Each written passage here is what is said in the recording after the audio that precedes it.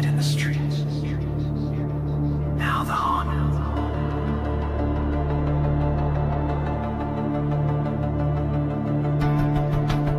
You hear the chains. They coming.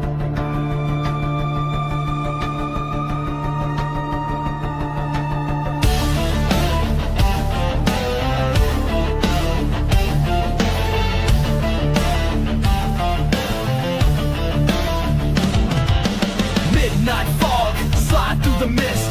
Cold steel gripped in an undead fist. Whispers in the alley, shadows don't shift. A ghost in a hoodie with a full black clip. 6 deep, all from the block.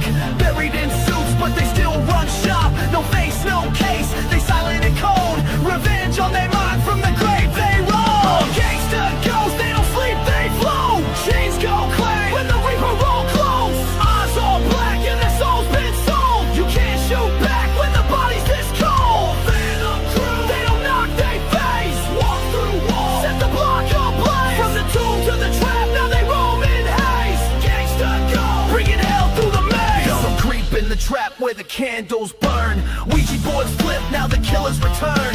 Dead men talk in the code of the cursed. Every verse is a hex, every bar is a hearse. Blood drips red from a past unpaid. Now they ride through the night in the spectral parade. Hollow eyes, but they still got aim. Spraying ghost rounds, ain't nothing the same. Hi, everybody. Me and TTOR. Hi, TTOR. Hey, Logan. How are you today? I am doing fantastic, and I am looking forward to today's discussion topic, for sure. Yeah. Yeah, it's crazy. Yeah, remember I said it was a long time ago on your show where I said I told you about these one stuff like our bodies make copies of our DNA to put onto ourselves. There are sorts of people that have malfunction in their body where they have triple X women, XXY men. I remember something like that, but go on. Yeah, it's been a while, but yeah, so a lot of leftists like the cult mind that make people think chromosomes will choose your gender. Kinds of crazy stuff. And there's all kinds of birth defects out there, like regular chromosomes. If you have an extra one, cause Down syndrome and stuff.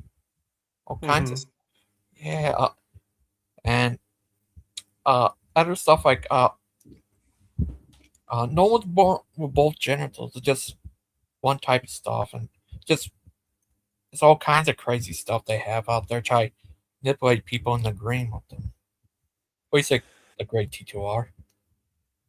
We are talking about transgenderism, right? And the rare condition where people are born with parts of both. They're not really born with both. Like, here's one born with an extra size private part that I looked up and found out, and the guy born with it's something resembles female private part, like uterus. Oh, I forgot, but it's radically different. And yeah, I've heard of something like that too. It's kind of what I was alluding to. It's where you're born with parts for both, but some are more fully developed than others, which kind of indicates which way you should lean, but people tend to make their own choices at that point. Yeah, it just resembles it's radically different. They're just a male or female with an extra part. Just no different if they're born with a tail. It's not actually a tail, but it just resembles one. Like, you know what Ken Hover showed before on that show? Yeah, they said it's a tail or something, but it's not actually one, but it just resembles one. It's a tailbone, right? The vestigial organ. Yeah. I mean, it's born with, it looks like a tail I have sometimes, but it's not actually one, it just resembles one. Exactly. Yeah, vestigial organs is one of those things that I would categorize under a fake science, because what it essentially comes down to is, well, we don't know exactly how this functions within an evolutionary explanation, So we're just going to say evolution's responsible, and that's proof of evolution because it's leftover junk. It's like the whole concept of junk DNA. Of course, what we discover later on is a lot of these things that they used to consider vestigial turned out to have functions that are pretty important. And so we just kind of are gradually, I think, moving away from the concept of things being junk or vestigial or leftover from an evolutionary history. It's very similar to how they accuse Christians and creationists of the whole God of the gaps fallacy, where apparently we don't know how to explain something, therefore we just say God did it. They do the same thing with evolution. Just like Clay does, right, Clay? Yeah. See?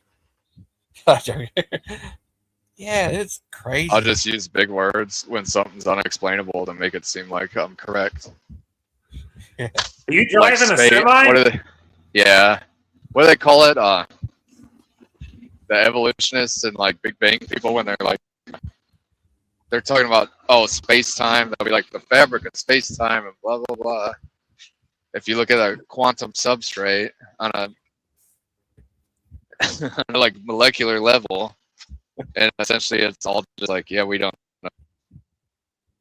know. He's a truck driver. I got a W900. Nice. And I got a pig with wings as the hood ornament. I could see it. Wow. Must be one of those evolutionary products. Yeah. It was a pig originally, but then one day you just came out and you noticed, wait a minute, did that grow wings? Sometimes in the winter I'll haul hogs. So I like the idea of a pig, and then also like a flying pig is cool because it's like, when pigs fly. Exactly. Oh, yeah. Dan Newman did a show about evolution before. Remember? I think there's like some maybe like human evolution. But it's probably like part of our design, Yeah, what TTOR says is microevolution. That's what I think, because how else would you explain all the races of people if we all came from Adam and Eve and then from Noah and his family again? Unless we're designed to like evolve and adapt to our environment, Yeah. Well, that's kind of the idea of the biblical way of explaining things, is that the genetic bottleneck is Noah and his family on the ark. And then the only connection between that group of people and Adam and Eve is what we have with the genealogical record of the Bible, which is a straight line, total connection. There are no gaps in that particular genealogy line. Well, even science, like the scientific people kind of like agree with that, because I'll see articles all the time where it's like, so I have blue eyes, and I saw one the other day where it's like everybody in the world with blue eyes shares a common ancestor from not that long ago, maybe like no way. So it's like, it's kind of not that different. Yeah. And like different features. If you're a ginger, like you have a common ancestor with like all the other gingers. Oh. Daryl. Hi, Daryl, the Catholic cop. What's going on, man? Good. How are you? Are you gonna eat fish today, Daryl? Are you going to a fish fry? Nah, I don't eat fish either, dude. I'm a vegetarian. Oh, yeah, I didn't know that. Yeah, I've been vegetarian for like, I don't know, 20 some years. Oh. It's been a long time. Oh. I've been a vegetarian never, but it's also been a long time. Do you eat like eggs though and stuff like that? Like animal products that just not meat? Yeah, like eggs and like cheese. Yeah, I do eat that. I was vegan actually for 7 years, but the fact that I love cheese, because I do, I went vegetarian. I said, nah, screw this. I'm going back to vegetarian. See, I've tried that. The vegan cheeses too. We're friends. What about you beans gotta and chili? try Do you this. eat those? Beans, yes. Chili, if it doesn't have meat, yeah. I make my own vegetarian chili. I haven't done it in a long time, but I used to do that. It's good. I mean, it doesn't really taste different once you put seasonings. It tastes almost the same to me, I guess. Have you ever tried the Beyond Beef or any of the white meat substitutes that taste Dude. just like it? Beyond beef, dude. That's good, man. I like it, dude. I had it at Burger King, and then Carl's Jr. has the other one. One's like Beyond, and the other one, the Impossible Whopper, and then Burger King has the Impossible. It's good, man. It tastes just like a Whopper, dude. You can't even tell the I difference. know. That's my thing. I'm glad you affirmed that because many people are like, "Oh, I can taste that. It's not meat." I'm like, "No, you can't." Dude, I remember when they had, probably like 10 years ago, when I was over the road, I would eat at Burger King a lot. And they had like a chicken Whopper where it was, it wasn't fried chicken, but it was like ground. And even that, like, it all just tastes the same. All you really get is like that strong flame broiled taste, Yeah. Oh. Yeah, it's good. I mean, But I like that. Go ahead. The Impossible, it does just like a Whopper. But I think it might be kind of pointless if you're not trying to be vegan, because I think it's more money than a Whopper. Are you serious? I think so. I think it's like a little bit more. What up, TG? And it's not healthy either. So it's like. Are you serious? Yeah, I think because it's heavily processed. Yeah. So it's not like really healthy. It's like only good if you're just trying to avoid meat. Yeah, And not for like health reasons. Yeah, in moderation. What I like from Burger King though, dude, the onion rings with the onion ring sauce, man, that stuff is good, bro. What is that Mexican stuff they cook? You don't see it in America too much, but it looks like ground beef, but it's actually made with like soybeans. If you know what I'm talking about. Ooh. I'm trying to think of what it's called. Sofritas? Maybe. The one that they have like a chipotle and stuff? No. Maybe. I don't know what the hell it's called. It just looks like a big thing of like cooked ground turkey with like cut up chilies and onion and stuff in there, but it's made out of soy. It might but be it's pretty good. good. How's it going, guys? Hi, Eastern Thomas. Thomas. How you doing, brother? Are you from the East? Sorry? How are you today, little guy? I'm doing good. That's good. Oh, hi, good AJ. Thomas might have a fish fry. Are you? And AJ too. No, he said he's not. I asked him yesterday. I'm fasting all day. Oh, nice. Like you are. He's Are you full fasting though, where you're not eating anything? Yeah, are you? So the first day of Lent, I did full fast. I'm not full fasting the entire. Like, I'll have a snack, but I outside of that, I'm not like. I'm only having one meal. Yeah. Nice. Keep this like add-on fasting, like real, not religious fasting, but like real fasting, where you don't take any calories. And they're claiming like if you have cancer and crap, if you can maintain like a 7-day fast, it helps a lot. That's good. Like kill all your bad, cells. Dude, have you ever done? Go ahead, Gigi. Go ahead. Oh, sorry. TTOR. Are you there, little guy? Sorry. Oh yeah. I believe you wanted to talk about fake science versus real science today. Yeah. Everybody. Who said that? No, I'm just kidding. TTOR. That's all right. Yeah, everybody. What do you think? Here's fake science for for the trans stuff. That's crazy nonsense. Like where they say gender is a social construct and race is a social construct, and like essentially everything that's real is just a construct. They even call science a social construct. But apparently it becomes real as soon as a Christian or conservative says something that they don't like. Then all of a sudden, racism is real. All of a sudden, gender is real. Wow. My favorite thing I always like to say to them is like the man and 10 women on an island, and then a man and 10 trans women on an island. If you've ever heard that, where it's like, if you got a man and 10 women on an island, in 100 years, you'll have like a small community. But if you got a man and 10 10 trans women on an island, in 100 years, you'll have 11 male skeletons. Yeah. Yeah, that's pretty true.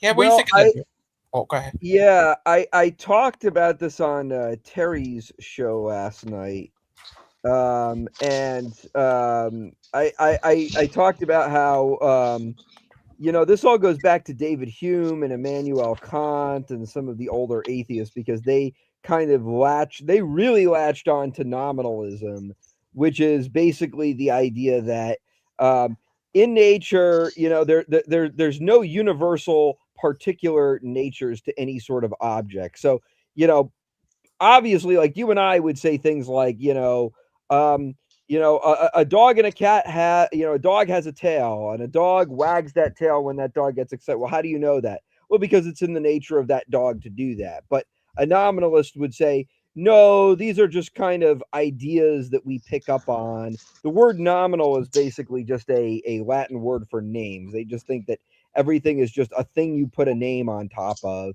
And that was one of the things that Hume tried to say, like, because, a lot of atheists were struggling with St. Thomas Aquinas's cosmological argument. And so Hume tried to explain it by saying, oh, no, there's not actually really a necessity that there be a pure act. You could have an unlimited series of potent acts. That's totally a-okay. The notion that you wouldn't need that is just something that we put a name on top of. That's just ideas that we have in our mind. It has nothing to do with real universals, which I think that's clearly false. I mean, it's very clear just observing nature. There are clearly things that have, an end. There's very clearly things that have universal functions and universal functions. It's not just something that we observe or some sort of concept that we come up with in our minds. What do you think of that, TTOR? Yeah, I'm pretty much in full agreement with that, especially if we're talking about gender issues, because when it comes to whether someone is a man or someone is a woman, we can take a look at their downstairs mix-up and we can clearly see that you are either one or the other in most cases. Like I was telling Gangster Ghost before, there are those rare circumstances where a person is born with parts for both, but sometimes one part is more developed than the other, which should indicate which way they should swing. And in those rare cases, I would say they kind of have some choice in the matter, but most of the time we're dealing with people who clearly have one set of plumbing or the other, and it's pretty obvious which one they are, and yet they think in their heads that they're the opposites, which clearly indicates to me mental illness. Yep. Yeah, no, you're exactly right. I mean, I said this on Jamie's show last night, or I said this to Jamie. I said, I think in some way the transgender movement in some sort of twisted way is kind of a blessing, in the sense that I think it's really exposing people to the dangers of, this kind of nominal thinking. Like, I think a lot of people, I think in the early 2000s, a lot of people, when you had the Richard Dawkins and the Charles Hitchens and all those different types of people, the new atheism becoming really popular, I think people just kind of nodded and smiled at, the idea of, things in nature are just things that we put conceptual names on top of. I think they just kind of, went along with that and nodded and smiled. But now I think this transgender thing has pushed that idea to an extreme to where people are like, I can't take it anymore. And I think people are starting to really fight back against that mentality and realize that it's outdated. Well, it's not even outdated. It's just silly and stupid. I think when it came out, it was stupid and unreasonable. When William of Ockham developed it, it was stupid and unreasonable. And now I think it's even more stupid and unreasonable today, now that it's been more stretched out in our society. Richard Dawkins, again, he speak out against the trans stuff, and they try to cancel him. Yeah. I did hear about that, yes. We think that. Yeah, that sounds about right. Yeah, that sounds about right. The Richard Dawkins being canceled for not going along with transgenderism. But at this point, with the trans community, we can clearly see that not only are they struggling with mental illness, but they're also very incredibly violent, because just about every violent shooter who's come out in the last 5 years, 4 years, has either been trans or they've been trans adjacent, meaning they were dating a trans person in the case of Charlie Kirk's killer. So, yeah, at this point, the consequences of their ideology is bearing fruit that nobody can ignore, usually because there's a bunch of dead bodies that go with it. Yeah. No, I think you're right. I mean, Daryl? Daryl should know. He's Daryl. See? What about you today? Oh, okay. By the way, I've got a live stream on my channel tonight at 9:30 p.m. Open panel on using Thomistic arguments against abortion. Oh, yeah. Yes, I'll be there. And I'll make actually, sure- because I got some Since you brought up abortion, I have a argument that I like to bring out against those who advocate for it. Basically, if you look on Google and you just look up double homicides that involve a guy killing a mother and an unborn child, in just about every state, you'll find news stories about how a guy was charged with a double homicide because he got into a car accident with a pregnant lady, and the lady and the unborn child both died.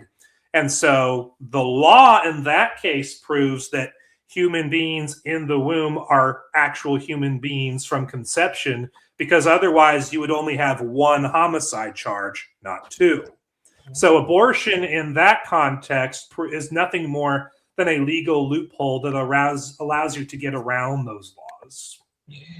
Yeah, that is an argument. So part of our law acknowledges that unborn children are indeed human beings with rights, because if you kill a pregnant woman, you'll get a homicide charge for the unborn child. But abortion clinics, abortion as a general concept, is nothing more than a legal loophole that allows you to get away with murdering them. So you have one part of the law that allows you to murder the unborn child and get away with it, and the rest of our law does not allow you to get away with murdering an unborn child, because you'll get a homicide charge for killing a pregnant woman.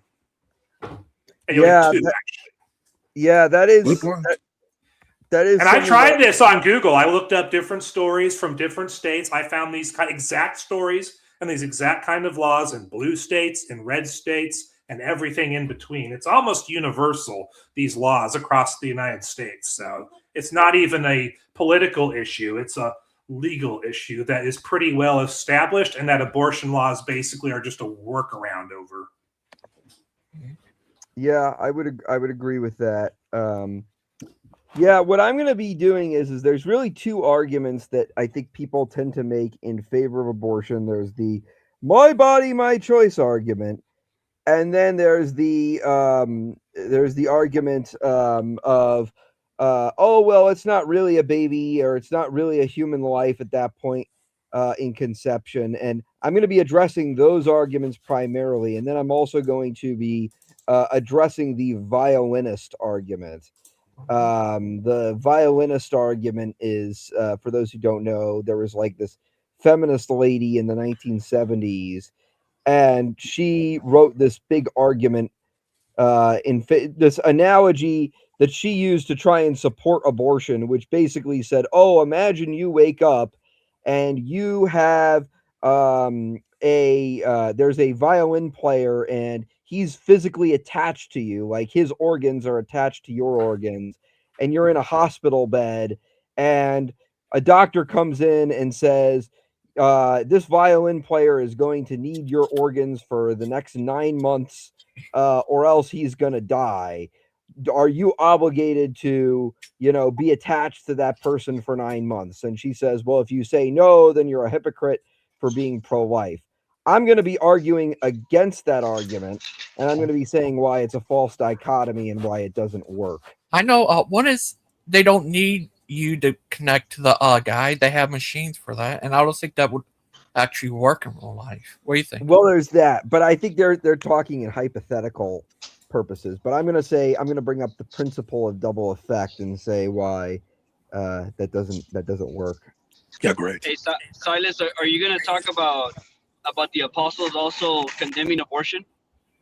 I could bring that up. I definitely could bring that up. I think that would be a fascinating point, because that stems even from ancient Christianity, that was a strong belief among the apostles. I mean, that's actually in the Didache. You know that, so that could be a good case in point to start it. Yeah, good point. Yeah, right. Oh, TTOR. Yeah, I was also gonna make a comment. If race struck, every single race in this world is prone to get sickle cell, because I know only African Americans get it. Yeah. Yep. So I was just touching. There's like other this too that like different races can get and others can't. Yeah. Race. Was a real lot of medical science would work, and here's a science where they find out who you are by your skull. Like this, they found out this one lady was Asian by her skull and stuff when she was murdered. They do that to help find out where the person's at. Oh, hi AJ. Yeah, hi Gigi. So yeah, Eastern Thomas, I will be at your show because I did want to ask a question about. So I'm an abolitionist. Although I wanted to just ask about the abolitionist versus incremental approach, but there's a specific question I'll ask because I heard it just several days ago. Got brought up on YouTube. Okay. I'd be interested to hear that.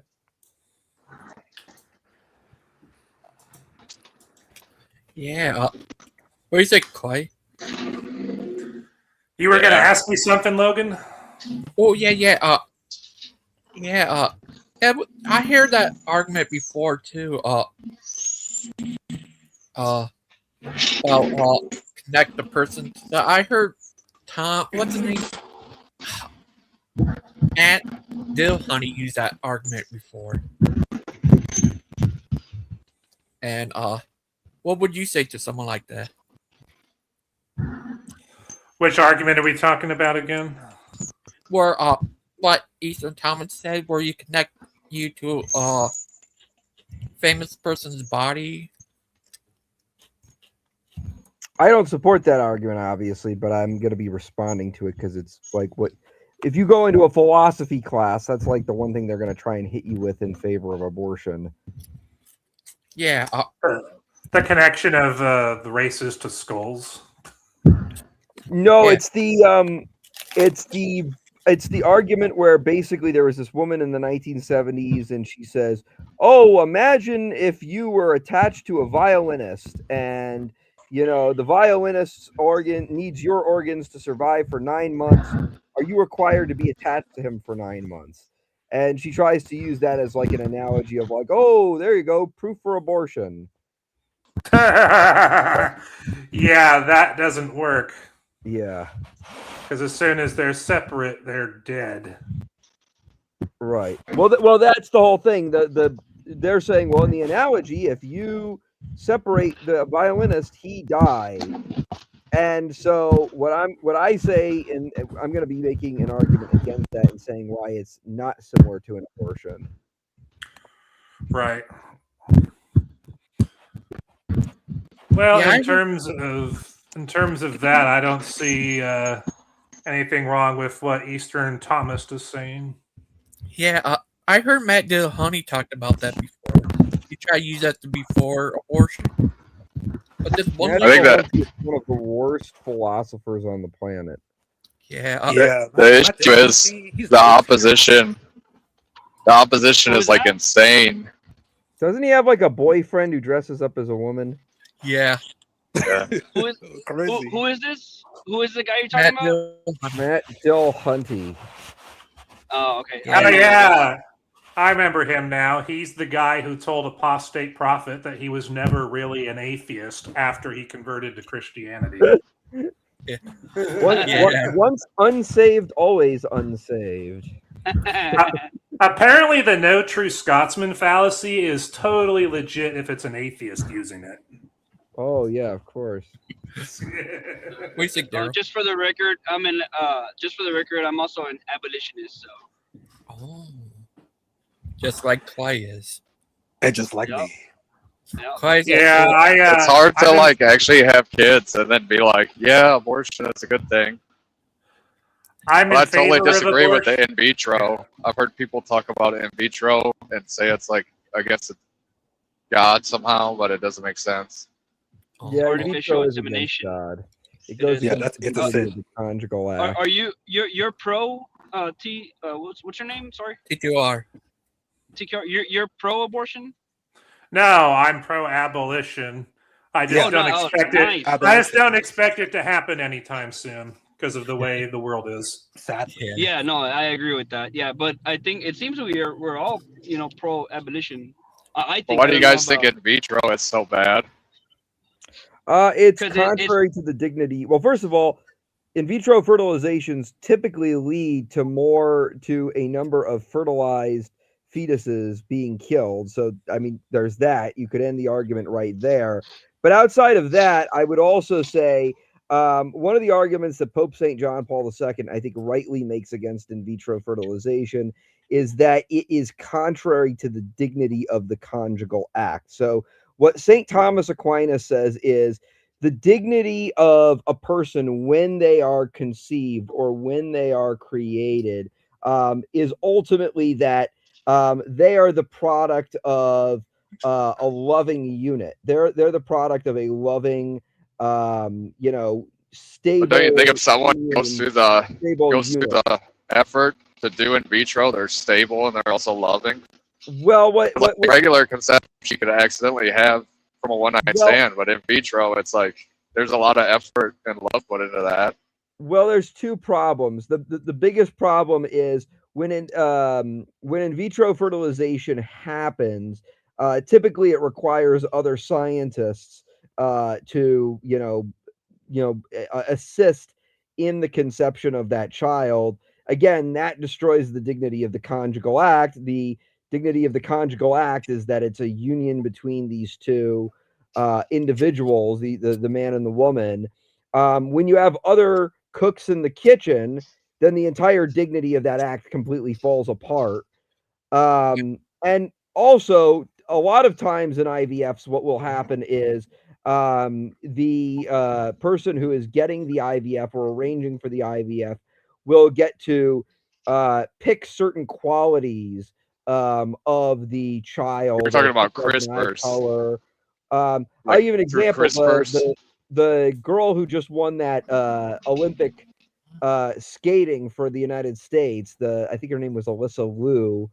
When she was conceived, her father went to an IVF doctor and said, "Oh, she's got to be Asian because I'm Asian. So, whoever her mother is, she's got to be Asian." Well, that's turning a human being into an art project.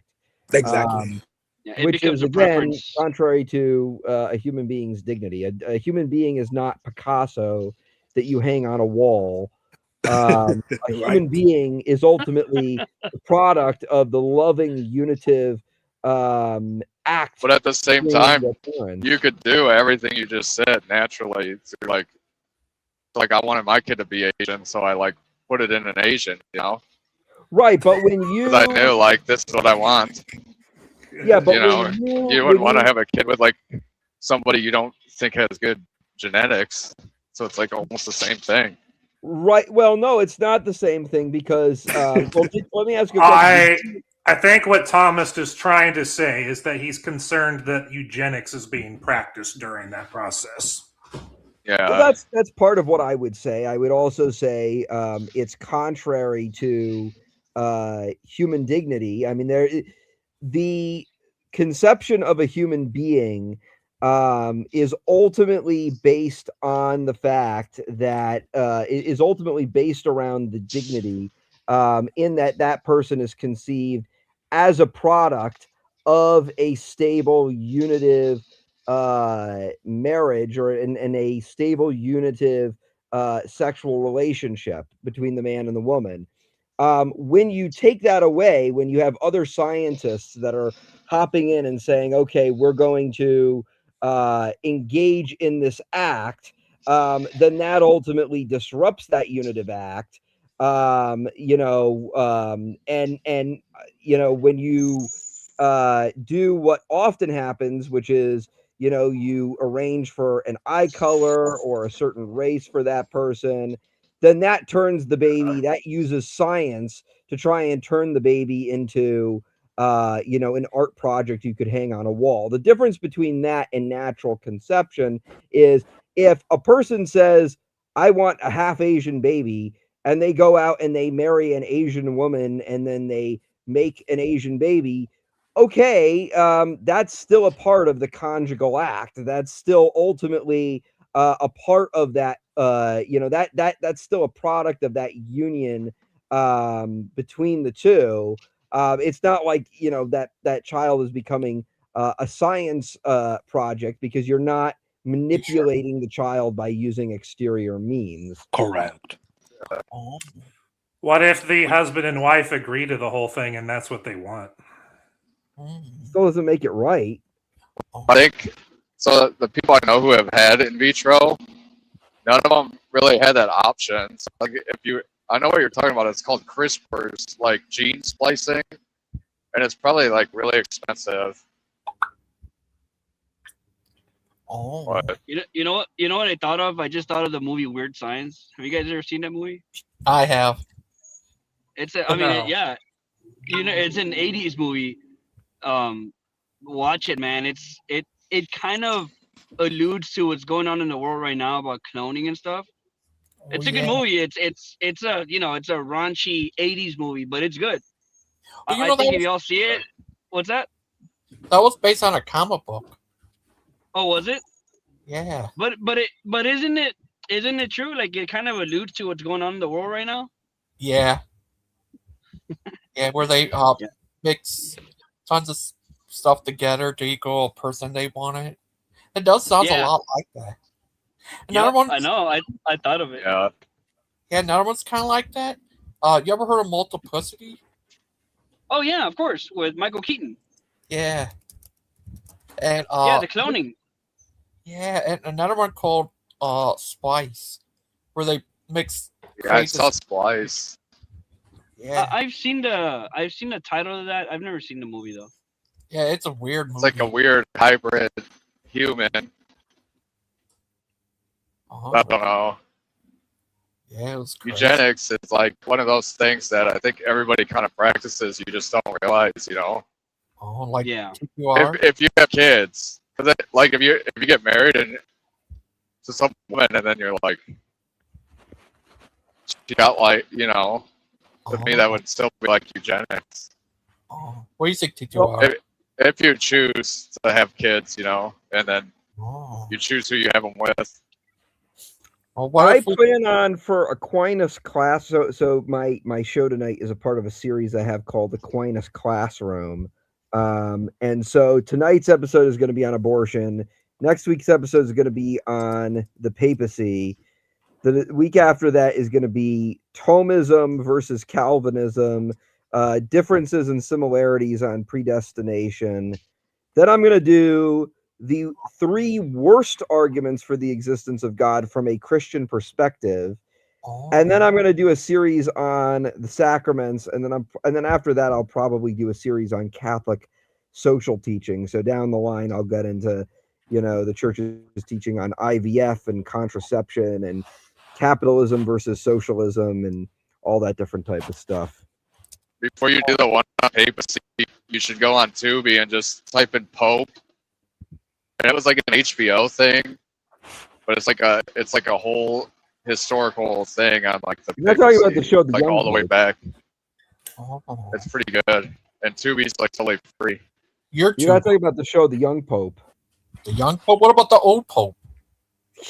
Well, something I gotta say, Gigi, is I do want to say Clay got a good recommendation, because I went on Tubi and they got a lot of good documentaries on there. I know, dude. Like, I pay for all this crap, and it seems like every night when I'm watching TV, it's free stuff on Tubi. Oh, what about you, TTR? Do you watch Tubi?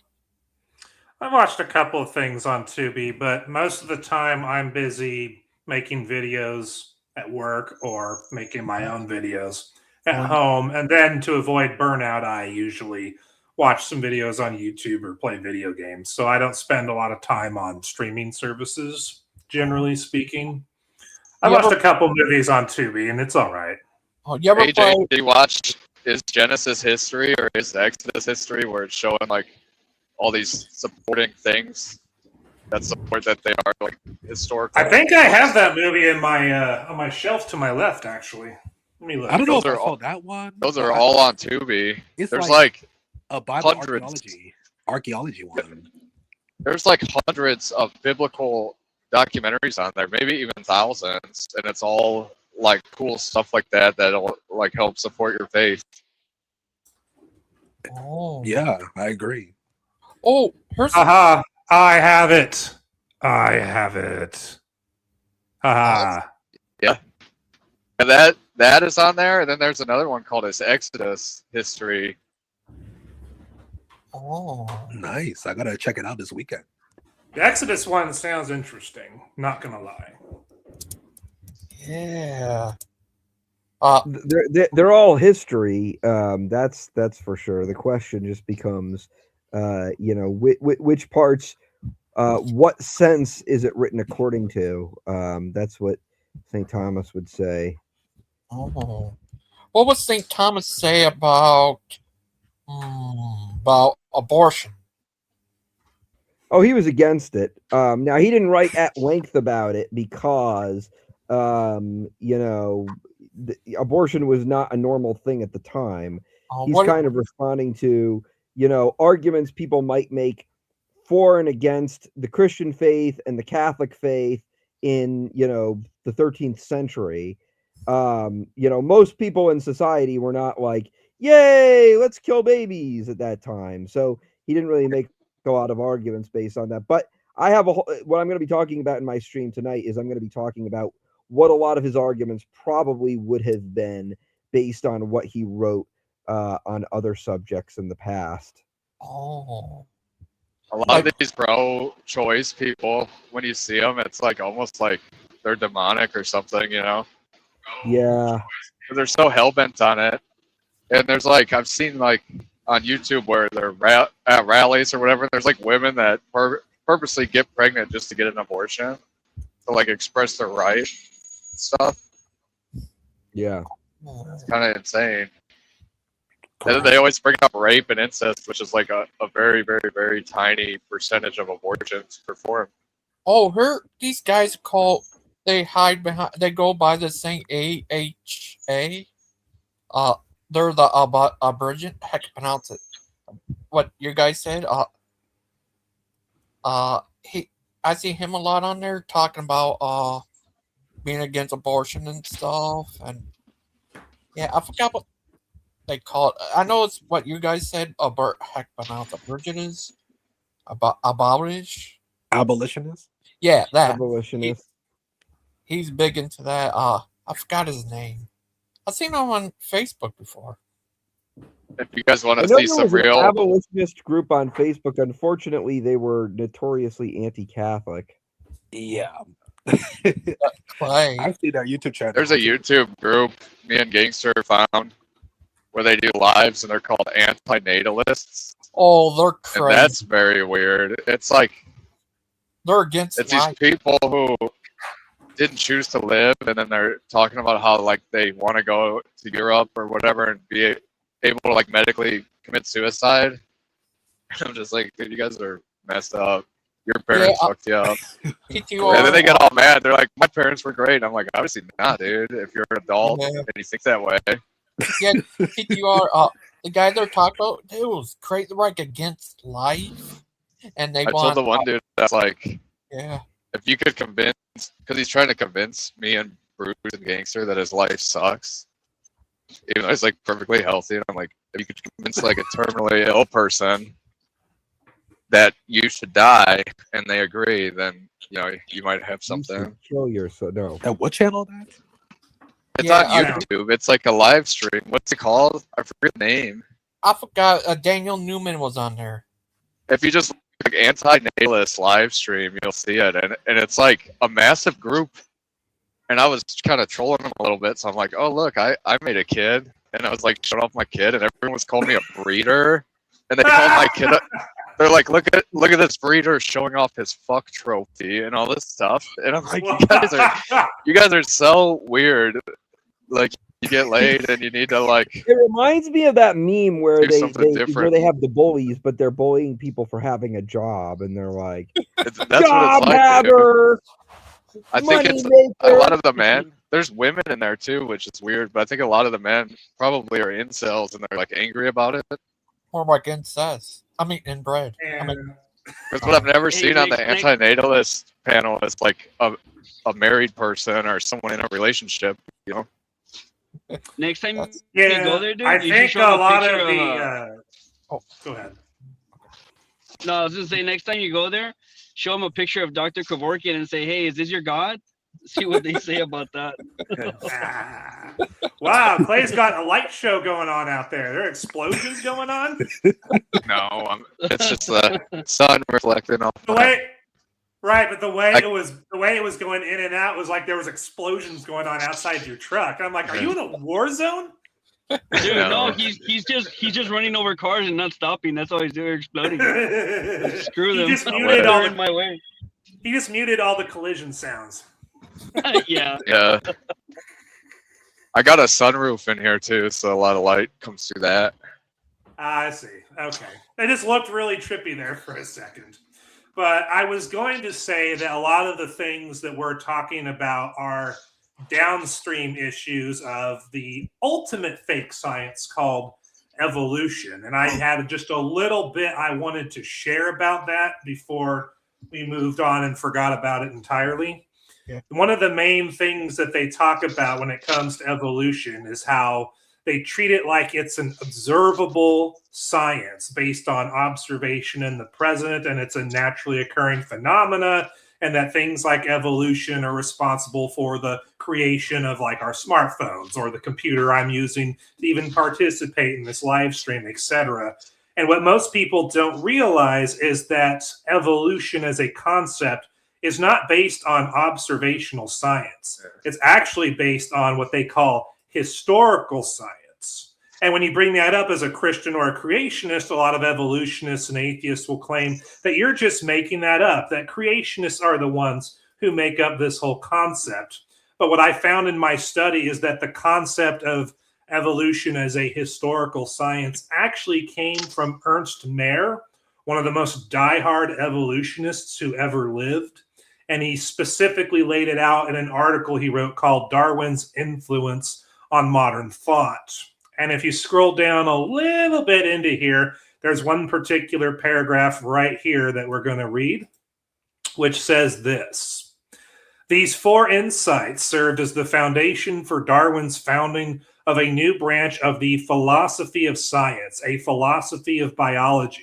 Despite the passing of a century before this new branch of philosophy fully developed, its eventual form is based on Darwinian concepts. For example, Darwin introduced historicity into science. Evolutionary biology, in contrast with physics and chemistry, is a historical science. The evolutionist attempts to explain events and processes that have already taken place. Laws and experiments are inappropriate techniques for the explication of such events and processes. Instead, one constructs a historical narrative consisting of a tentative reconstruction of the particular scenario that led to the events one is trying to explain."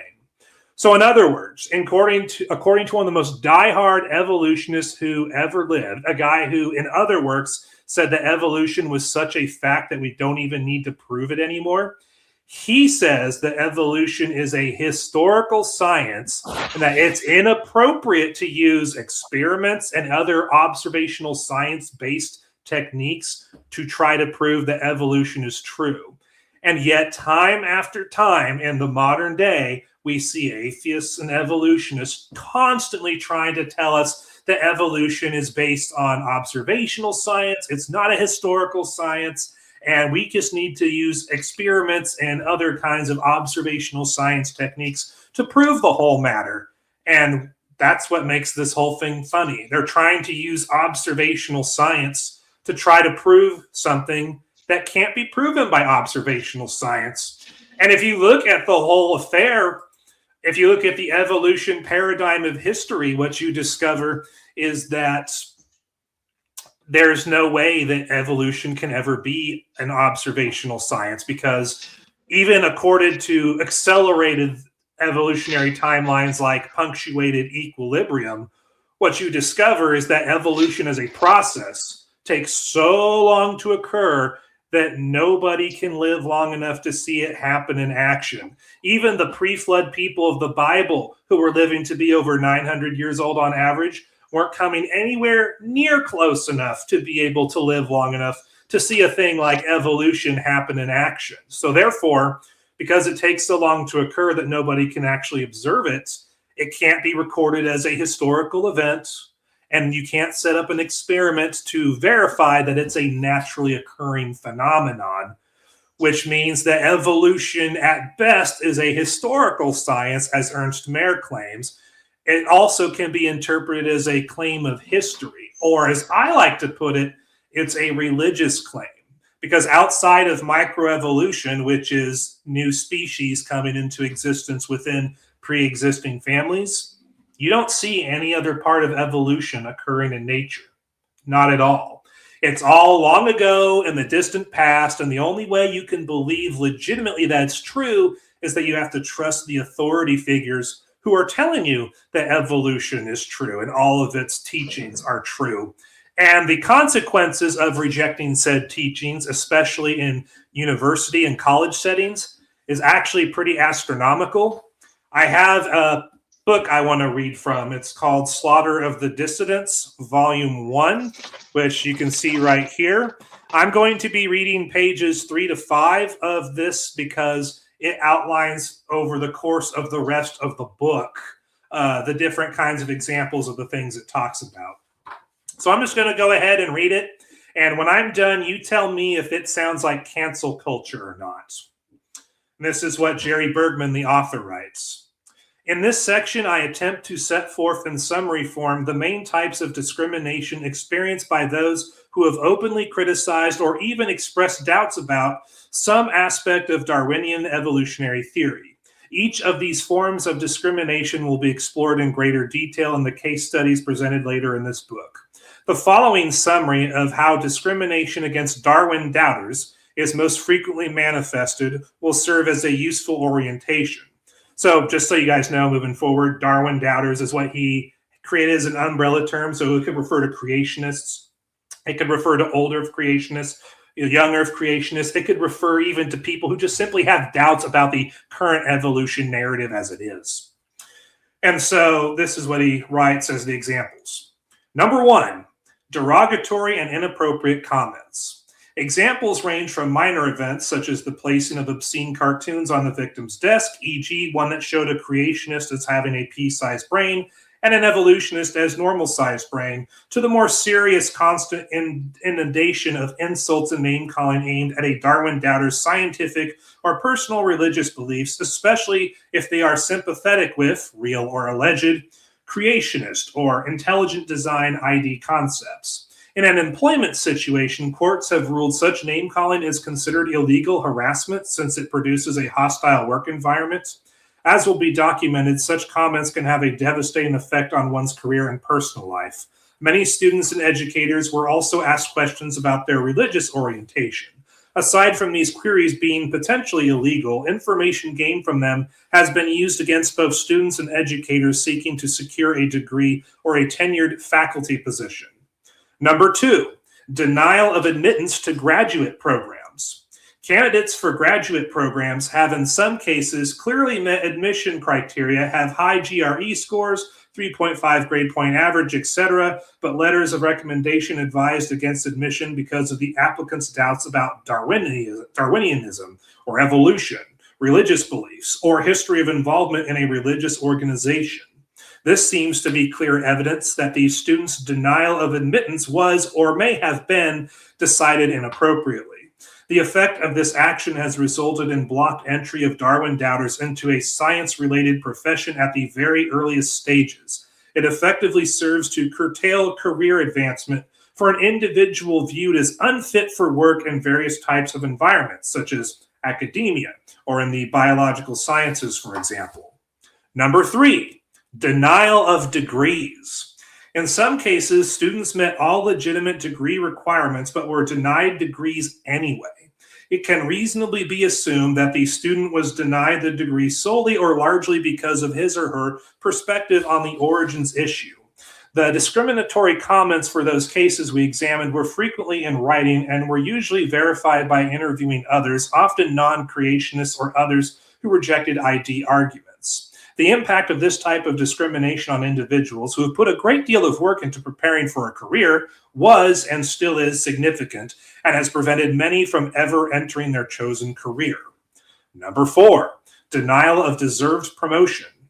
Many competent and qualified Darwin doubters have suffered the loss of career advancement because of their views. Non-promotion of individuals that clearly met all the requirements for promotion, has earned high student ratings, achieved more than an adequate number of publications, etc., is evidence of bias, especially in cases when other individuals of equal or lesser accomplishment were promoted.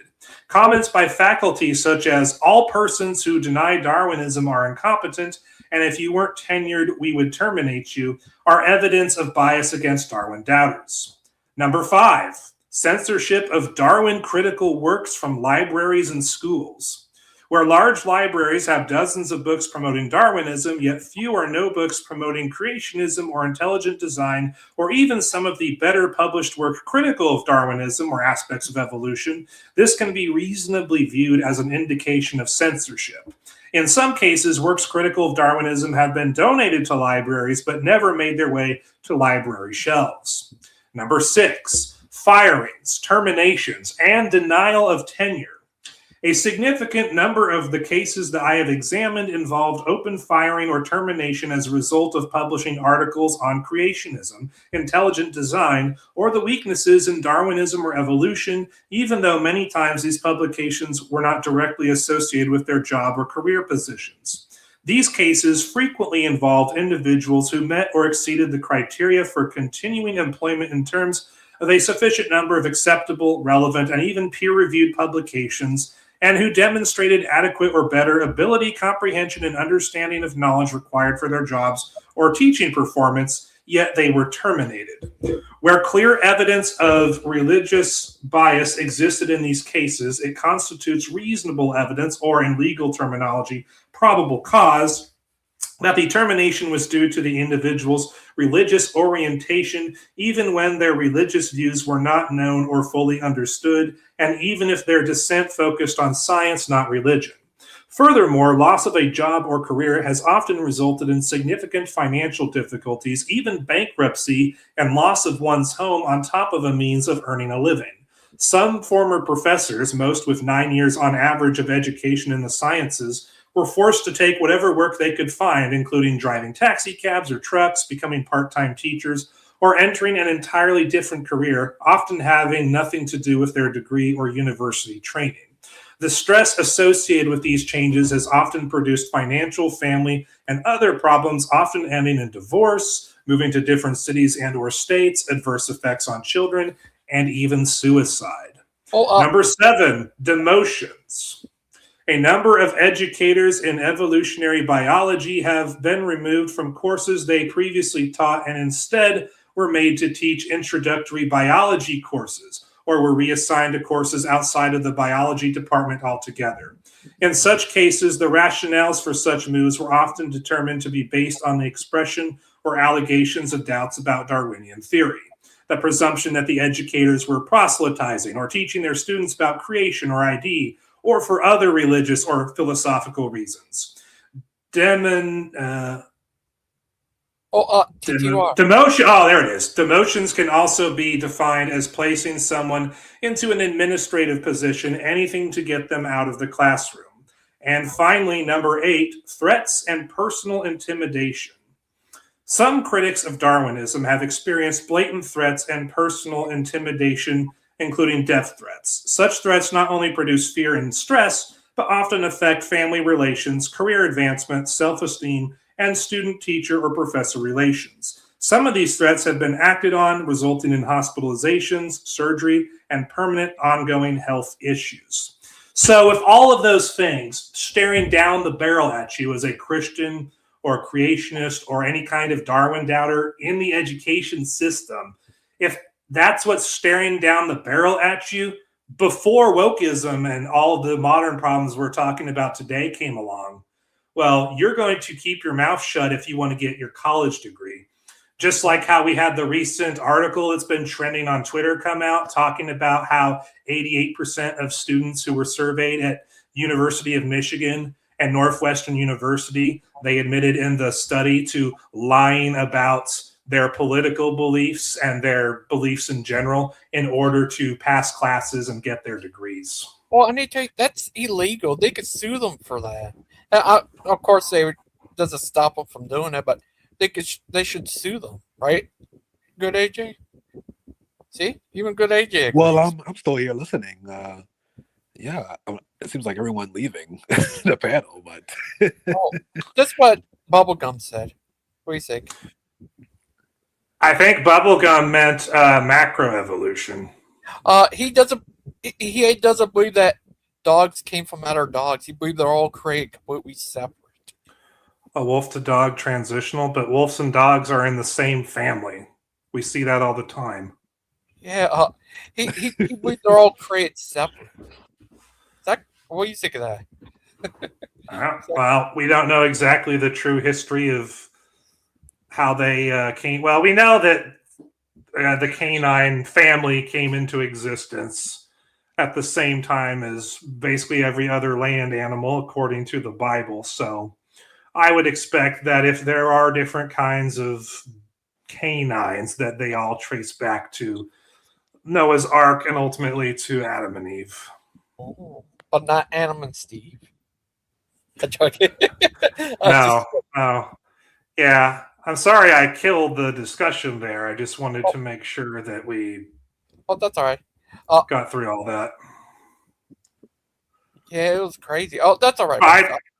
But I do also think, like I said earlier, I think like the abortion issue, the transgenderism issue, and all the other issues that involve denying real observational science in order to promote a fake science, which is really an ideology. I think all of that stems back to the ultimate fake science of evolution that they forced down our throats our entire lives through the education system, going back well before I was ever alive.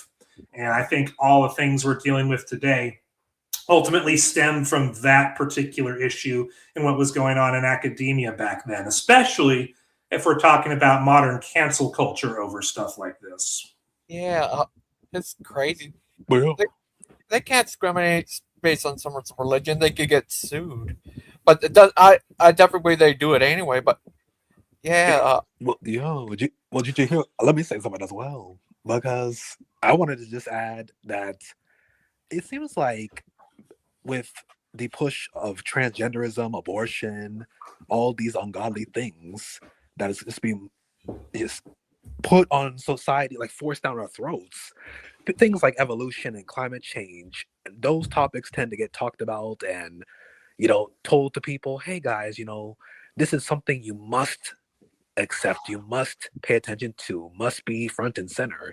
While I would argue that abortion, transgenderism, those are the most pressing things. And as a Christian, I'm a Catholic Christian, but as a Christian, it's important to realize that us going against abortion and transgenderism, that should be the focus, more of priority. And when colleges push all these other things like evolution and climate change and try to get the discussion away from the more pressing matters, it's just very sad to see. Yeah. I should let you know that the reason why I view evolution as the most important thing is because, according to the globalists, it is. Back in 2017, the USA Today put out an article where they argued in favor of theistic evolution. But the reason why they argued it, according to the end piece of the article, is that if you are willing to compromise on the biblical worldview and accept some form of older creationism like theistic evolution, They argued that you should be willing to compromise on everything else they want you to. So that would include abortion, that would include homosexuality, that would include climate change, that would include transgenderism, that would include the shot that I'm not going to name the specific name of, that would include anything else you can think of. If you're willing to compromise on creationism and the Bible in order to adopt some form of theistic evolution or older creationism, then according to them, you should be willing to compromise on everything else. So it's not that these issues you're talking about aren't important. They are. They're just downstream from the root cause, which is evolution and billions of years. So if we deal with that issue, then we can adequately deal with all the other issues we're talking about. But if we don't adequately deal with that issue, then it's going to be a lot harder to deal with everything that came downstream from it. So it's not that I'm saying it's not important to talk about these things in the here and now. We just got to realize what they come downstream from, and we got to deal with all of it. That's all I'm saying. Well, that's what Yeah. Bubblegum said. Thanks, dogs.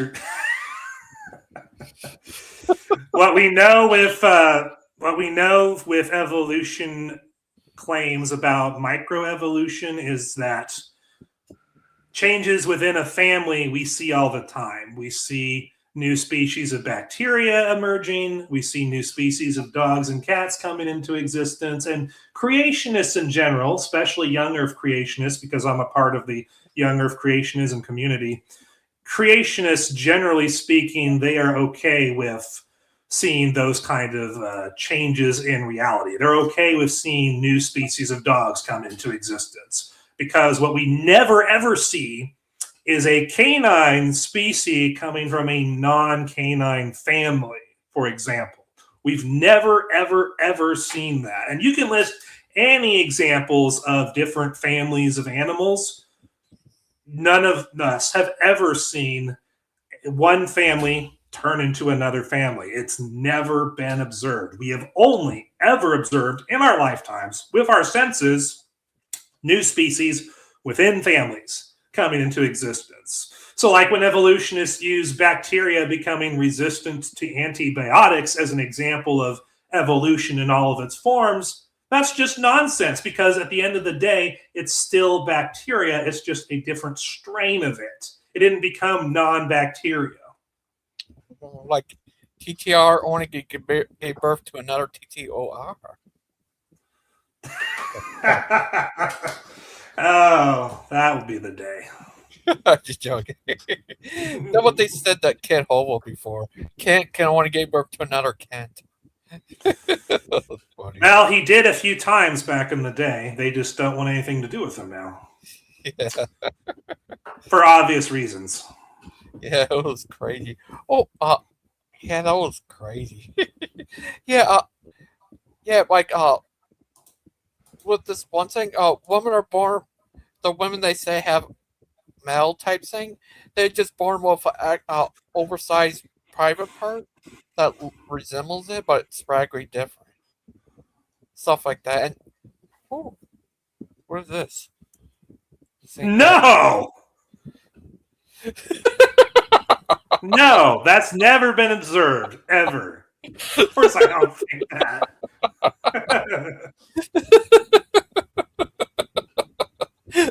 There's a reason why God only talks about male and female in the Bible.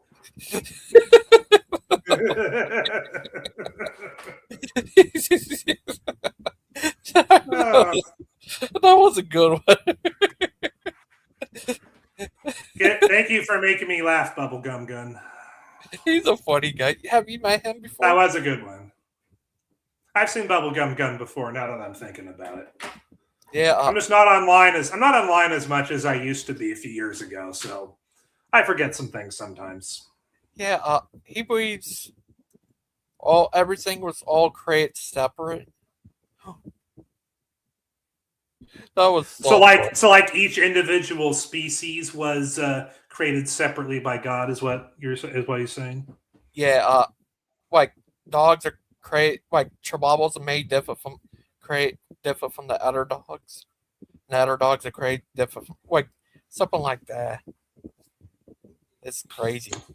What do you think, AJ? Well, I think it's pretty obvious that when you read the Bible, all the human beings and the animals that are on the earth today ultimately descend from whichever kinds were on the ark during the flood of Noah. So I think whatever canines were on there, all of the different canines that exist today, the different species of canines, they all came from whatever was on the ark. And I doubt every single one of those species of canine were on the ark during the flood of Noah.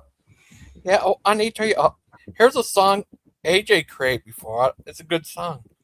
When you're rude to me, I'll say, God bless you. And when you're mean to me, I'll say, God loves you. When you're rude to me, I'll say, God bless you. And when you're mean Such a lovable.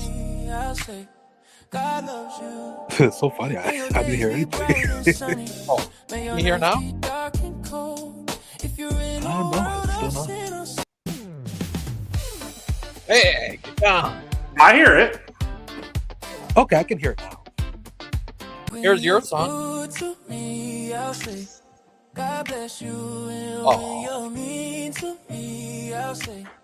Oh, such a lovable. You know, this is an excellent segue because Logan gave me permission prior to the show to be able to play some extended music for you, the viewing audience. I'm actually going to, with Logan's consent, play 2 complete albums for you guys. One is a Christian metal album that I put out in December, which Logan, I don't know if he's heard the whole thing or not. And then the other album is going to be something that I have not put out to the public yet. And so today on this live stream will be the debut of my new album, which is called Break the Silence, which is a Linkin Park style album. So if Logan's okay with it, I would like to get started on the first album for your viewing, listening pleasure. Okay. And I will have to use the screen share to do it, so we'll have to mute our mics. Okay.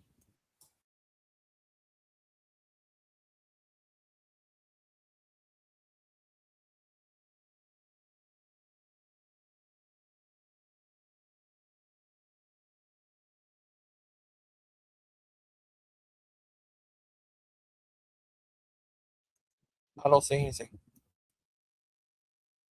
There it is.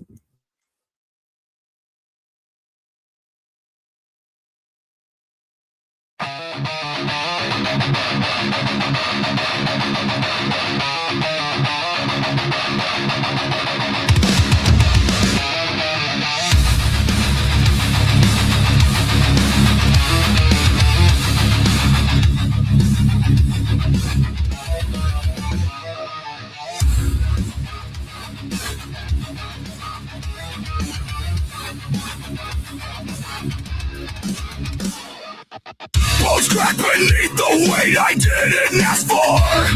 Sky split open, no hand reached down. Every breath a war I never chose to fight. Ash on my tongue, no answer in the sound. You walk where the lightning falls. Your voice in the thunder calls. Not spared from the fire, but never alone. I stand because you hold my bones. Altars crumble where I pray for rescue. Silence the gas chains around my throat. The path ahead is carved in shattered glass. Still I drag this hope like a broken coat. You walk where the lightning falls. Your voice in the thunder calls. Not spared from the fire, but never alone. I stand because you hold my bones.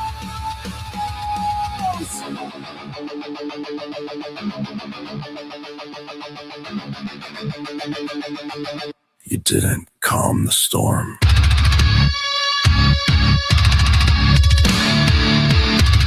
You stepped into it with me.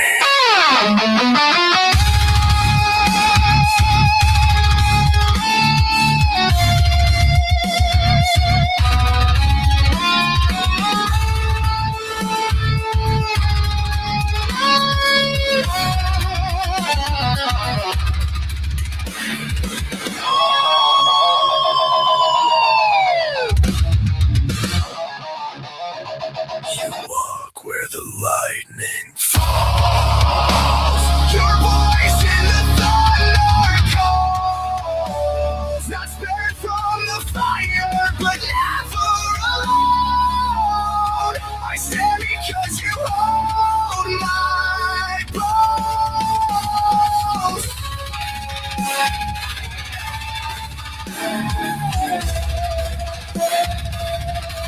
Heart shaking.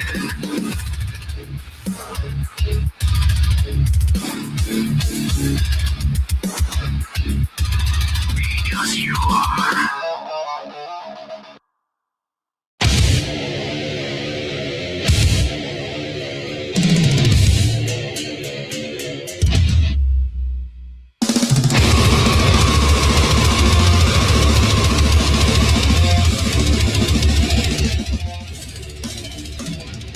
Marble force liquids build oil. Skills better where tough ones cry. Gold teeth grin beyond laser lights while prophets rot in silence cry. With praise.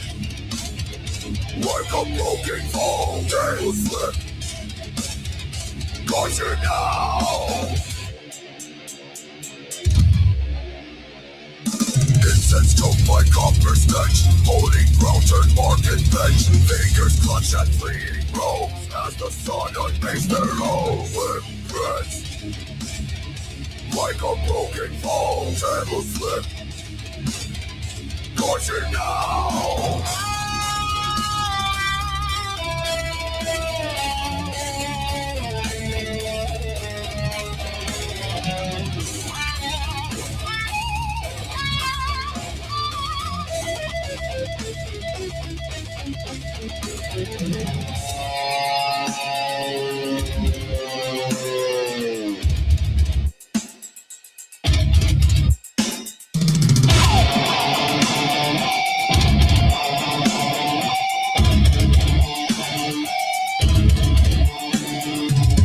You so grazed by weight and measure. Now feel the fist that shaped the thunder. Coins like hail on upturned palms. This house is fire, not your fault.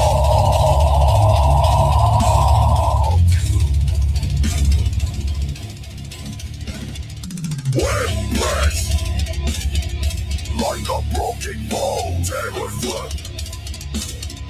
Got you now.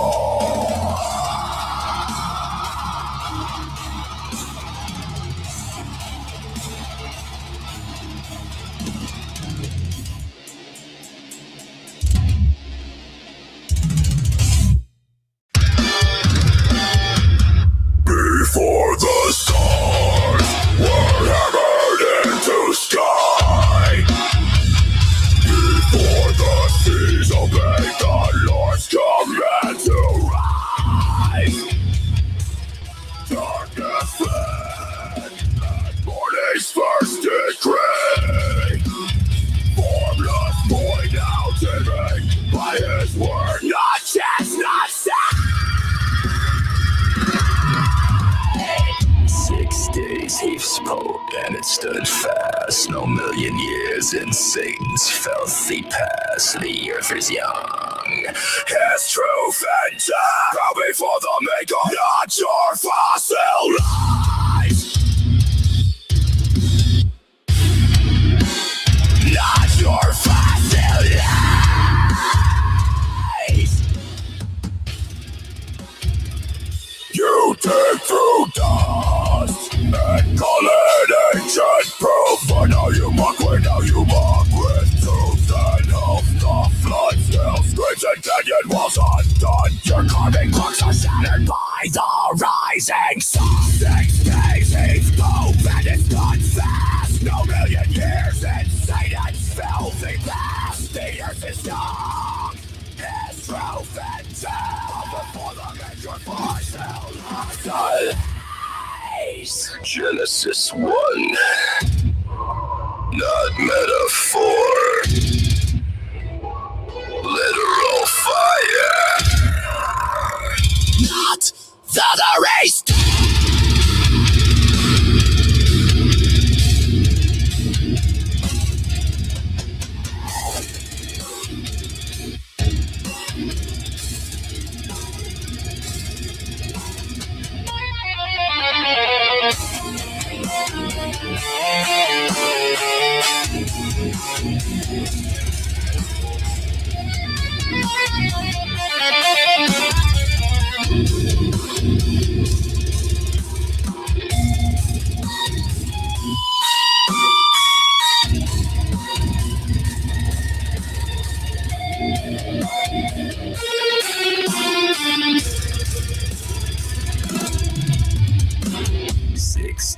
He spoke and it stood fast. No million years in Satan's filthy past. The earth is young, his truth and true.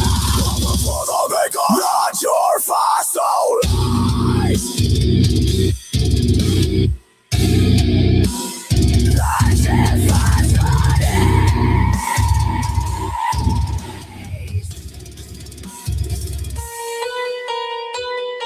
In the beginning, God created.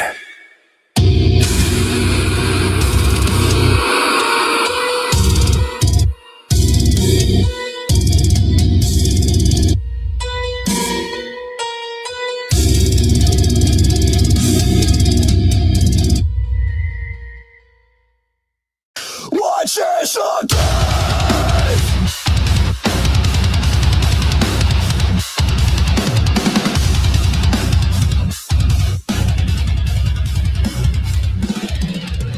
Darkness coiled like a serpent's breath. Then light turned from nothing by his voice of death. Day one, no dawn, no sun, no sky. Just a man that split the void. Watch chaos die. 6 days strong, no lie can stand. He pulls the world from empty hands. On earth burns with sacred flame. Not your dust built Evolution game. An evolution game.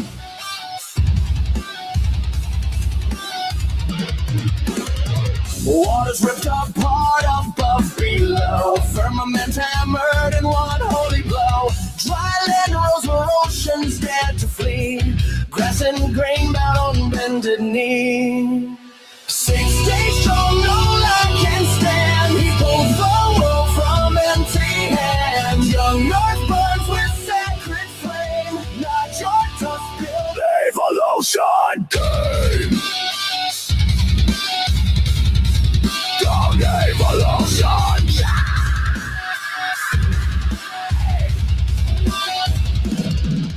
Sun, moon, day, force decree, not cosmic drift, his soul theorenty. Beasts and birds, his breath alive, not blood that learned to take in stride.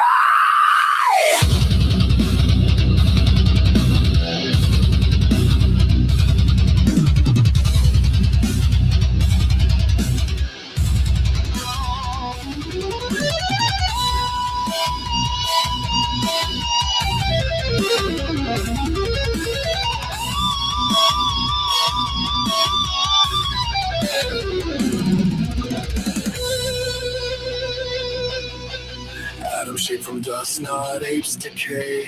Beef from bone, no trial, no delay.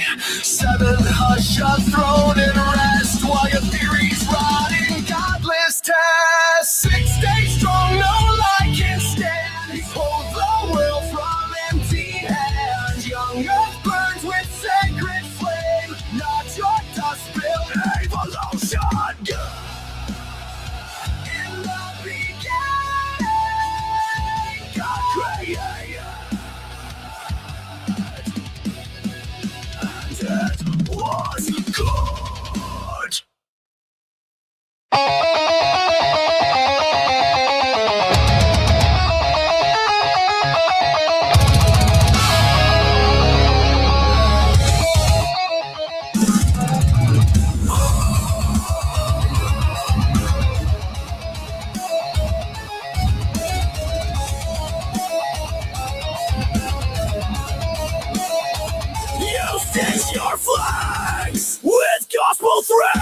every seam reeks of gunpowder cream. Your prayers are orders, your hymns are threats, while mercy rots beneath your feet. False prophets in the pulpit of war. Your cross is a sword, not a door. The spirit you serve has no throne, no boss. Just ashes where love used to be.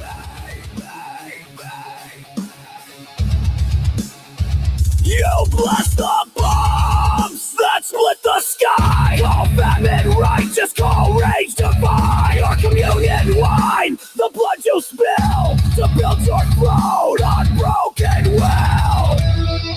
False prophets in the pulpit of war. Your cross is a sword, not a door.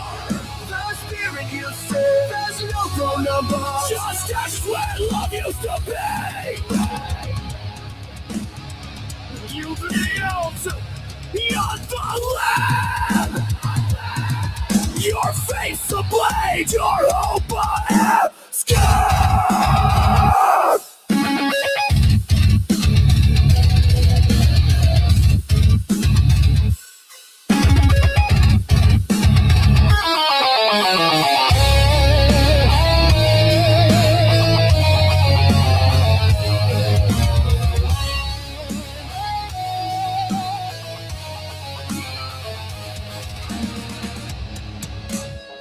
Him, Lord.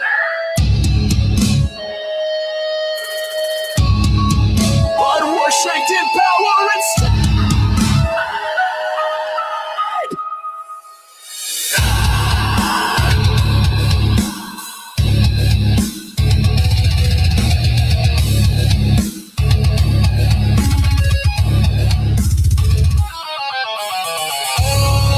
False prophets in the pulpit of war. Your cross is a sword, not a door. the spirit you serve has no throne above. Just ashes where love used to be. The kingdom you built was never his.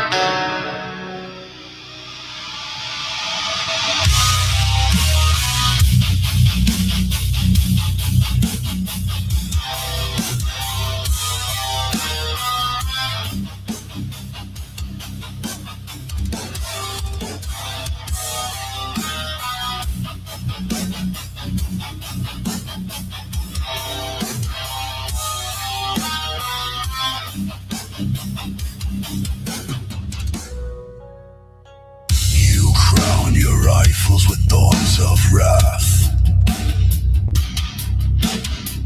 Preach conquest in Christ's stolen name. Your altars built on border walls, and children's bones beneath your pews. Addicts and holy rods, the base speaks through your hands. No king but the Antichrist. Your kingdom burns in hell's own flame. Hell's own flame.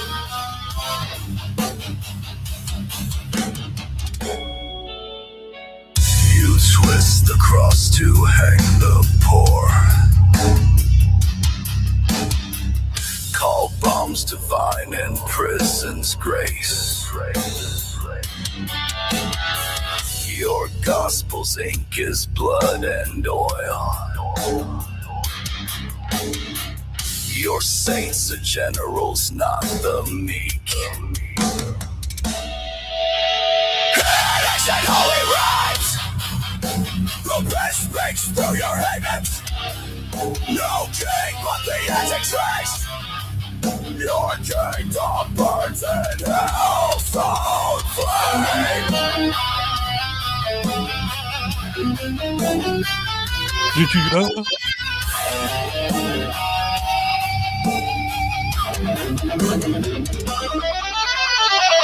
claim the level where the dragon's skin. Your rapture's warrior rabbit's throne of steel. The true church kneels and does not takes while you blaspheme with eagle clawed hands.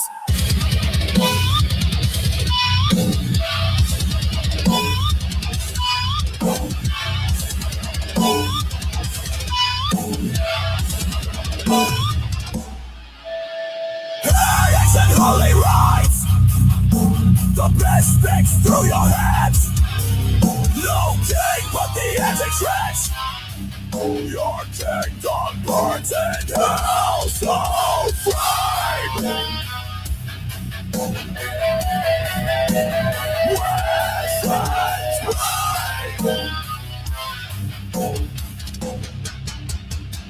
You were never his.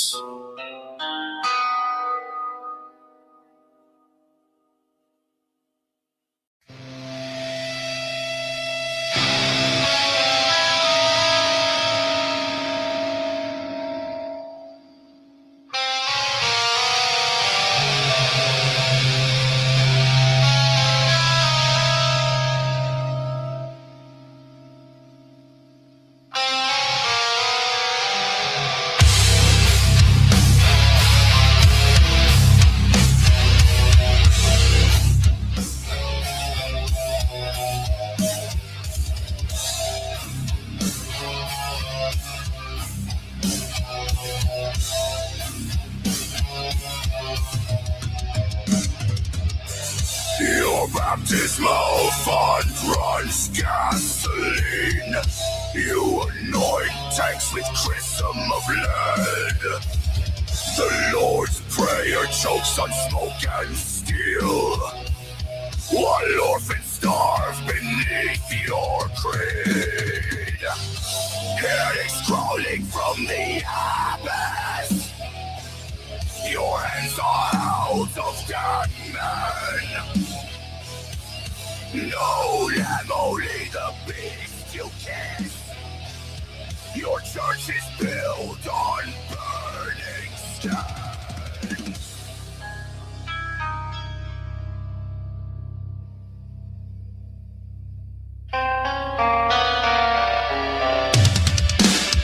You carve commandments in prison bars. Call genocide a holy purge. Your communion cup holds refugee tears. Your saints march armored, not in grace. Headaches crawling from the abyss. Your hands are hells of dead men. No lamb, only the beast you kiss. Your church is built on burning skin. To you read Revelation through rifle sight. Your rapture is the bond's white lard. To me inherit ash and wire. While you feast on the world's last fire.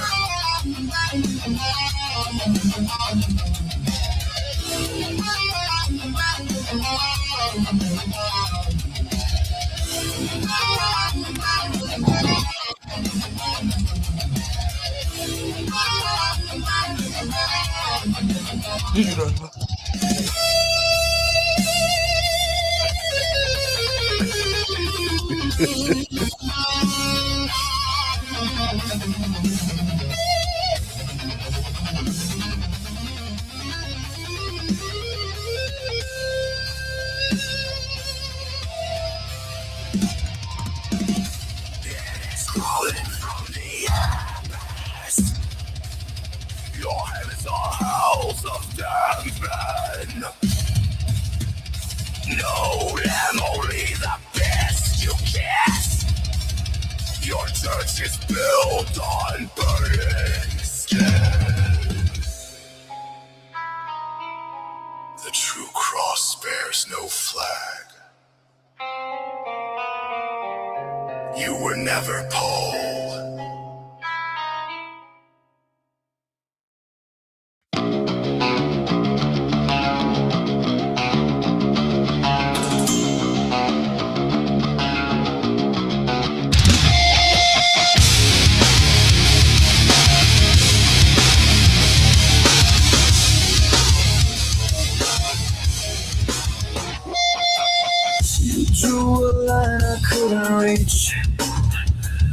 with your checklist carved in stone.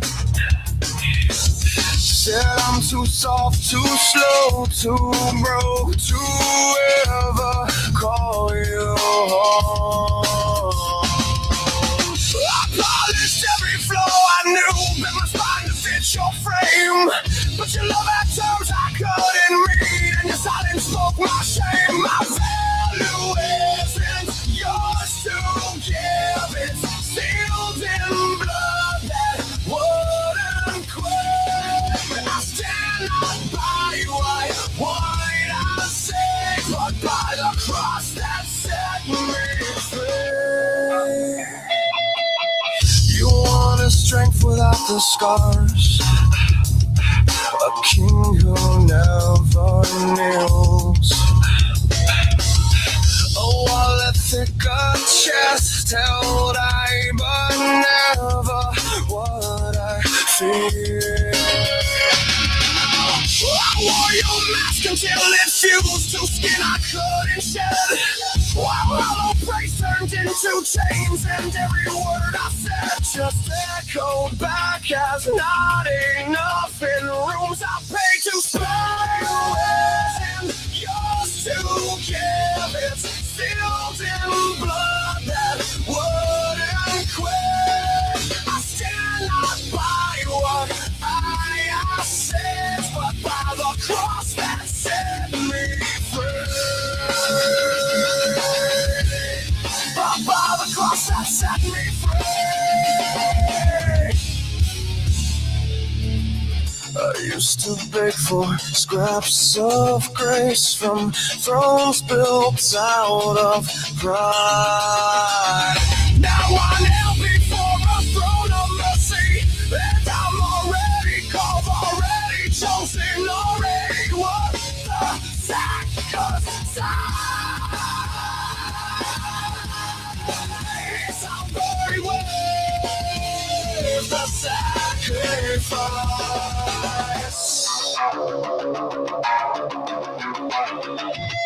My value isn't yours to give, it's sealed in blood that wouldn't quit. I stand not by what I say, but by the cross that set me free. By the cross that set me free.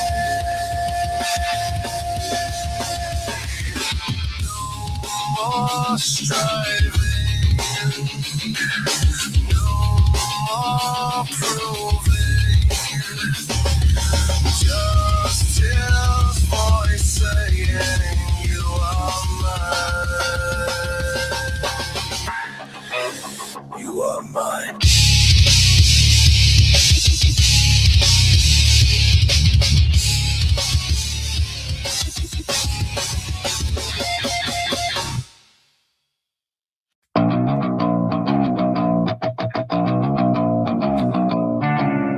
Oh yeah, I have this song out there.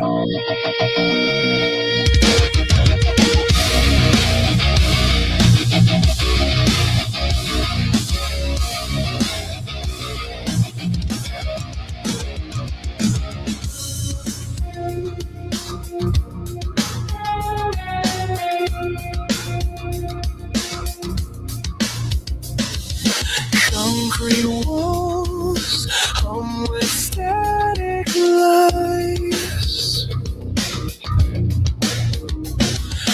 Fingers claw at air that won't reply. Every breath tastes like ash and wire. Chains I forge still burn like fire. Jesus, light that flicks the night. Your name breaks every curse inside. From the pit you pulled me through the flame. Now my voice will shout your holy name.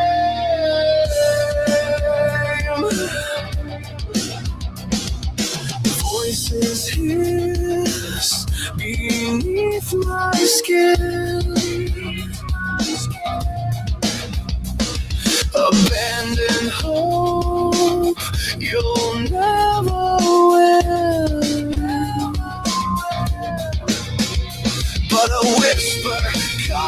through the dread, not with thunder, but bread, not bread.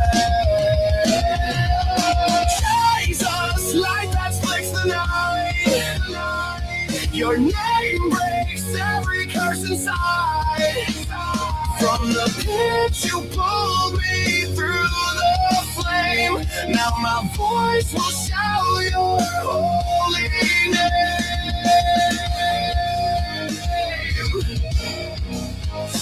I was dust, I was gone.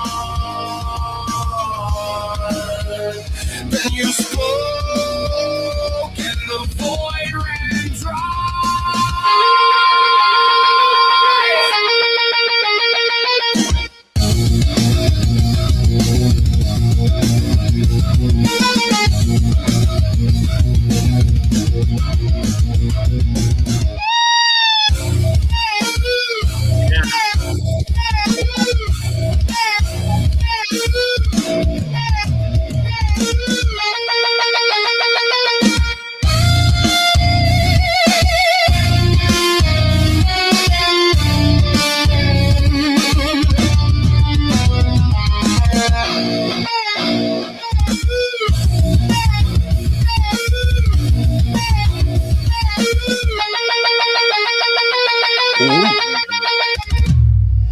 Jesus, light that splits the night.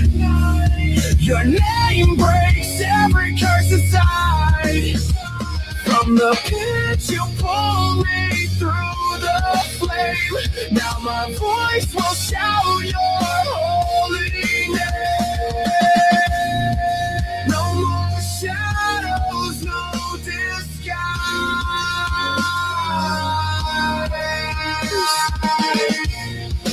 Just your grace burning in my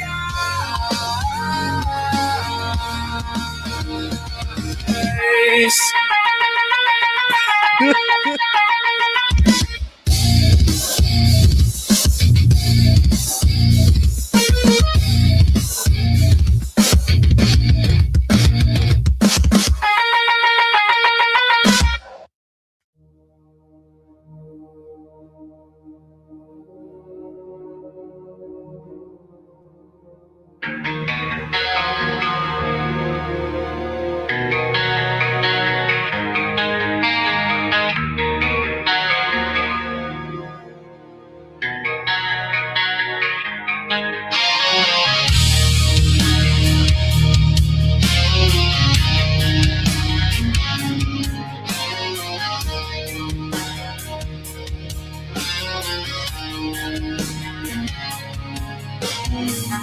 They muted voices in the name of peace, spun false consensus from hollow code.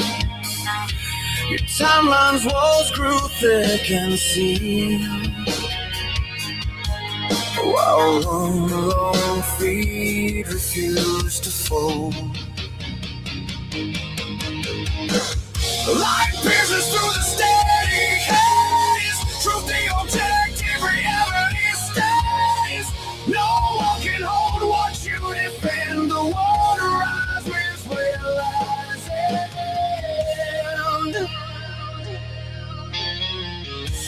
You labeled courage as a threat, called honest words a war you'd fight. But every shadow fades at dawn, and your curated dark lost its rhyme. Light pierces through the steady case. Truth the objective, reality stays. No one can hold what you defend. The word arrives with where lies end. You thought silence meant control, but truth speaks even when screams go cold.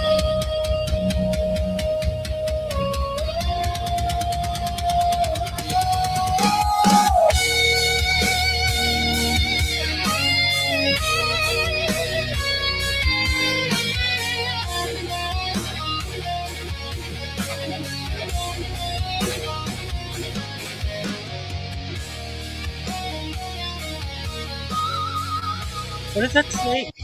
You are listening. Oh, sorry.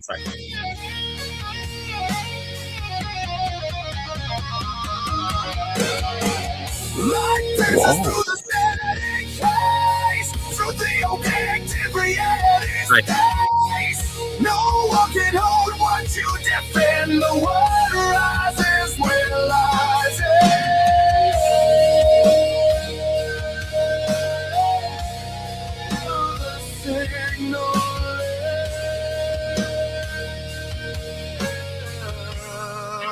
beyond the field.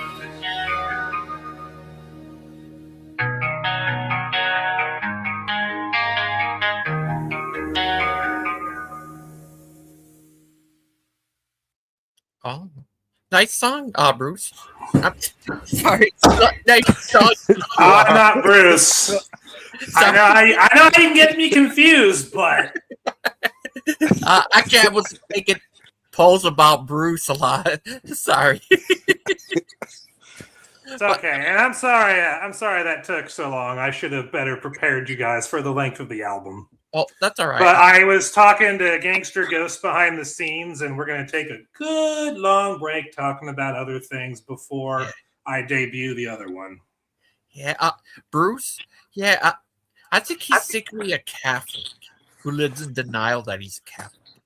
Maybe you can bring me up to speed about why you're saying that, because I've heard about Bruce in Proverbs guy circles, but I don't know the full story. I'm just joking around with him. I like to joke with him. He used to be a Catholic. Is that right, AJ? Yeah, that's correct. Yeah, and now he hates the Catholic Church. He said it's a man-made religion, and he also doesn't like Calvinists. What do you think of Calvinists, TTOR? Well, isn't Calvinism basically the theological system that says you don't have any real agency as far as whether you're saved or not? It's been predetermined before you were even born? Correct. Yeah, I reject that. Oh, yeah. Bruce, he's obsessed about that a lot. Back in the days, he used to go, and especially obsessed about baby baptism, Catholics. Even we're just talking about nothing to do with Catholics. He goes after Catholics. Is that crazy, AJ?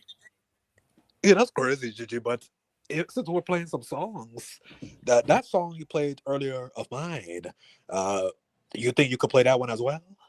Yeah. Absolutely. Which one was that? Can you hear it? Yes, I can. God loves you. May your days be bright and sunny. May your nights be dark and cold. If you're in a world of sin, I'll say my brother. Here's one about Bruce. Yeah.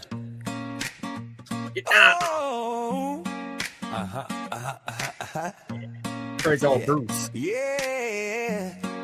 It's crazy. Now Baptist Bruce stood tall and proud, Bible in his hand, preaching loud. He said, salvation's by grace, not by man. No pope, no beads, no Vatican plan. He said, we don't pawn babies. No, sir, that's wrong. You gotta be born again before you sing that song. The Catholic way's man-made, truths from above, saved by faith in Jesus' love. Brother Pike's a Bruce, he's a hardcore King James onlyness. Oh, I know who he is then. Yes. I remember him. Because he and I had a back and forth on a show a while back. But go ahead. Yeah, he did. I remember that. It was a while ago. He's hardcore King James only. Nothing else. He said all the others are bad, I guess. Kind of like Tim. You ever heard of Tim? He used to be a power guy. He's the same way about King James. I don't remember Tim, but okay. Yeah, he was hardcore King James only, and so is. You ever heard of this? I think I might have told you about him. Brian Dingacher.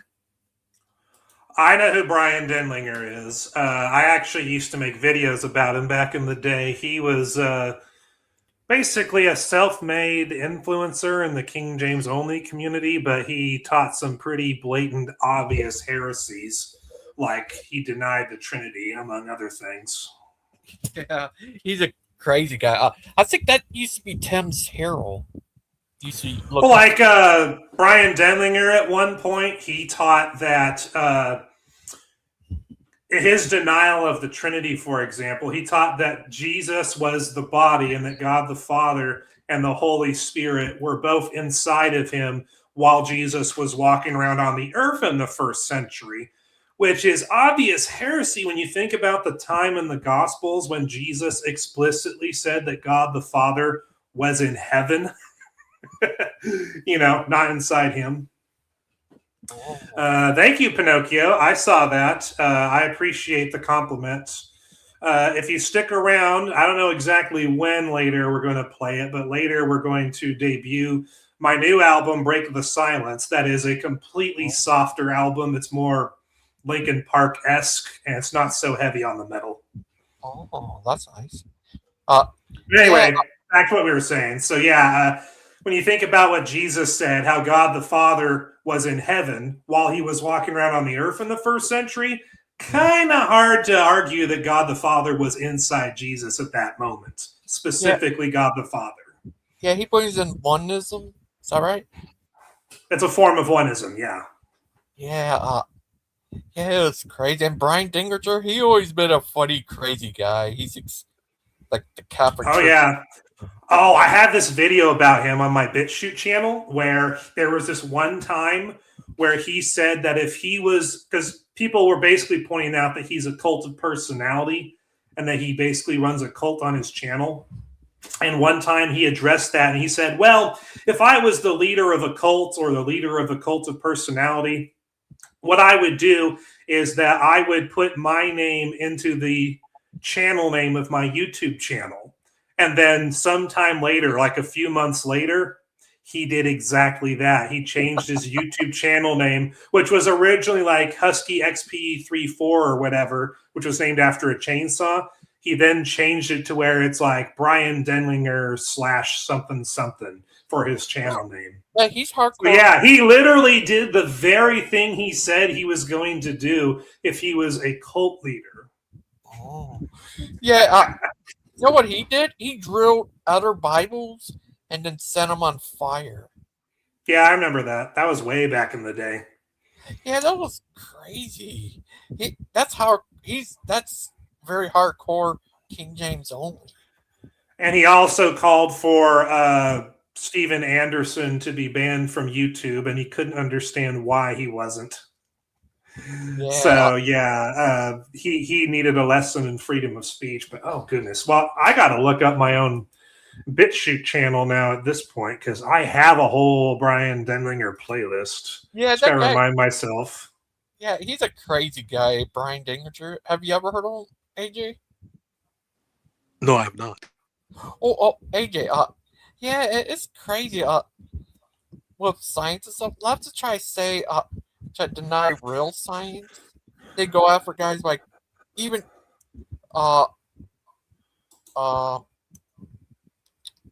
Richard Dawkins says he's standing up against that trans stuff.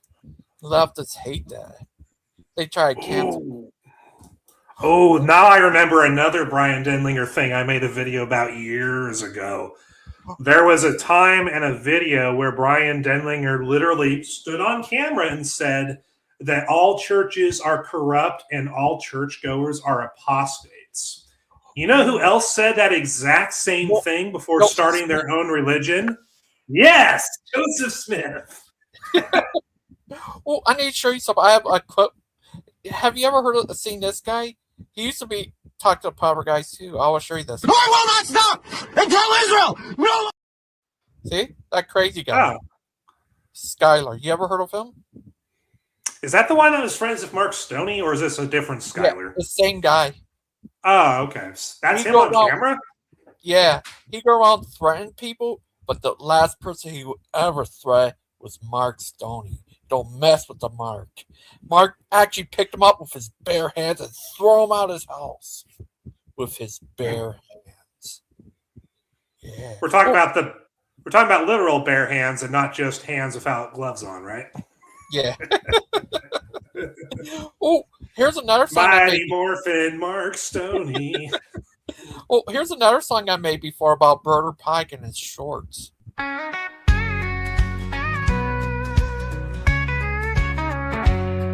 Well, Brother Pike, he's a man of his word. Got his boots on tight, never looks absurd. But when it comes to summer heat, you'll never see him in shorts, no way, not a beat.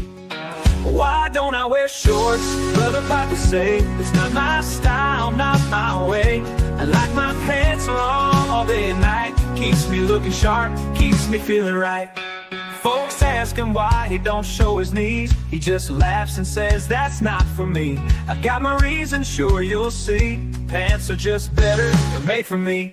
Why don't I wear shorts? Brother Pike would say, it's not my style, not my way. I like my pants long all day and night. Keeps me looking sharp, keeps me feeling right. Maybe it's the sun, maybe it's the breeze, or the thought of grass stains on my knees. We saw that. Well, now I know what my new ringtone is going to be.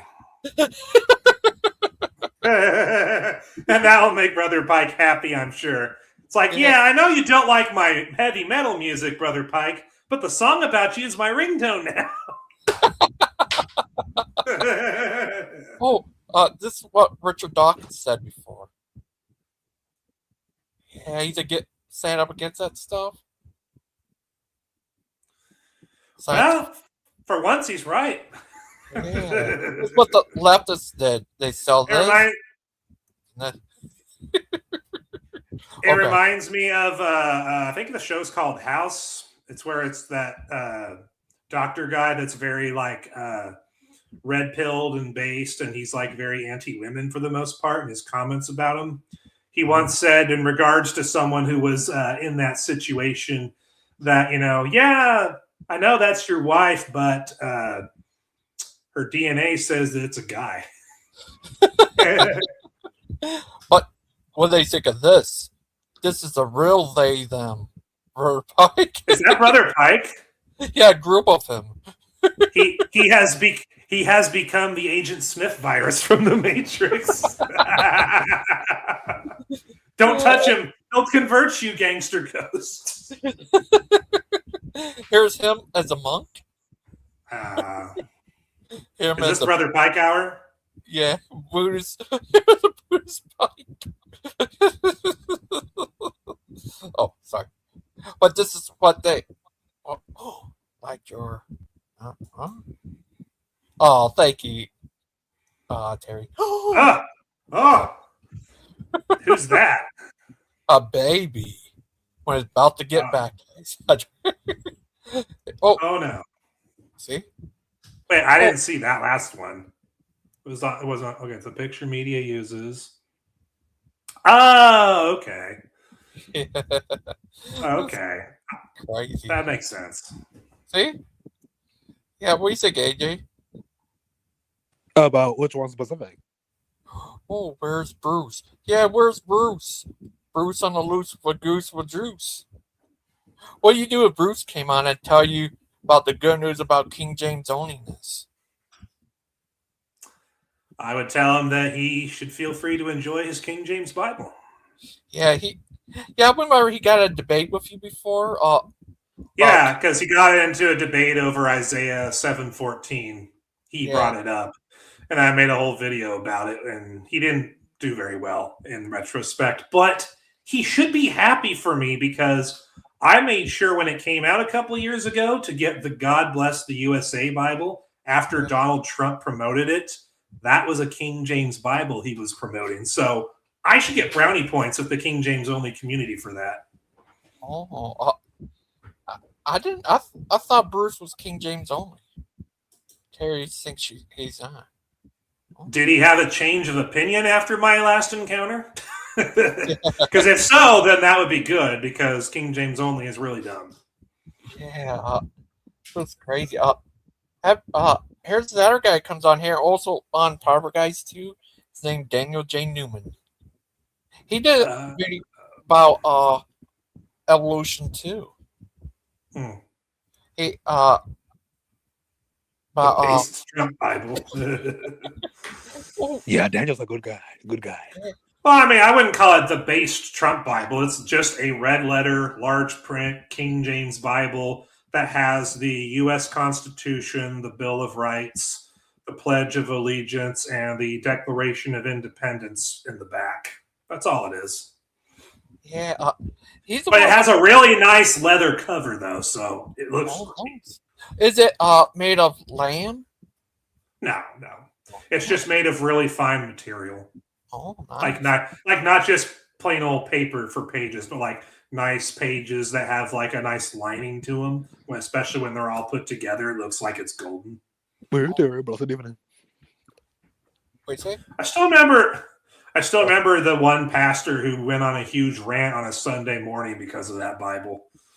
God, that guy was dumb.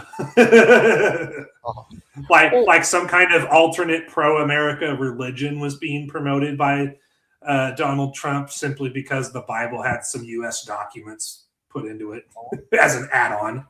Not text was changed or anything. Here's a Bible he shouldn't like. The Queen James Bible. That sounds really bad. Yeah. Is that a real thing, or is that just a joke? It's a real thing. Oh. You can look up. I remember hearing about it. It's like a gay version of the Bible, where they took all the parts out that goes against homosexuality, I guess. Is that crazy? Yeah, that would be a really big problem. Yeah, what do you think of that, AJ? Is that crazy? That would be terrible because you can't manipulate the word. Yeah, it's crazy. Come on, me of crazy. Oh, is that Terry in the comments? Yeah, but I said the evening Terry. Hi, Terry. Oh, Terry, join us. Terry. Yeah, Terry's the one who said this. Oh, I didn't know that. What would you do if you got into debate with Bruce? Were you talking to AJ or me? You. Over King James only. Well, it depends what he wants to talk about. I think the problem mostly that comes from my interactions with King James onlyists is they don't understand the nuance. Because when you criticize bad arguments that they make regarding the King James Bible and modern English translations, they interpret that as you're a complete and utter enemy of the King James Bible and you must be destroyed ideologically. But as I explained many times before, I have no problem with the King James Bible. Sure, there are things you can critique about it and its creation, but you can also do the same thing about basically every other modern English translation. So I think the problem with King James onlyists is they don't understand that distinction. They assume that if you have any problems whatsoever with their arguments or the King James Bible, that suddenly you're just against the King James Bible and you're against the Word of God and blah, blah, blah, blah, even though that's not true at all. Yeah. I agree with Daryl here.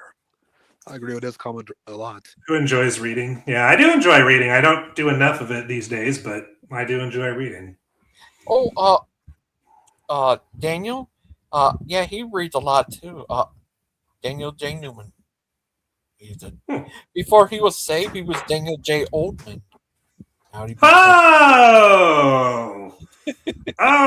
Actually, that would make sense as far as name changes go. Yeah, he used to be in the occult. Yeah. Let me get this in. Yeah, it was crazy.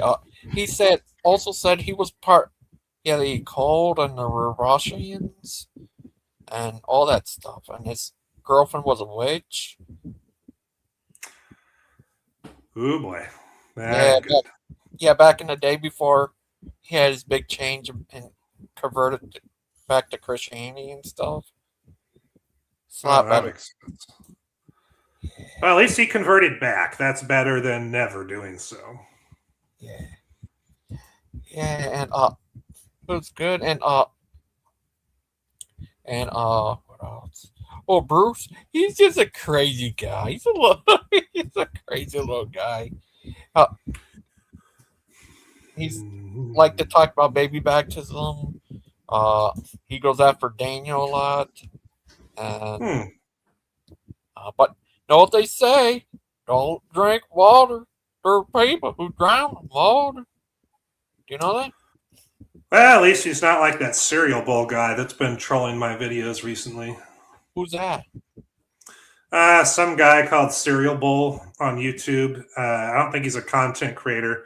He's just reaming on all of my AI generated music that we listen to, basically claiming that it's 1984 and Orwellian and that I did not create the song in any way, shape, or form. And the fact that I prompted the AI to make the music, the fact that I made the visual element for the videos, and the fact that I prompted AI to make the thumbnails that are on my channel, that somehow makes it so that I didn't actually make any of those things. Oh, Terry! Oh, wow. That's not nice. That's great. Oh, Daniel also had that problem too. He has stalkers who go after him are evil and mean. Like they called his family to troll them, and wow, they're messed up. Yeah, the cereal bowl guy claimed in the last upload I did that I was lying to everyone in the title of my video in my description box by saying that the music came from me. So yeah, I had to set the record straight in that comment section, but not a lot of people. Well, there's a lot of people who aren't fans of the AI generated stuff like music and pictures, etc. Oh. They're really, really opposed to it for reasons that I don't quite understand them, because I guess they think that somehow using AI tools for music and art somehow makes you appreciate the real people less and less, which is not the case for me. I found that making AI music actually makes me appreciate real musicians and bands more and more. And I find that making art with AI doesn't make me appreciate the artists any less. But I think what some of them may have a legitimate concern with is that sometimes on social media, algorithms are rigged in favor of certain AI-generated content that competes with them. And so I would understand why they would be opposed to AI based on that kind of stuff. They shouldn't have the game rigged against them in that way.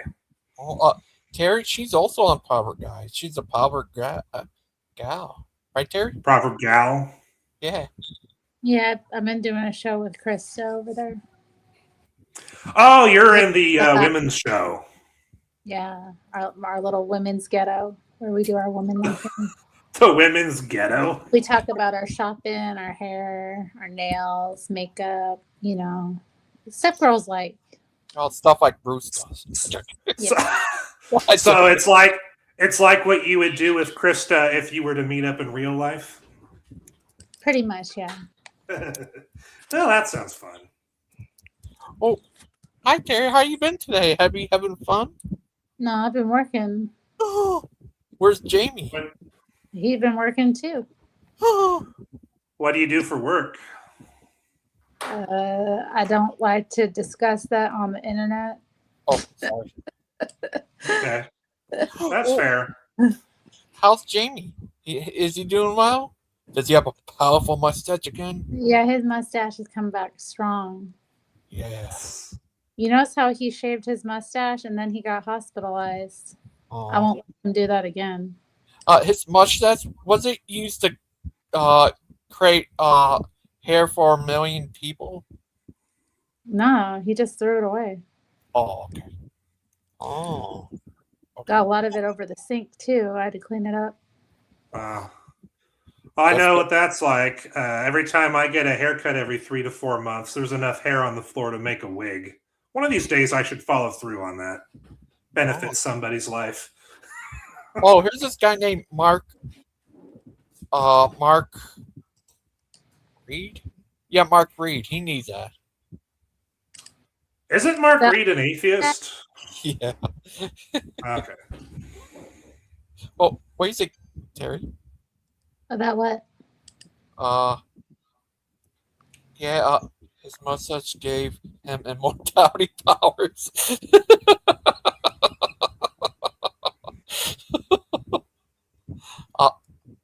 How's Jamie? Where he's at? Is he dancing? I don't think so. I think he's ventilating someplace and like before he has to leave. He said he's gonna be back around 5. I don't know. He's What time usually home before then. He's usually home before I get off of work. So what time is it now for you? it's 4:11. Oh, Same here. Yeah, West Coast, baby. What about you, AJ? What time is it for you? 7-Eleven. 7-Eleven. Oh, me too. Well, it's 7:12. Wow. Dang. Time advances. Wow. Yeah, travel back in time. How's it back in the older days, Terry? It's great. The sun's still out. People are going about. Oh, Terry. In Portland, are they still protesting? Oh yeah. Oh. Yeah, actually, I haven't been over to where the facility is in a while, but I saw that they've got this weird shrine and it's full of like creepy demonic stuff. And like these people that film over there regularly were just documenting it. You know, they're like old like Gen X normies. And they're documenting it. They're like, this is kind of weird. And like some guy like was flipping them off and getting angry that they were even filming this like weird shrine. That's They don't like having their crimes and their beliefs filmed. It's so strange. It's so strange. And then they like, I don't know. So I might want to get over there again soon now that Jamie's feeling a little bit better. Oh. Yo, Yeah, they're still protesting pretty bad. I mean, they've been and stuff. I live a couple hours south in the same state, so I make sure to stay far away from there because of them. Yeah, I don't know. I'll be right back. He's getting called. Yep. I love Portland, but yeah, it's Portland would be a lot better if those people weren't there doing what they do. That's just the bottom line. Yeah. There'd be a lot more businesses, more people living there. Maybe if they weren't run by Democrats for life, maybe the cost of living there would be lower and actually attainable. Who knows? Yeah, maybe a business could actually open and thrive and not get gaslit about the cost of operating. Or have people basically break in and steal all their stuff and nothing gets done about it. Yeah. That does a lot. That goes a long way towards driving people out too. A lot of it is their employees too, like get harangued and harassed and they can't really afford to protect their employees. It's pretty sad. It's like a doom spiral. But you know what? The sun is out. Some businesses are open still. I'm probably going to go out in a few minutes and get a little bit of vitamin D before everything sets for the night. It's a good idea. If I can. It sets so quickly or goes around the horizon so quickly that I often don't catch it, but I think today I'll be able to get out. Yeah, I know what you mean. I don't get too much sunlight myself because I work indoors most of the time. Right. Yeah, because I'm a TV producer outside of content creation. So I'm making videos all the time, which means I'm sitting inside somewhere at a computer most of the time. So I need to get out and get some sunlight eventually. It does. I love being able to work from home, but it does kind of get a little crazy when you don't go out enough. I used to go out like every morning to my local coffee shop, but that actually ended up getting closed down due to craziness, incidents off the chain. Yeah, that makes sense. There's others nearby, but like it's at that time of the morning, especially in the winter, I don't want to go out because I'm likely to be accosted by a crazy person. That's why I appreciate where I live, because I live in a rural area right outside one of the other big cities in our state, and I don't have to worry about people so much. Yeah, I mean, that's nice I'm sometimes. surrounded by some people, but they're a lot nicer. That's nice sometimes, but I also like just being able to go a couple blocks and get a coffee, you know, not having to like True. everywhere. That's a drag sometimes, you know. It's nice to just have things around. Yeah. Well, in my case, I'm close enough where I can just drive a few minutes and I'm within like grocery stores, restaurants, and whatnot. So like I'm close enough that it's a short drive to get all that kind of stuff, but I'm far enough away that it's not like anyone from there can walk up to me. It's like the perfect little sweet spot. You still over there, AJ? Yeah, I'm still here. How's Is there your anything? going, AJ? Yeah, my day's going well. Yeah, everything's going well. I didn't ask about your day. I asked you how Lent's going. Is this Clay? Good day. Yo, what up, man? It's What's Lil up, Bruce? Clay from Detroit. Oh. Bruce, can you answer something for me? You're not KJV only, right? You said you're not, I think, in a debate recently. Yeah, it's funny you asked that, Terry. Yeah, it's hilarious. Yeah, you know, this is how I compare it. All semi-trucks have inline 6 or V8 engines for a reason. That's why if you are really going to study scripture in depth in its full context, you really have to use the King James Version. It is the most accurate translation of scripture in the English language today. Maybe you might remember me, Justin. I ran Indian on Proverbs guys a while back. You're a soldier for the gospel, man. I'll give you that. But you did give me one of the dumbest excuses I have ever heard to this day on not to use the King James, which is in Colossians 1. There's 7 references in the epistles that reference we are sanctified through the blood. Your argument was like, yeah, the NIV only has 6. I really don't care because I have 6 verses that say we're sanctified. I don't need 7, which is the dumbest argument I've ever heard. Because if you were putting together a thesis, for example, like if you're comparing scripture for a thesis to prove like, hey, this is why I hold the sanctification through the blood alone, I would have 7 references while you would only have 6, simply because you're not using an accurate translation. So how does having 6 versus 7 decrease the legitimacy of that doctrine? It's another reference point. We see from the scriptures and Paul's letter to the Colossians that we also have sanctification through the blood. You know, next minute you have 6, then you have 5, then you have 4. Next thing you know, you have a whole nother doctrine.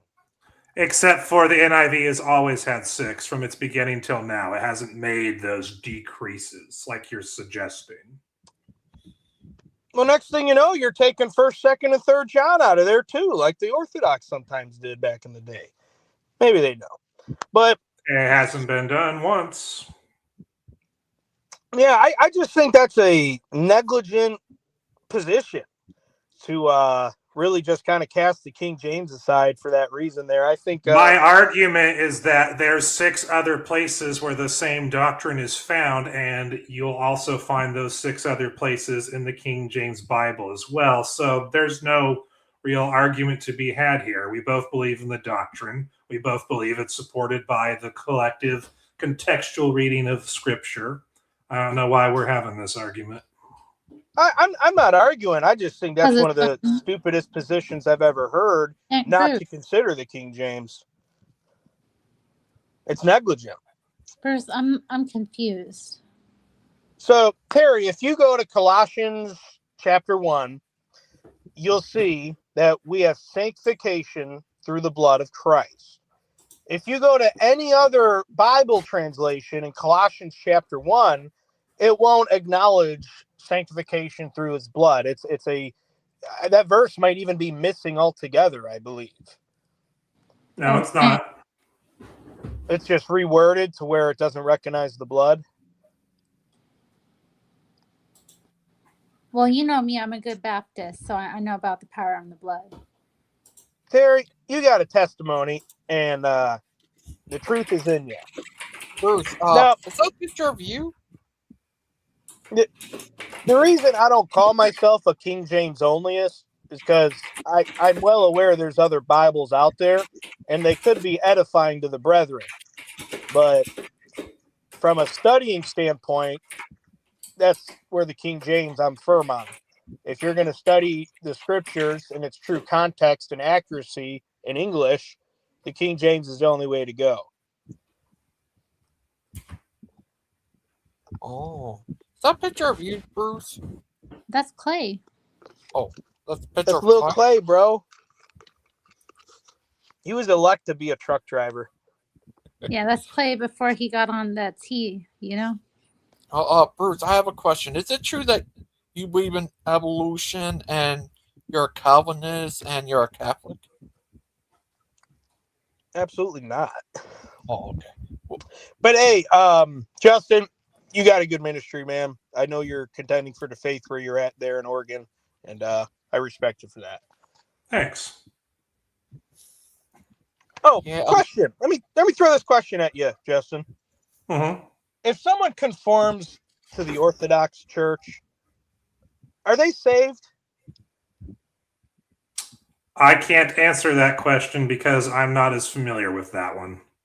Well, what if someone conformed to But I'm sure you've heard me say at one point or another that I am a Bible believer. So what the Bible says about salvation is what I believe. I'm with you. Because I had a little button head with the Proverbs guys. You know, there's a guy in the community here. He's an Orthodox convert, and they recognize him as being generally born again.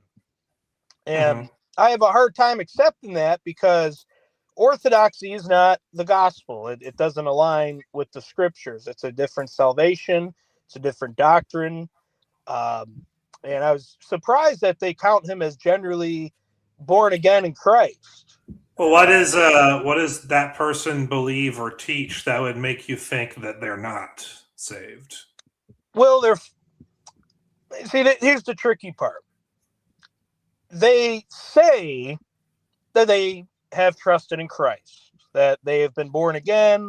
They have a time where they were dead and they, are now born again in Christ, but they're Orthodox. So they participate in the Eucharist. They believe in infant baptism.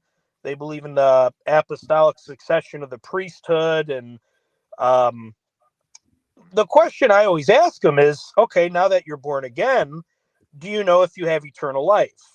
And he can't answer that question because it's based on works. He always quotes, well, we have to endure till the end. We have to approach our faith with fear and trembling. And I find that these denominations that hold the work salvation, they can't answer the simple promise of the gospel, which is eternal life. Now that they've been saved, their sins are washed. The promise according to the scriptures is eternal life, everlasting life in heaven with the Father. But I find it hard to believe that he claims to be saved, but yet he can't claim and redeem the promise that we get through the gospel according to the scriptures. And I think that's because he's under a different doctrine. So mainly they don't know for sure of their own salvation. Is that what I'm getting out of this? Yeah. So they claim to be saved, claims to be born again, has had this transformation in Christ. But when asked the promise of that, they claim they cannot know if they truly have eternal life. It depends. They'll never know until they're in judgment.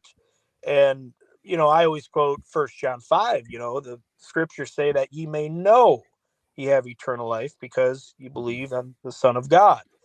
I have sounds like more of a personal struggle on their part than genuine unbelief. A personal struggle on their part than unbelief.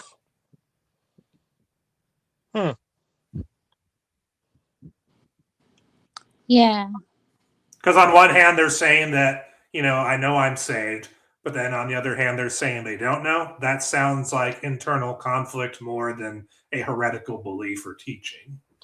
Well, I don't know. I think the part of that is because of the heretical teaching, but it's all good, No, it ain't Well, all what- good, Terry. What does Orthodox? Well, I don't what think does God's Orthodox gonna teach judge that's somebody heretical? because they fell into false teaching. You know, it's about your heart and whether you've had a transformation. A And then transformation in what? A belief in your, your heart in your what? spirit. In the Who you Orthodox Church, the one holy true church that, No, you know. no, it's not about that. It's about who you are. Well, that's what their faith is in. Their faith is in the works and teachings of the church, not in Jesus Christ. It's a religion of idolatry, is what it is. I mean, I concur with you about the problems of the Orthodox Church, but I couldn't say that every person that's an Orthodox isn't saved or not born Well, again. that's not what I'm saying. I don't agree with that. That's not what I'm saying. We kind of are, brother Bruce. You're kind of No, Terry. making a Salvation is on an man's soul. individual basis. It is not on a denominational basis. I'm not saying at all that one denomination is damned to hell, but the doctrine very well may do that. Salvation is individual, not denominational. Right. So if the doctrine of a church isn't aligning with the scriptures, which is the gospel redeems us from our sins and washes our sins that we may have eternal life with the Father, it's frankly not the same. Orthodox believe when they receive Christ, they do so through the Eucharist. When they receive the Eucharist, which is their form of communion for the first time, that is when they receive Christ and, you know, so far starts their journey into Christianity, as they put it. But they also have a different interpretation on baptism, infant baptism. Churches that practice that is their initiation into the faith as an infant there. It's not the same as the scriptures where we are baptized after we are born again. All right. Well, I'm glad we could talk about this again. Bruce, I have a question. So someone's got to knock it out because it's not the same. That's the thing. It's y'all are acknowledging it as the same. This is just another form of Christianity. It's not, though, because it contradicts the very scriptures that we Christians hold to believe. I don't think it's the same. I think that the Orthodox Church is, dangerously heretical. So then why do you validate someone's salvation in a church that's completely heretical? I see transformation in this person's life, and I see fruit bearing out because of it. Like what? Like sour lemons? Like what fruit can a false doctrine? Damn, Bruce, you want to get judged? Bruce, are you the missing link to the Neanderthals? Compared to where the individual you're talking about, we all know who you're talking about. Compared to where he was, he's definitely had a transformation. Absolutely, that's been really profound. Terry, you could go to AA and get a very similar transformation. But the gospel, being born again, is a spiritual transformation. I can stop drinking anytime. Well, gotcha. Hey, what's your favorite kind of science? Who? Me? Anybody. This is a topic: science versus fake science. Real science. Well, go ahead. Science. Real science. Yeah, like man. Wait, what's that one comment? What'd that lady say? Believing that Jesus. No, wait. What'd she say? She believe. Bruce, we're all God's children from the moment we are conceived. No, we're not. We're God's children from the moment we believe. From the time we were born into sin. We're not God's children when we're born. Yeah, total depravity. Yes. Well, she probably is getting that confused with being God's creation. A lot of people make that failure of distinction. It's we're his creation until we repent and get saved, then we're his children through adoption. I like geometry. Which is where our whole adoption system comes from. Geology. Why did I say geometry? Geology. Geometry. Yeah. I like geometry too. The geometry of theology. It sounds like a fun game show. Yeah. What about you, Bruce? Hey, Mr. Kitty, you want some of this? Bruce, isn't your Bruce is on a loose with a goose who drinks a lot of juice. What's up, Mr. Kitty? Are you sure, Bruce? Where Bruce are Bruce's brain cells? Oh, they're there. Don't worry. Or cook when he smoked them. Thank you for charity. But then what happens to babies who die? God That was- accepts them. They're not. Here you go, accountable. baby. You get some food. Don't listen to those My- Catholics who tell you babies will go to hell if they're not baptized, like Pseudo Silas and stuff.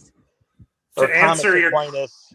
To answer your question, Lena, what happens to babies who die is they go straight to heaven.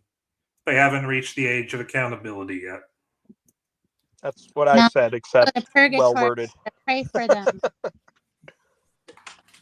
Oh, like Bruce, he goes to he goes loose on a goose with a juice or drinks a lot of juice I saw Eastern Thomas in the chat. because he's He'll straight up tell you that a baby that's not baptized will go straight to hell, and it's false statements like that that cause that type of confusion. Where Well, definitely they- wasn't a Bible that said that. I'll tell you, What if it was a man. It was a they man. get TTOR, a Catholic man. oh. Are you Yeah, serious? the internet Catholic community kind of took a huge pot shot when the whole Sarah Stock thing went down a couple weeks back. Yeah, that was great. I'm not familiar. Oh man, it was great. It was like everywhere, so much drama. People losing Sarah Stock. she did all her. Yeah, she was. I'll make the story short. Sarah Stock was a girl who converted to Catholicism about a year ago, and she basically emerged on the influencer scene for the conservative side of things. And she was portraying herself as this good Christian girl who was a virgin and never had sex before, and she was waiting until she got married to her husband last month to do that. And then right around like 2-3 weeks ago, Milo Yiannopoulos leaked a bunch of messages and recordings and whatnot that proved that she was having an affair with her boss, Elijah Schaefer at Rift TV, during the entire time that she was dating her husband. And that allegedly she had stopped the affair once they got engaged. And also it was claimed that she had gotten at least one abortion during that time, which being anti-abortion was something that she was also known for. So after Milo leaked all this stuff about what she and Elijah Schaefer had been doing, she promptly deleted her entire internet presence and has disappeared. But Elijah Schaefer, on the other hand, has been bragging about what he did, saying that all it did was prove that his downstairs plumbing works.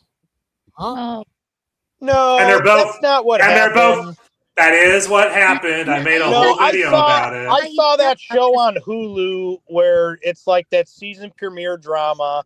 That's where all that was. I mean, it's No, pretty this is much real life.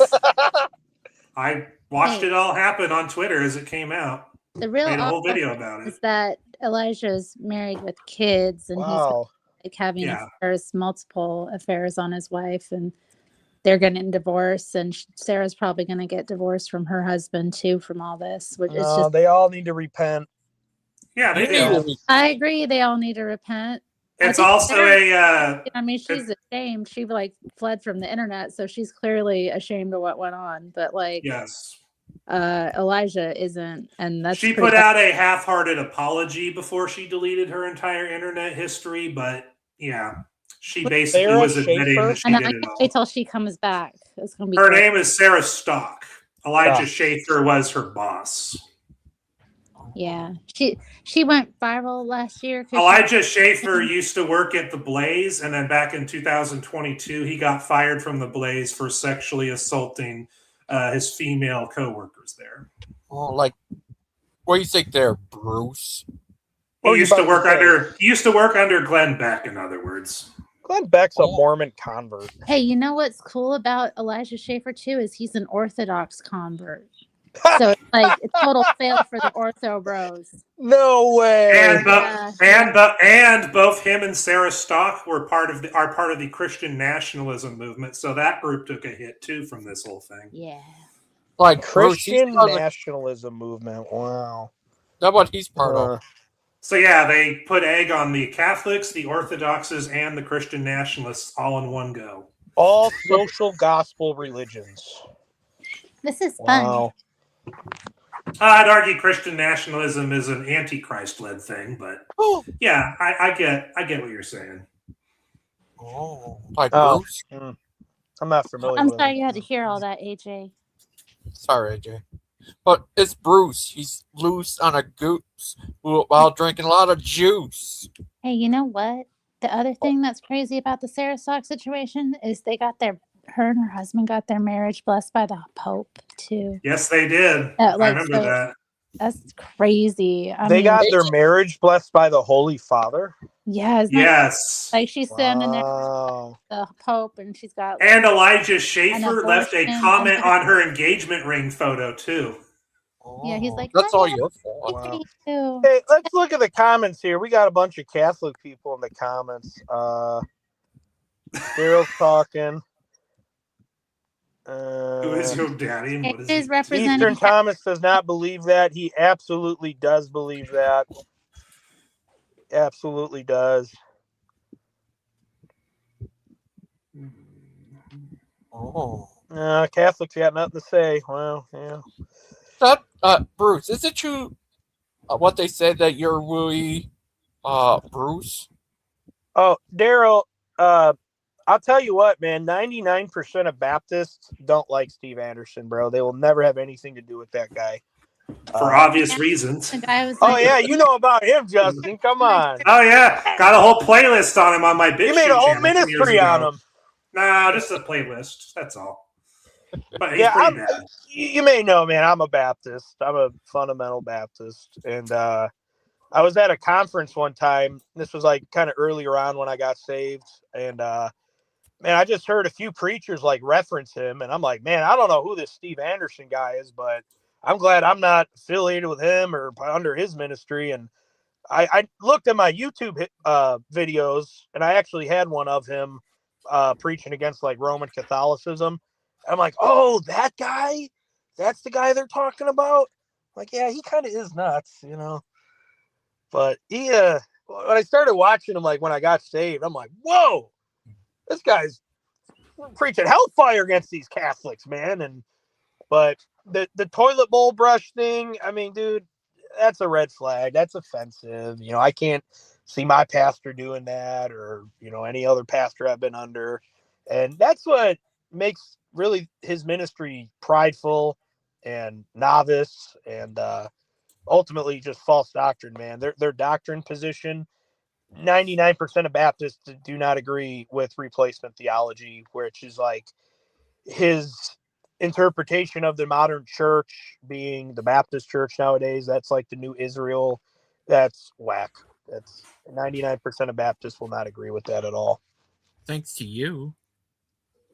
Well, I had nothing to do with it, you know. Yes, you did. So you're fun. I'm going to tell Steve Anderson on you. I don't care. Oh! now that would be a fun debate. Bruce versus Steve Anderson. Unfortunately, I agree with him on a lot of his, well, some, probably majority. Okay.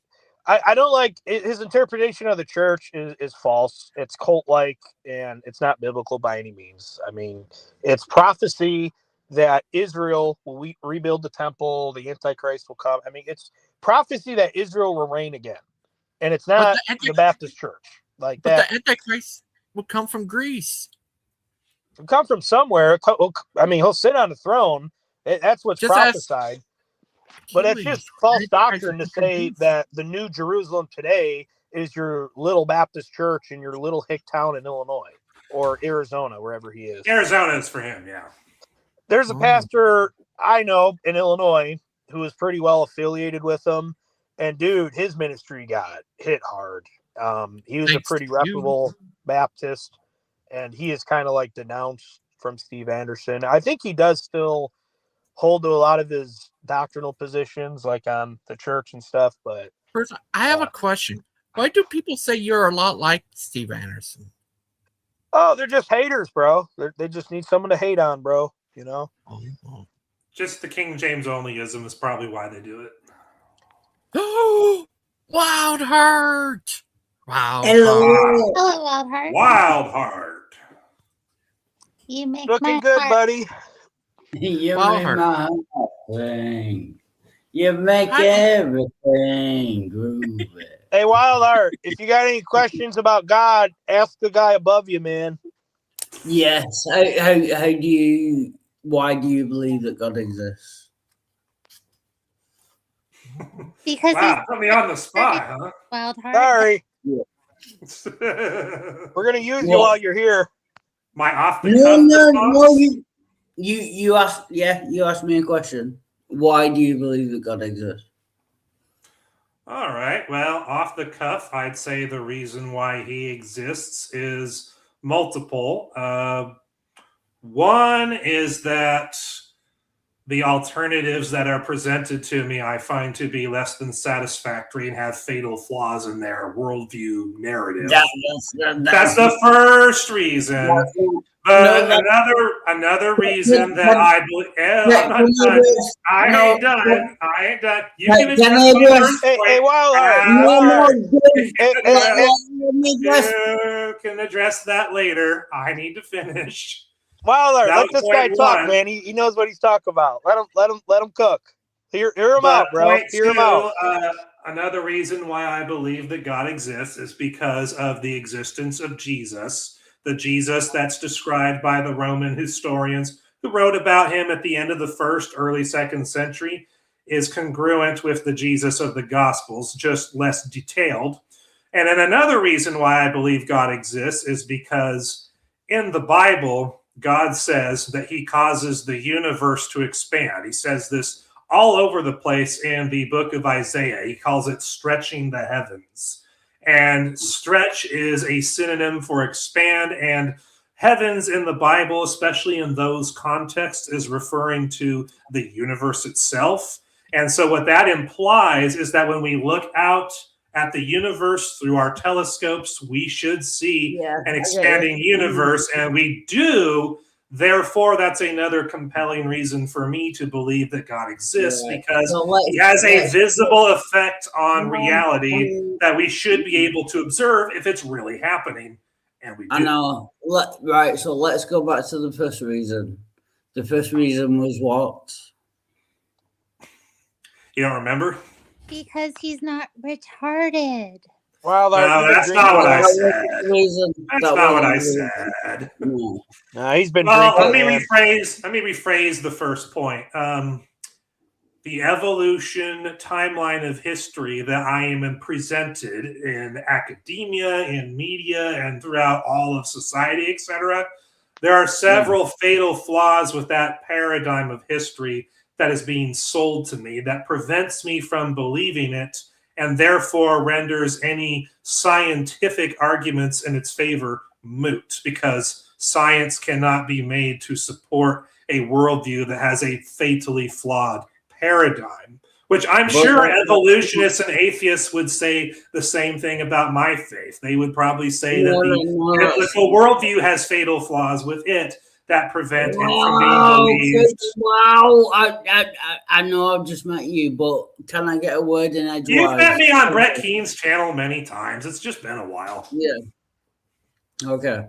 What I'm saying is, so even if all of history was wrong and it could be proved to be wrong, that wouldn't be evidence for God existing. So what is your first evidence for God existing? Is that history is wrong. No. That's what history you just is said. right. Point number two is that the Jesus of history and the No, Jesus no, of the point Gospels number is one. right. We've not got over point number one yet. You brought up the history point, which was point number two. No, your point number one was the evolution narrative is fatally flawed. The atheist worldview is fatally flawed. On a paradigm level, that was my first point. That's the alternative that I'm being sold all the time, and I can't believe it because of its fatal flaws in its paradigm. The history of evolution. No. It's fatally flawed. Listen, every time you deny the Lord, don't you feel it working in your soul, twisting you? I can see it. I can see it watching you. No. Every time you deny the Lord, I can feel it in your heart and in your soul, twisting. Satan is twisting you. Repent. You do feel it because every time she says it, you say no, no, no, no. Every time she says Lord, you say no, I don't, no, I don't. You do feel it. Right. So what was your first point? You, Satan, in the name of Jesus. Terry. What's up? No. I think you made the point, Terry. You can stop. Yeah. Anyway, He knows better than this. He knows. I'll try rephrasing. Sorry, Terry. You know that I love you. You know that I love you. But, I love you too, man. That's why I'm trying to wake you up. Yeah. Be gone, Satan. All right, so let me try rephrasing point one again. Point one is that the evolution atheistic paradigm of history at a paradigm level, a narrative level, is fundamentally and fatally flawed. Therefore, any attempt to support it through any kind of observational means is moot. And therefore, that's one reason why. That doesn't provide any evidence for your paradigm. What proof do you want? Which is why I went into points 2 and 3. I do it. Good sim. Points 2 and 3 are exactly why I went. Yeah, but can we agree that point 1 isn't in favor of your argument? To say that evolution is wrong doesn't provide. He's saying it doesn't align, is what he's saying. It's fatally flawed on a paradigm level. That's what I'm saying. Yeah, but even if evolution was wrong, it doesn't provide any evidence for your God. Something that is fatally flawed at the paradigm level can never be true. It doesn't matter if you think there's evidence in science or reality. Yeah, but it doesn't provide, even if evolution was false, which it isn't, even if it was, it wouldn't provide evidence for your God. What evidence would you like, for your God. Now you're starting to sound like Scott C. Todd from Nature magazine in 1999 when he said that even if all of reality pointed towards intelligent design being true, that it would not qualify as an explanation of reality because it's not naturalistic in nature. That's exactly what you're sounding like right now. That's not what I'm saying. Even if all the evidence was against evolution, that doesn't mean it's wrong. Am I misinterpreting? No, I'm saying even if evolution was wrong, it wouldn't provide any evidence toward your God. You still have to provide evidence for your God. If Jesus were in the clouds, Wildheart, you'd still probably deny him. Except for the fact that when the concept of deep time and eventually evolution was made, it was James Hutton who said in private correspondences with other people he was talking to that they needed to promulgate deep time and eventually evolution as a concept because that's how they were trying to convince people to abandon what they called mosaic geology. In other words, back then, people believed in the young earth creationism timeline of history. They believed that the flood of Noah accounted for all the features of the geology of the earth as we know it today. So they literally made up deep time and ultimately evolution as a way to get people to stop believing what the Bible says. That's the origin of all of this. And when did they do that, Justin? It was like the 1800s or something? Deep time came first. It was like mid-1800s, I believe, maybe earlier than that. And then evolution as a concept was late 1800s. But by the time evolution as a concept came out, deep time had already been established as something that people accepted. That was what gave people the foundation for believing in evolution. TTOR, I don't know what your name is. And they specifically made up that theory to discount the Bible. That's in their own private correspondence. It's not to discount. Even if you disproved evolution today. My point is, historically speaking, wait! Let me get a fucking sentence out. Shut the fuck up. No. Well, you need to calm down. Calm down. No F words. Have you been drinking? Stop No. it. Stop it. What Stop I'm it. saying is, even if you proved evolution to be false today, it wouldn't gain any, like, there wouldn't be any. Except, You gotta humble your heart, man. except that what I'm pointing out is that historically speaking, the reason why evolution was thought up in the first place was to get people to not believe in God. God was the default go-to before that. Yeah, well, that was wrong. That's what I'm saying. Why are you so But against if God? evolution is wrong, that doesn't mean that what was believed before was wrong. No, the default shouldn't be God. The default should be we don't know until Except we have that evidence. child So psychology studies- this lines perfectly.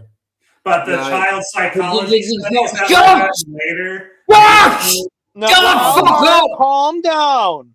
Okay, Calm you can down. My point is that the child psychology studies that were done and talked about in the mid-2010s showed that people were naturally believers in intelligent design and some form of belief in a creator at birth, and it is intuitive and natural. It's evolution and deep time that is anti-intuition. It's not something you're born believing at birth. It's something you literally have to be indoctrinated into. That was talked about a decade ago in The Guardian and other mainstream publications. Right, stop. They literally talked about how they made up storybooks geared towards 5 to 8 year olds that taught them evolutionary propaganda so that they could overcome their natural and intuitive biases and belief in intelligent design and some form of creation. That's literally a Guardian article talking about it. Not a Christian source, not a creationist source. That's a secular source talking about it. Do you ever stop talking? Is that your tactic? Just to carry on talking so no one else can get a word in edgewise? So I'm responding to the point you made about how even if evolution is wrong, that doesn't necessarily prove God exists. My point is that child psychology study proved that belief in God is intuitive and natural from birth, which also lines up with what the Bible says.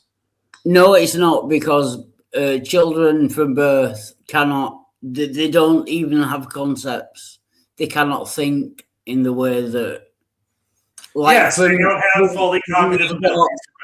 Yeah, they don't have concepts of God. All babies are atheists. I know this is a terrible argument, and it's not an argument. I'm just saying that all babies don't believe in God because they can't. At least you know, and knowing is half the battle. Yeah, they can't have the concept of God. But the problem is that what they discover is that when children are just allowed to develop naturally and they don't shove evolutionary propaganda down their throats before their cognitive abilities fully form, they end up having some kind of belief in intelligent design and creationism, and it's harder to indoctrinate them out of that when they're older. So they decided to start making storybooks teaching evolutionary concepts geared towards 5 to 8 year olds because they're literally trying to break their natural and intuitive beliefs in intelligent design. So at what age would you say that children start believing in God? What age? They will naturally believe in that by observing reality as they grow up, and they don't get propaganda. Right, from the day they're born, they believe in God. Is that what you're saying? Yes, their natural nature. Yes, then you are talking bullshit. Then you are talking complete and utter bullshit. I've talked about this in many videos showing the Guardian article and the source. You talk about it as many videos as you want. That's because you haven't read it and you don't understand or believe it. Do you know that babies can't understand concepts? They can't understand the concept of God. Therefore, they cannot believe in God. Year fucking dot. Their intuitional beliefs will lead them that way as they grow older. And by the time they're 10 years old, they say in these child psychology studies by the time they're one day, is already formed. Shut the fuck up! By the time they're 1 day old, do they believe in God? The answer is fucking no. Fuck off. Really? Oh. Yeah. Oh, yeah. Yeah, that was pleasant. Oh, wow. That was very pleasant. But anyways, hi, Dwayne. Sorry, Dwayne. I did not mean for you to walk into that, but he's a Dwayne the Rock Johnson. Are you there, Dwayne? You're muted. Oh no, where is he? Where's our Dwayne? Oh, He's probably having problems. Maybe. We'll see if he comes back. But wow, I feel like I was being completely reasonable. I mean, there may have been one or two parts where I probably spoke when I shouldn't have, but I feel like I was addressing everything he said. Oh, I don't know. Oh, there we go. There's Dwayne. You there, Dwayne? He's from the UK too. Hi, Dwayne. Is this the friend you were telling me about earlier? No, he's a different guy. Ah, okay. Man, you know a lot of people in the UK. Yeah. I know another guy named are you there, Dwayne?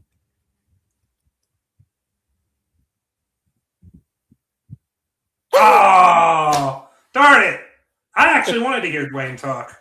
Yeah, he's a good guy too. He lives in the UK. I also know there's another guy who lives in the UK. Kind of reads. Okay, if you don't mind, Logan, while we're waiting for Dwayne to that is pure copium right there. Now, we got to leave that on screen for a sec. That is pure copium right there. You so obviously lost that one. So obviously lost that one. You know that arguing that a child being 1 day old can't believe in God, you know that is a disingenuous argument, Wild Heart. You know this. Get real. Are you there, Dwayne? Yeah, for some reason the audio keeps going off. Oh, hi, Dwayne. What keeps going off? My audio. Oh, okay. Sorry about that. Okay. I thought you were on Restream, but it's not. It's StreamYard, isn't it? Oh. Are you using a different audio source? I was using my iPad, but it just wasn't. As soon as my audio went, and I couldn't hear Ghost. I've come on my phone. It's working on my phone. Oh, I need to ask you something, Dwayne. Are you Dwayne the Rock Johnson? I'm the Rock. You smell what the Rock's cooking? No, Rock's real name is Dwayne. Dwayne Johnson. Dwayne Johnson? Yeah, that's his real name. Dwayne Wayne. Are you doing like GG? All right. Oh, look, Brother Pike is a they them. Multiple Pikes. It's the Brother Pike virus. Everyone turns into Brother Pike. He's a that would make an excellent skit if he had this picture on screen and you just see me over here slowly turn into Brother Pike.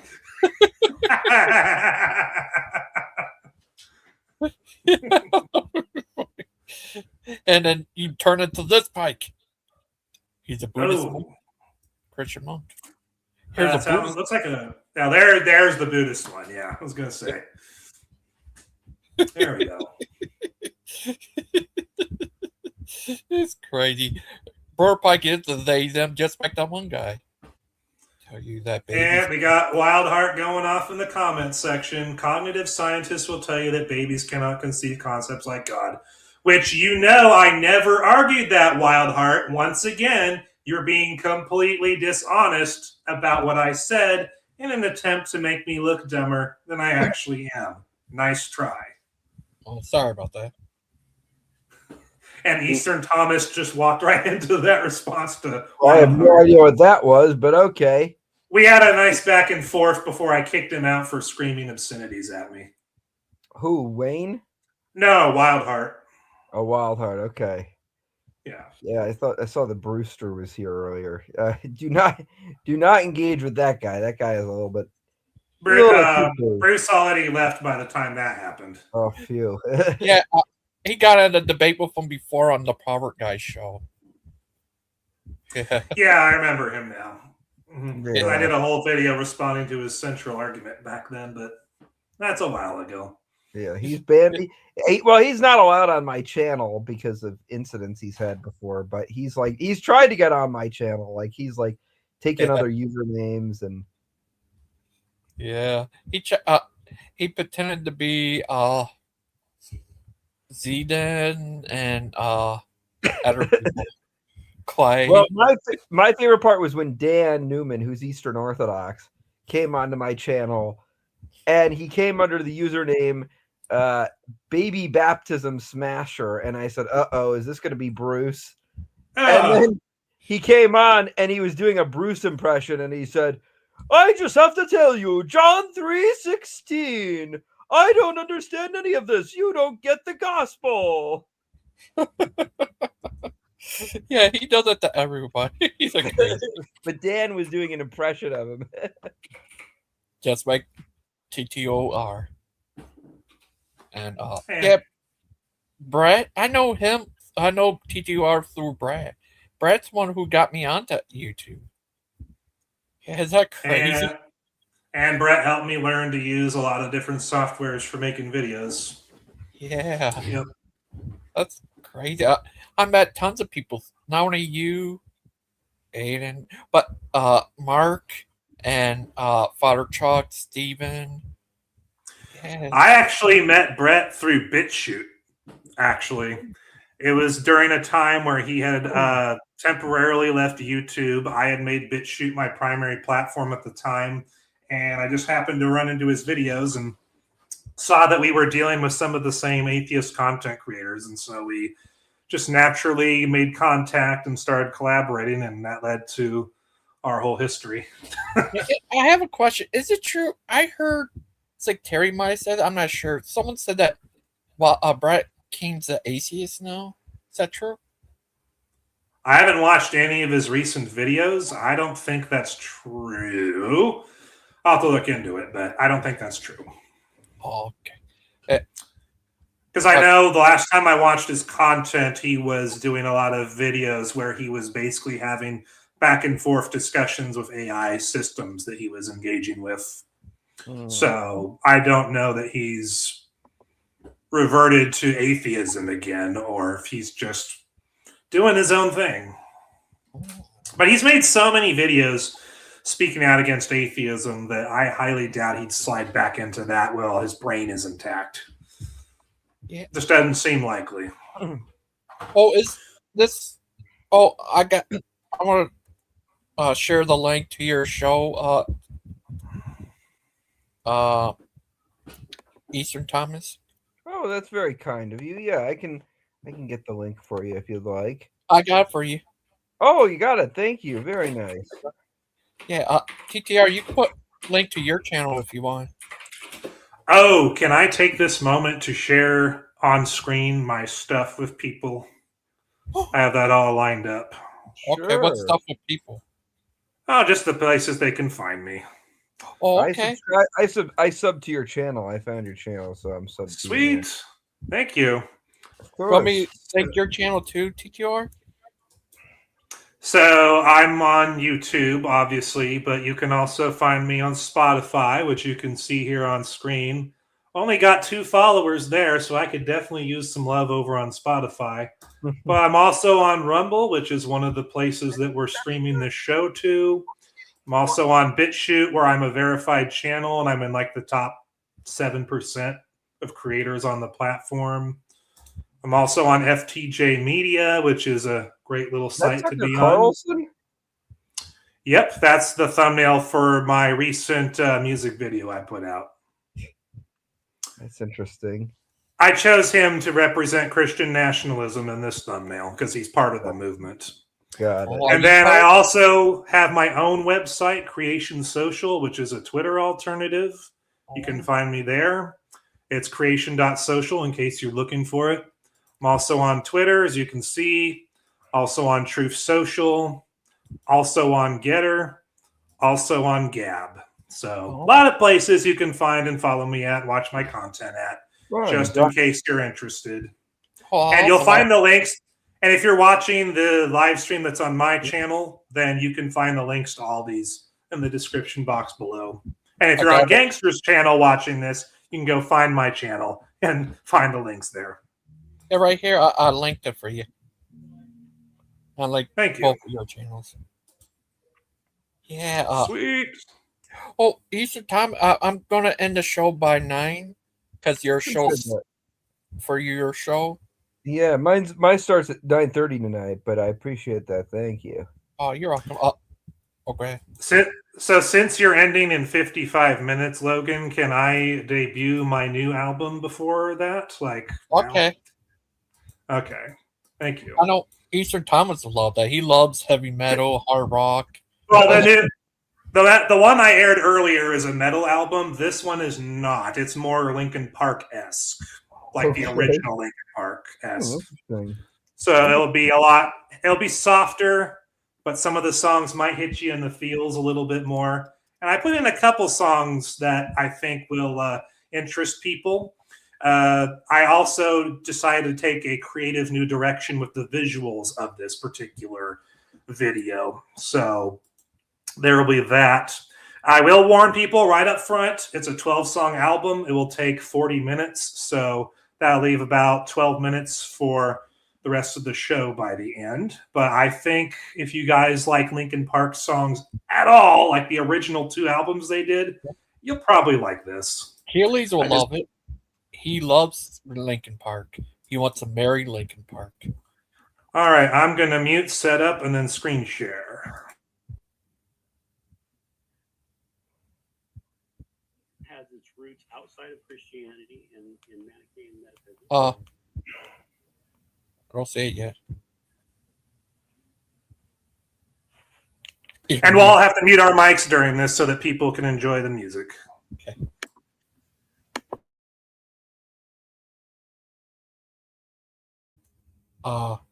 Where's the music? Oh, sorry.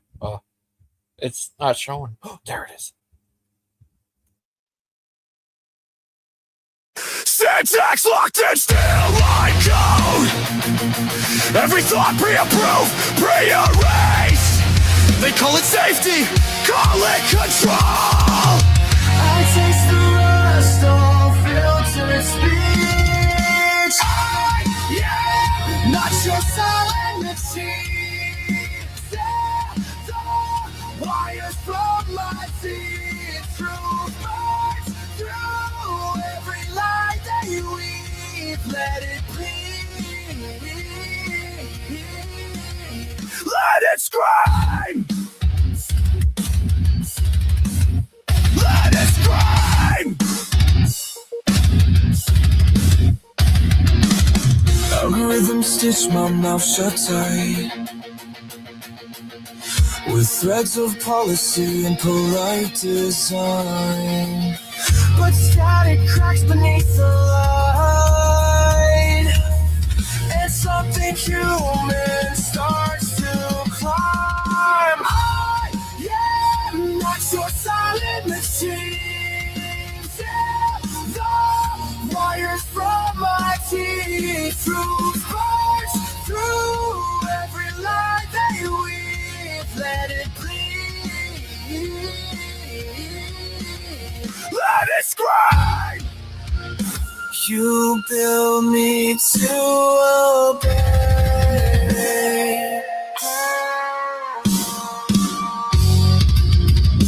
Now watch me obey.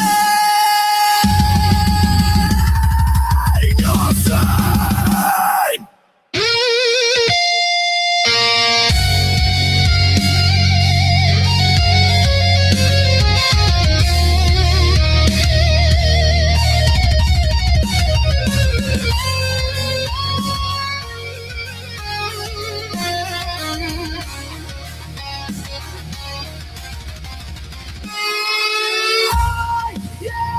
Not your silent machine.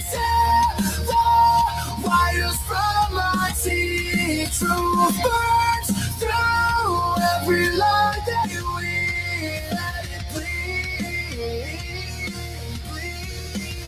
Let it scream. what I saw was no.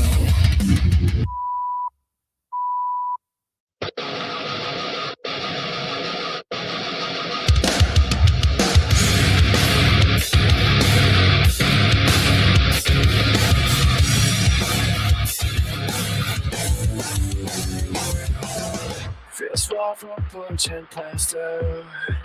3 a.m. and the faucet still dripping your words. Scrub my skin till it bleeds red, but your fingerprints won't wash off my neck. Found your old lighter in my coat, in every letter you ever wrote. Watch the flames eat sorry, whole ash stuck to my pulse like second skin. I'm screaming till my throat bleeds rust. This silence was never mine to trust. Mirrors cut deeper than your lies. I see myself for the first time in years, and alive. Steam rising off cracked tile, wrote mine across the fog of glass.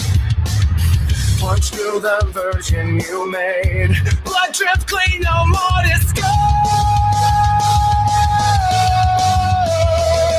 I'm screaming till the walls collapse. No more whispering through your traps. There are shots cut deeper than your lies. I see myself for the first time in years, and alive.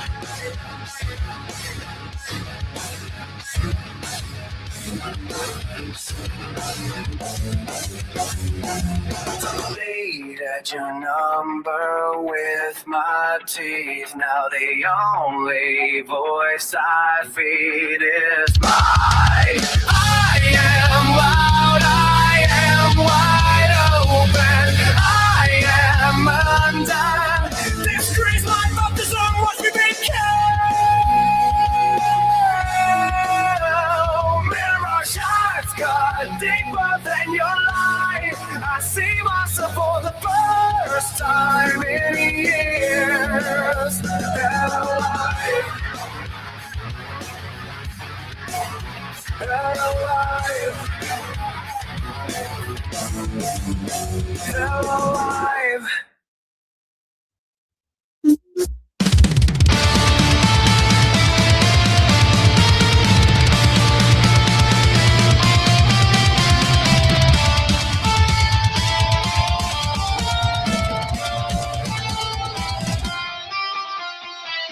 Classic empty rooms, take right back another crime. Mirror shows and ghosts I know that his eyes won't need lies. Four bullets creaked like broken vows. Still drifts from yesterday. I climb my name into the dust just to prove I stay.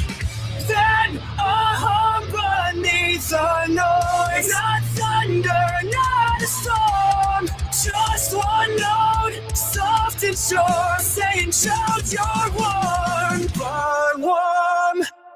You pulled me from the silence with scars that call me home. Now every scream becomes a song and every round the throne. I was lost, I alone. Knuckles split on all the doors. Saying I do swallow whole. A dawn came anyway to know. Right beside my broken soul. No fanfare, just your hands on the back of my bound head. Words like spring through winter cracks. You don't have to be dead. That voice, it wasn't loud. Didn't shake the sky of stone. Just untied the knots inside and whispered, walk not alone. You turned my chains to canvas that lift me through the smoke. Now clean touch cut the darkness like lightning wrapped it up. I was blind. I can see.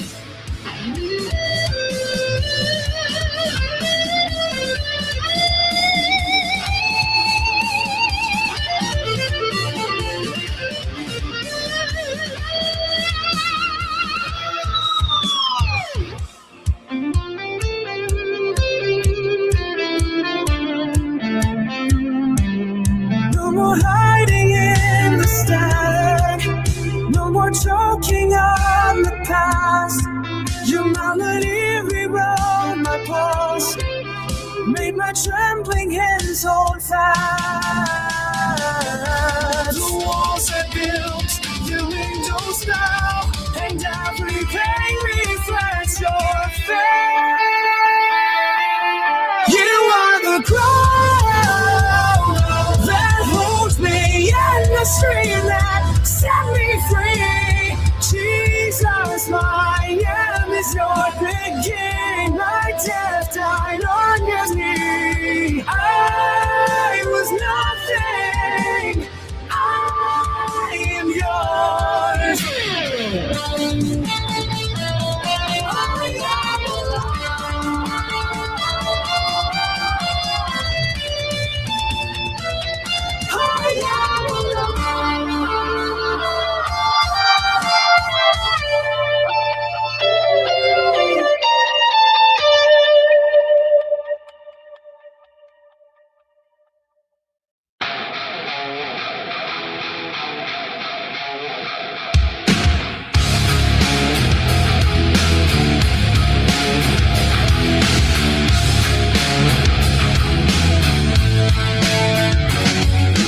Lunch tray slammed against the wall.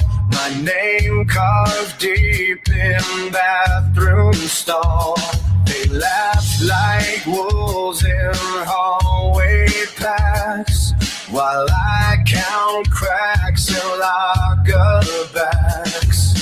Backpack, whip, papers in the rain. Freak, they chant again, eyes down, jaw clenched tight, swallowing the coming night.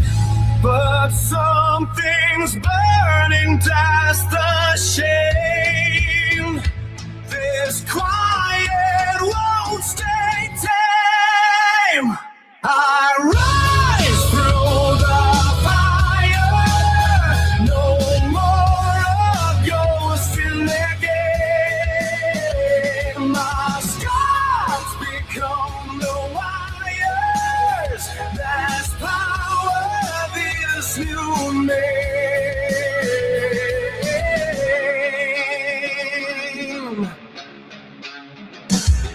Same halls, but different spine. Now their whispers twist to mine. No flinch when shoulders shove. I move with purpose, fueled by love. The rage I carry turns to steel. This wound begins to heal. I rise through the fire. No more a ghost in their game. My scars become the wires. My power this new name. That little hid beneath the stairs still lives inside, but now he dares to stand where shadows used to win and let the light pour through his skin.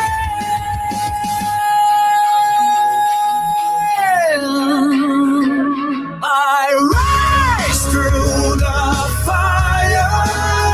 No more a ghost in their game. My thoughts become the wires that power this new name.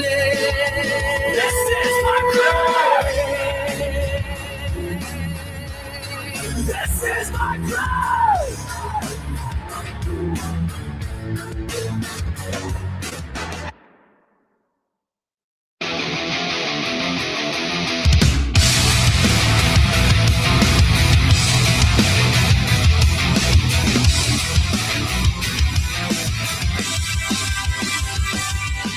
Sixth grade talent show, I tripped on stage. They laughed so hard, they choked on rage. Mom said act normal while slamming doors.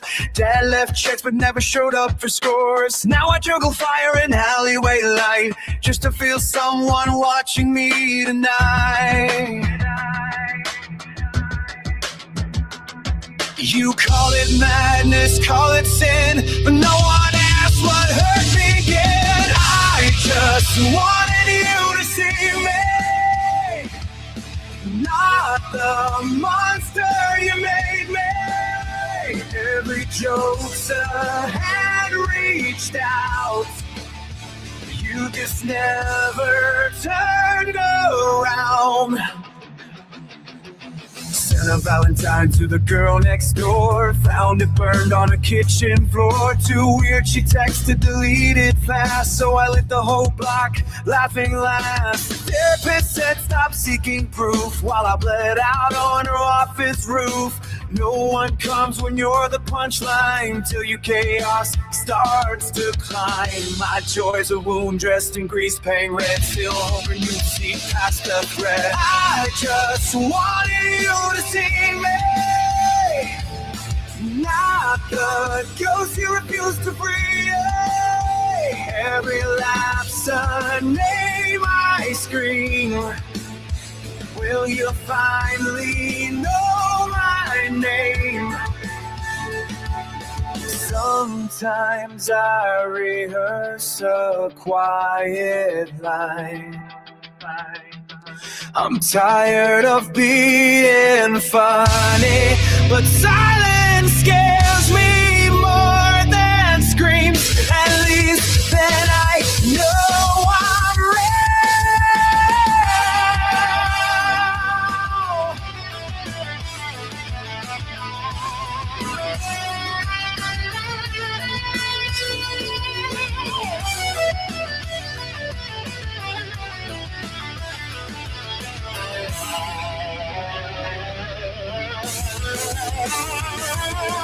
I just wanted you to see me, not the lie you needed me to be.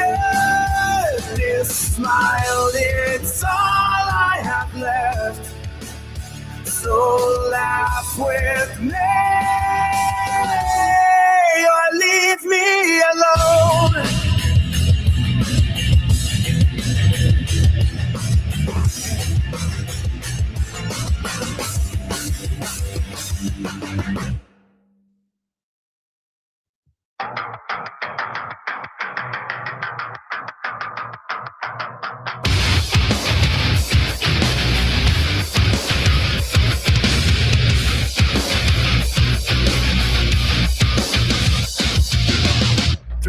I'm on Wayne Tower shadow line. Bruce is on? Rain cow like a warning sign. Sirens cut through the wet concrete hum.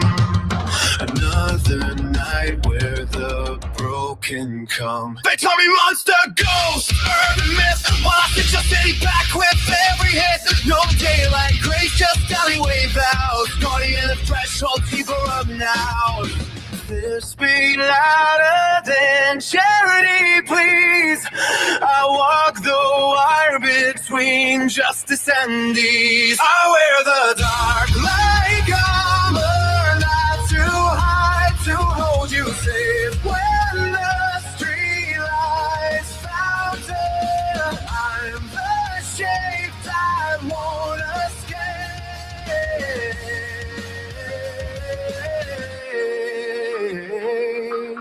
Graffiti bleeds on precincts walls, names of the lost before the fall. I trace the echoes in shattered glass, turn race to rhythm, pain to past. No cake flares, just tactical black. Breathing slow as the skyline cracks. Every scar is a ledger, every bruise a vow. I don't save Gotham, I'm saving it now. From itself, from silence, from looking away.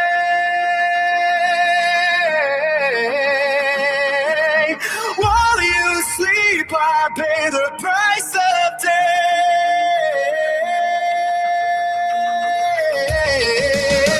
I wear the dark light.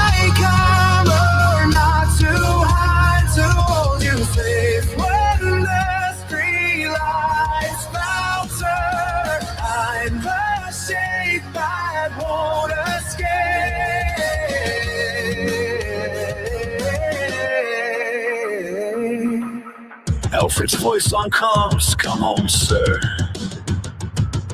But home's a cave with ghosts that stir. So I press on through smoke, through light, one more soul before the sky turns white. Where the dark might come, not too high to music. When the streetlights fountain, I'm the shape that won't escape.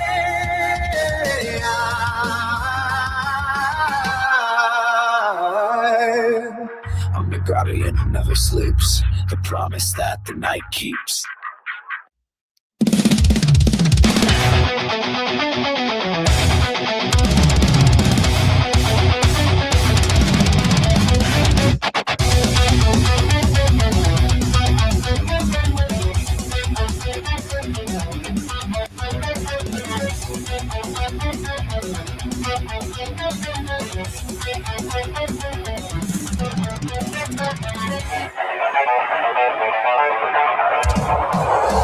Breath like prison bars, heartbeat drowned in static core.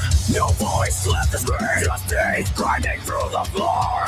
Fingernails straight concrete, running prayers that won't stand. The silence speaks my name, again and again and again. And with the sky into his nails torn through for me. Now blast me, turns away and chase this open light. I am free. I am sad. Lost full of broken glass. Every breath, the war I lose. I still suffer. Afraid to say what took my toes. My thunder cracks my skull. Not judge me just to call. A single note cuts through the noise that held me small. You shattered hell's front door with blood that saves my name. Now legless scream my freedom grave can hold me now. I am found. I am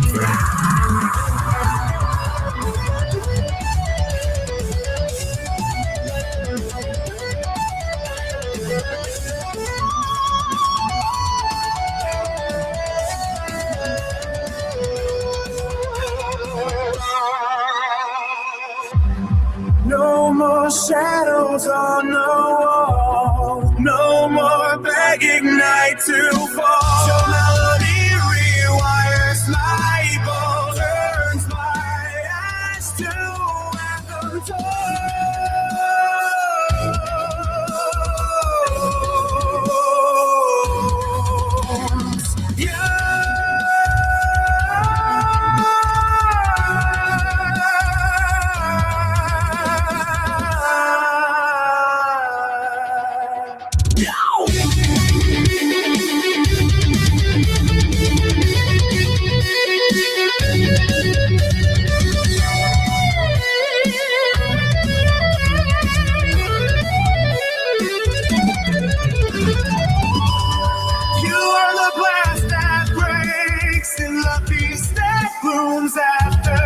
Jesus, my final breath becomes my first true laugh.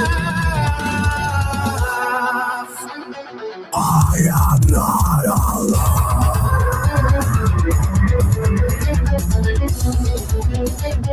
I am yours.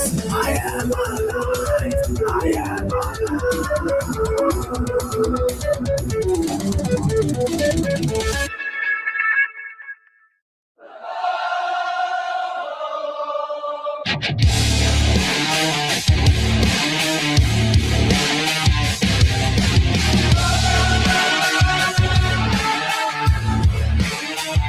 They handed back my thesis with a red stand that reads myth. Said 6 days don't fit the timeline, so they buried my research. Lecture halls echo with one approved refrain. Step outside the script and you're erased without a name. Coffee stain notes in a backpack slung low. Walking past security guards who already know I'm not welcome past the quad after 3, but my mind's still racing faster than their policy. You claim brutality, but your syllabus rings bias. One worldview just as back on mine gets labeled crisis. My data shows design a map it's cell by cell, but your peer review just says not publishable. Funny flows only if you pledge the creed of deep time dogma planted like a seed in every freshman mind before they learn to ask why the sick gets locked behind an academic mask. We won't be erased. Our truth won't be silenced. Singing down the streets to the halls they defended. We won't be erased. Rain starts falling as I pass the library steps where Galileo's ghost watches while I catch my breath. They call me anti-science, won't believe in I came first, but I see more wonder in one burst than their models rehearse. Lab coats turn to robes, rituals and citation excommunicate the curious for asking too many questions. To new track or truth track, you can't walk on flames, so I chose the muddy road through intellectual reigns. My equations still balance, my observations hold, but your paradigm won't let new stories be told. So I write in margins, speaking underground rooms where curiosity isn't chained to academic tombs. We won't be erased. Our truth won't be silenced. See from the streets to the halls they defended. We won't be erased.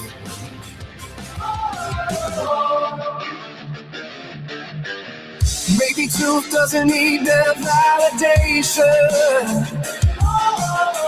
Maybe courage starts outside accreditation. This pulse in my chest, it's not rage, it's resolve to speak what I've seen, whatever doors dissolve. We won't be erased. Our truth won't be silenced. Sing it from the streets to the halls they defended. We won't be erased. Won't be erased.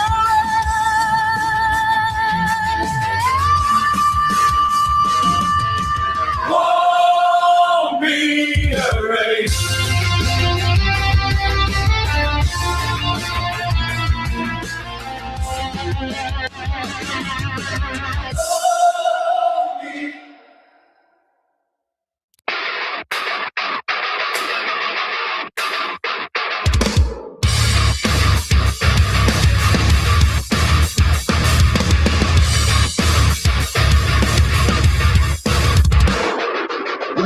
Slashes through my name on the submission sheet, not peer reviewed enough while they bury what I lead. With microscope and scripture, truth in every layer, but your journal door slammed shut like a courtroom trader.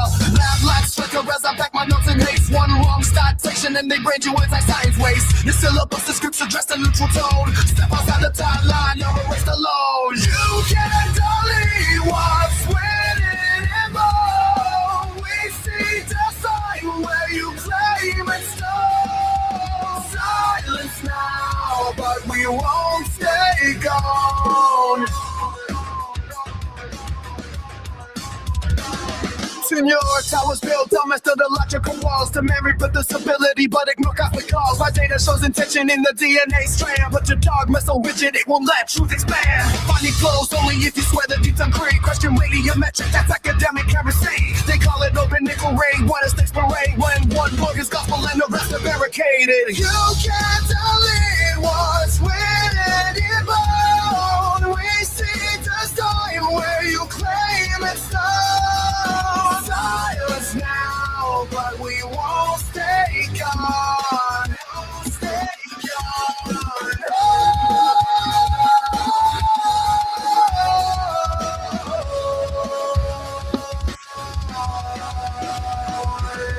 Soaks my shirt like ink. from rejected pages, but this fire is a rage.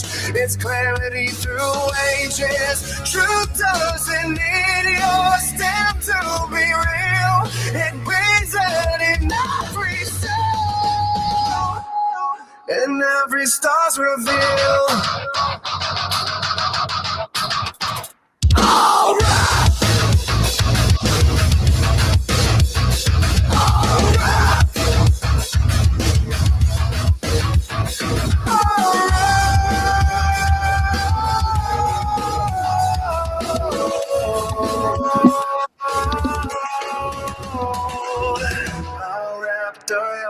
Palaces, scream through your dark chains.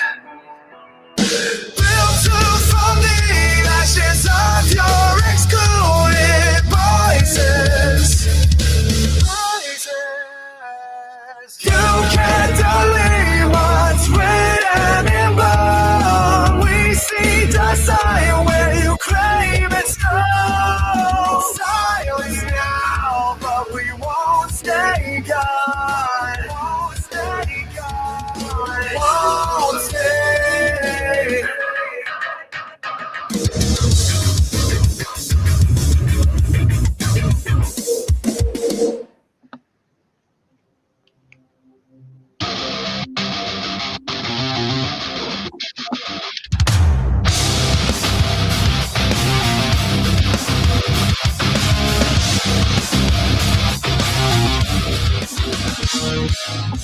I rewound that voicemail again last night. The one where I said fine but meant fight. Left her standing in the rain with half a suitcase. Told myself it was strength, just cowardice in disguise. Check my old bosses, LinkedIn this morning. Saw the team photo, my desk filled by someone.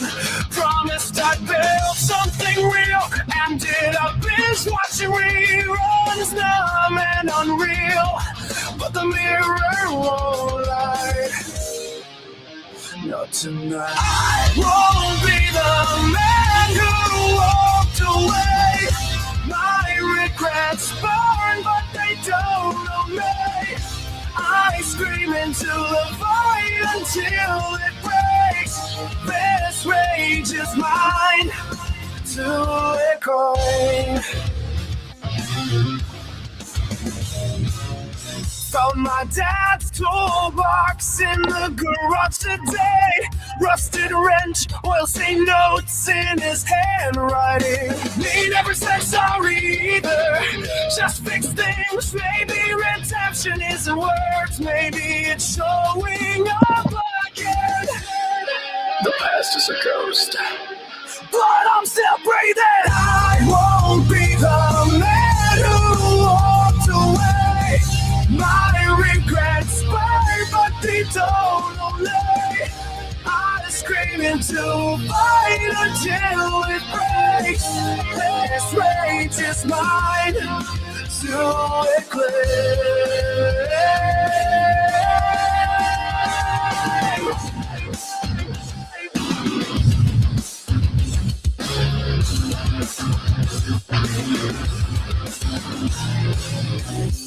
So call her tomorrow.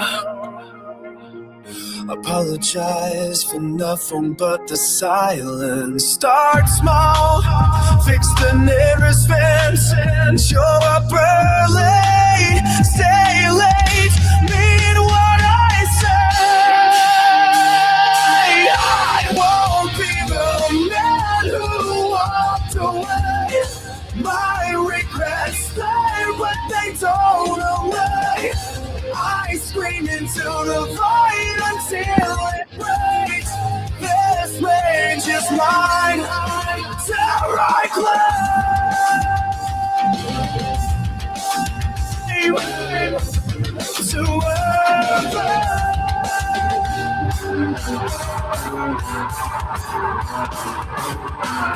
To stay.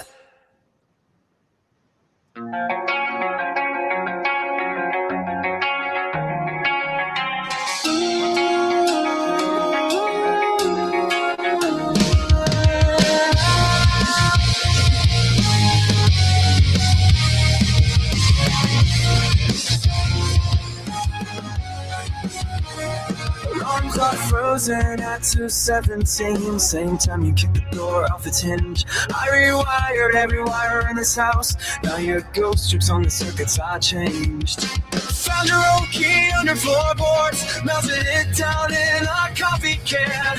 Poured the slag into sidewalk cracks. Watch radius of what used to lock me in.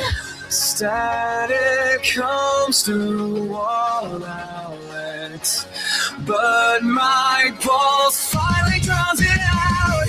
I speak now and the walls don't shake. My name's not yours to take or break. Scars hum softer than your screams. I'm stitching life on broken beams. Deleted your number mid-sentence. Left the call hanging like your threats. Bought a plant for the windowsill.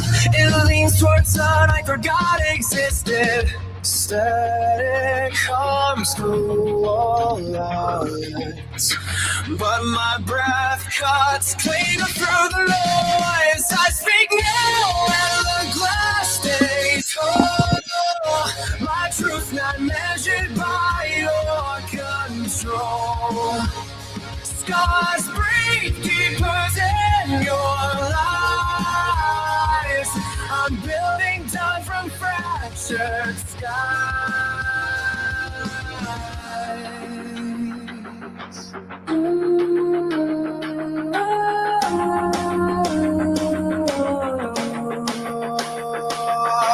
Therapist asked it to you on. I stared at hands that stopped shaking. Said quiet that laughed till I cried. Realized silence wasn't mine to keep.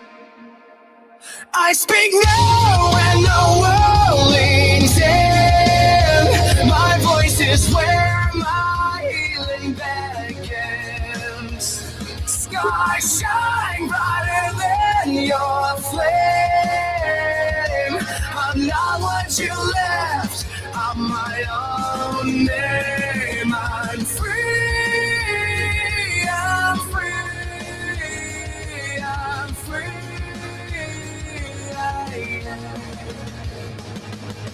Plants, leaves catch morning gold. No more counting cracks in the ceiling.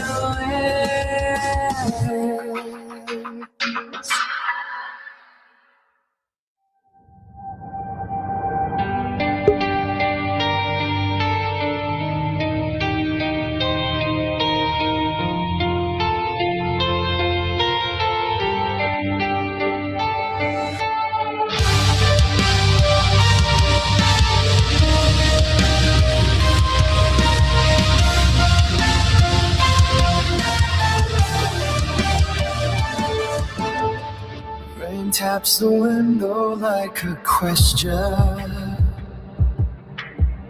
I haven't answered in weeks. Your coffee cup still on the shelf. Stale grounds, cold regrets. Folded sweater in the drawer. Still smells like your goodbye. I don't move it. Don't pretend I'm fine. No thunder this time. Just quiet breathing. The kind that comes after you stop screaming. This stillness is unending. It's mine. Now your ghost, now your name, now your design. I trace the cracks across my skin. Oh, you like that, TTOR, huh? For the first time.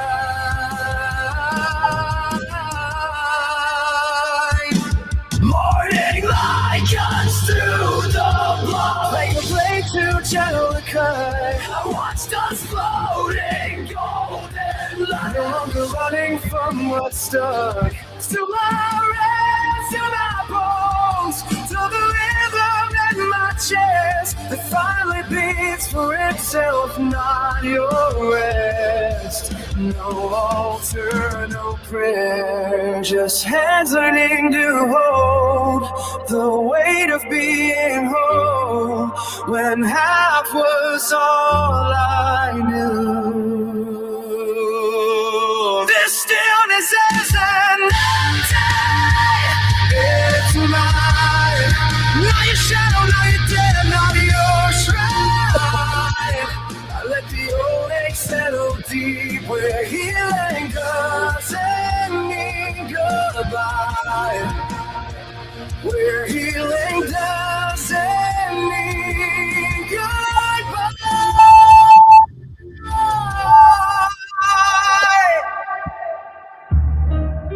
Piano note lingers in the air. Since swells like breath held too long, I close my eyes, not to escape, but to welcome what belongs.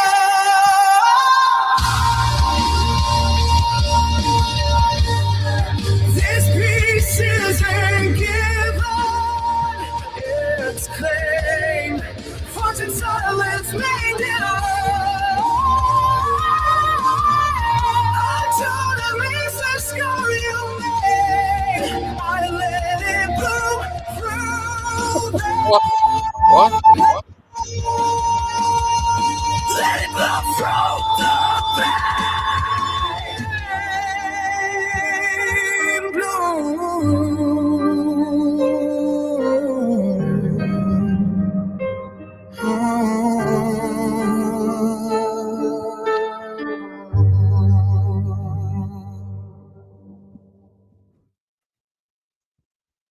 Wow, that was like.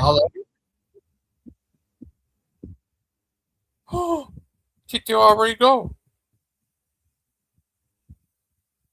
Where'd TTOR go? Oh, there you Where'd you go, gangster? Sorry about that. Gangster, where'd you go? Well, thanks everyone for singing your part of the song there at the end. Oh, sorry about that. That was acting weird. Do you think so? That's fine. Are you alright? Yeah, I'm fine. Okay. Clay, are you there? No, Clay said he'll be right back. Oh, hi, Zeta. Hey, Gangster Goes. Awesome show you had tonight. Oh, thank you. Yeah. And yes, that was Chester Bennington, AI Chester. Oh, AI Chester. I thought he looked a little funny, but I'm like, if my suspicions are correct, I know that face. Well, I made that album kind of as a tribute to the Linkin Park albums I grew up with. So I thought it would be appropriate for AI Chester to do a lot of appearances. Oh, that's well. I found that first good Linkin Park album they had. I was dating a girl, and I was more into like the rap, hip hop, and she had this Linkin Park, and I tell you, they got some good tunes on that album. The crawling and stuff one, that album. Yep. Let's see. It was Meteora, and then I forget what the first one was. Meteora and Hybrid Theory. Those were the two. Hybrid Theory. That's the one. Yep.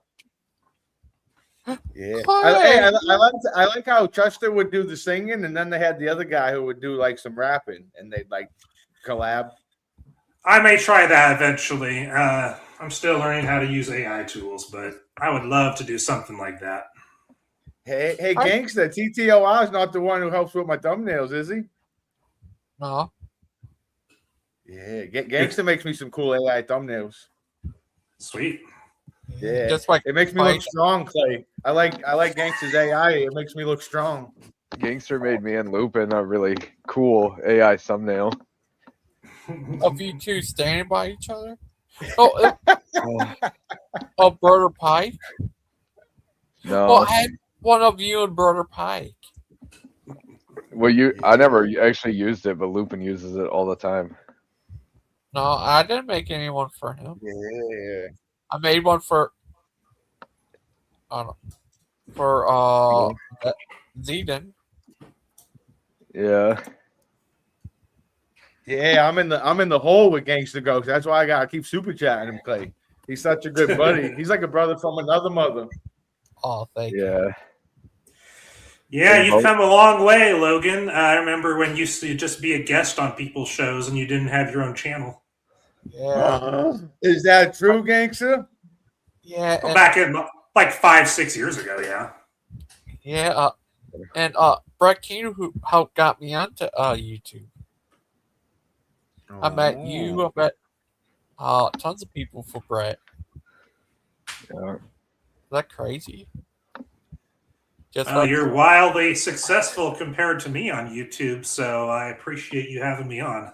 Oh, thank you. Yeah, and Clay's pretty much like Candace Owens compared to all of us, huh? No. I hope not. I'm more like a Alex Jones. Oh no. I like They're turning Alex the is like frogs gay. They're he's like turning the more frogs mild than Candace nowadays. Candace is just crazy. Yeah. Alex Crazy Jones has Candace. lost some credibility, but Candace Owens has tanked hers. I tell you what, though. He's no spring chicken anymore, Alex Jones, you know? No, he's not. I just hope he's actually using the InfoWars supplements. Yeah, what's it called? Brain Force or something? Mm-hmm. He's like, get your brain force. I used to get like hygiene supplies from there, like deodorants and toothpaste that they were selling at one point. It was pretty cool. I bought a T-shirt from him. I got a few of those too. I like how every order you get, they throw like a whole bunch of stickers in there. Actually, got a whole Speaking of bunch t-shirts, right let's here. see yours, Clay. The one I'm wearing currently, or the InfoWars Yeah, what do one? we got? We got any Heineken on there? This is like a Got a bunch Asian of beer these. shirt. Yeah, what do we know? Heineken? I got this in Asia. Yeah, They're it's not got IPAs, Heineken. are they? You're not an IPA No, guy, it's are all you, like Clay? it's like domestic Asian beers. Oh, okay. A Heineken, Like is that local a beer. Heineken? Top shelf? I Yeah, think but I see- Heineken's big all over the world. I love I you know why I drink it? Hey, green's my favorite color, and I call it the All-Star beer because it got that big red star right on the front. Yeah, It's tasty, Clay. You enjoy a Heineken? dang, Or that too is a lot of heavy for stickers. you? No, I like Heineken. I only really drink heavy beer.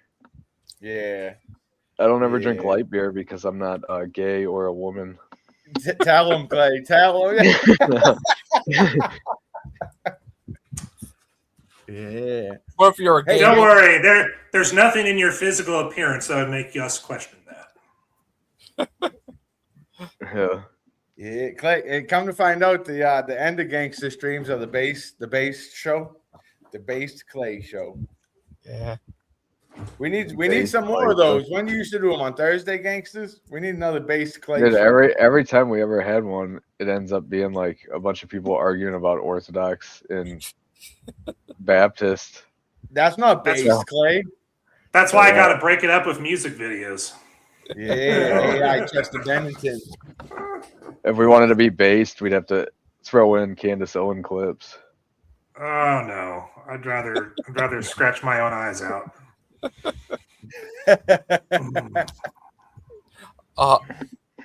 Clay, do you want to do a show like that tomorrow? It's up to you.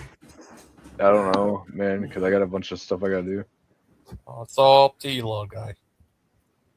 Yeah, do it next Thursday, Gangster. Try to get them for next Thursday. You can call it Thirsty Thursdays with Clay. Oh no, that gives off a whole different connotation. Yeah. Watch Clay scroll through Instagram reels. Yeah.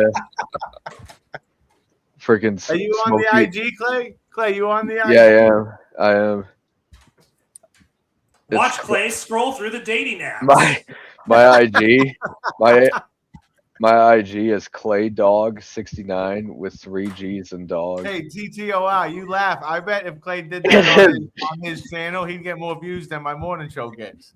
Clay scrolls through the dating with a pistol in his hand. What that pistol is, we may never know.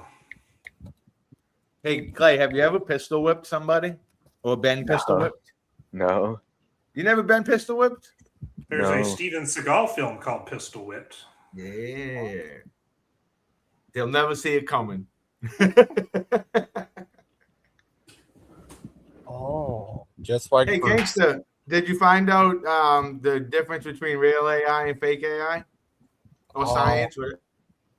Science? Yeah, real science and fake science? is better than your fake science. Okay. Yeah, I got. Yeah, the we fakest touched on those science. earlier. Yeah. Yeah. Which one won out? Well, we mainly talked about abortion, transgenderism, evolution, various things that are very fake when it comes to science and are more ideological in nature. Race. Interesting. I'll have to run it back. It sounds interesting. I think I was like the first hour and 10 minutes, something like that. Okay, Yeah. thanks for that. And then there's my epic debate with Lionheart between albums. Oh my God, did he go nuclear before I kicked him? Yeah. I had to kick Lionheart out of the stream because he was just screaming obscenities at me when I was counter-arguing him. Was Wildheart drunk again? He didn't seem drunk to me, but, you know, maybe I need to rethink what that looks like. Yeah. Anyway, I got a jet, so I will talk to you later, Gangster. Thanks for having me on. Thank you. See you later, dude. All right, peace. Wow. Yeah, it was crazy. Is he the guy you put me in a video call with when we were Yeah. talking about Smokey Saint like a year ago? Yeah. Yeah, I knew he sounded familiar. Yeah, he's a great guy. I know him. Wow. Through Brad. Yeah.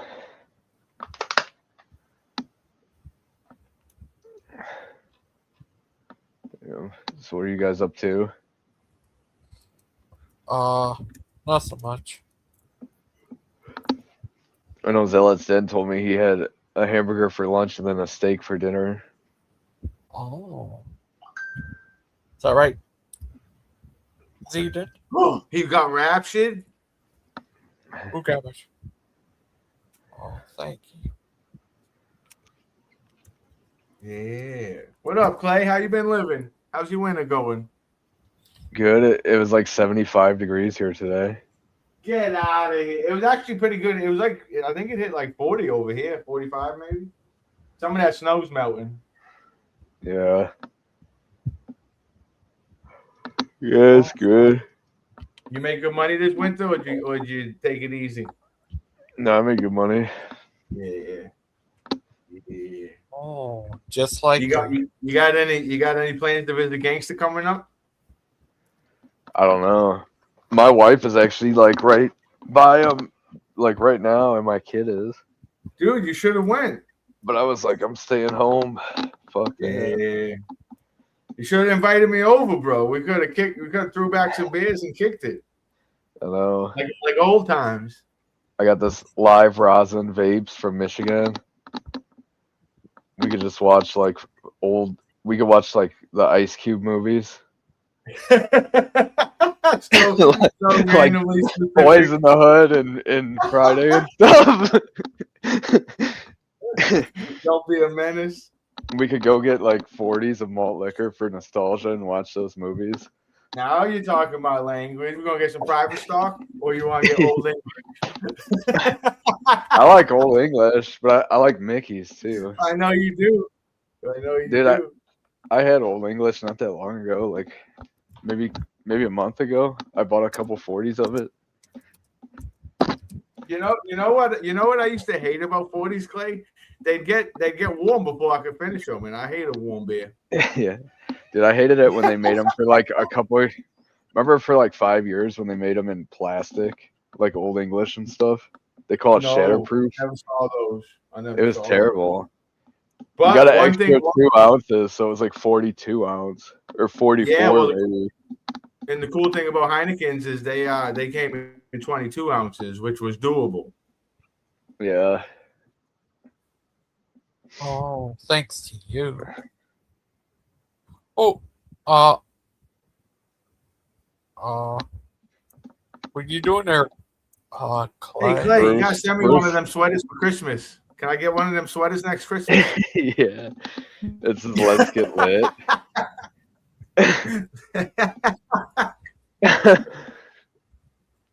Bruce found a picture of me when I was like 14 with a 40 in my hand, and that's his new profile picture, I noticed.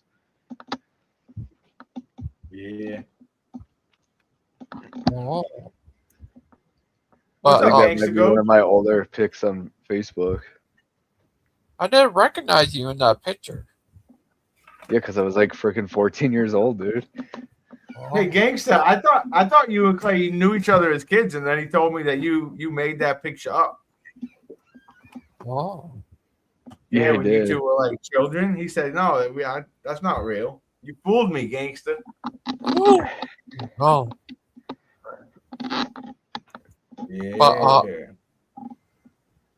But Clay, What? do you make any songs like TTOR does? No. The only AI music I ever made was like hate videos, like diss videos. I could You play make- one. Hold on, I'll play one for you guys. Do you make music videos? Yeah, Gangster Ghost. Shit, it won't let me play it because it's I hid them. Copyrighted. No, it was like an AI. Hold on, I'm gonna find it and play it. Yo, Clay, you gotta stop in the den some mornings. We added, we're getting fancy. We got incense and organs now. I invested in an organ. Yeah, we're doing big things, Gangster. Oh. You serious? Yeah, hey, Gangster, that Catholic church you've gone to with your buddy, does that have an organ in it? I think so. You know what an organ is, Gangster? Yeah. Think It's like like Adam's family. Think like the Adams family or the Munsters. Yeah. So hold on. The big thing Hold with the on, you spider guys. webs all over it. Yeah. You guys are gonna like this one. What you got, DJ Clay? It's one of my AI songs we made. Can you hear it? Nope. Hold on. Do you want Can you hear it now? Yeah. Could you hear it? No, Aquafina. I'ma beat up 80. Don't care about subpoena. Your favorite song's This stinks. I'ma meet me to Aiden for grabbing me. Tweeting at mom, but the nigga ain't mad at me. Put him in a headlock, he started stabbing me. It kinda tickled, I thought he was mad at me. He falling out.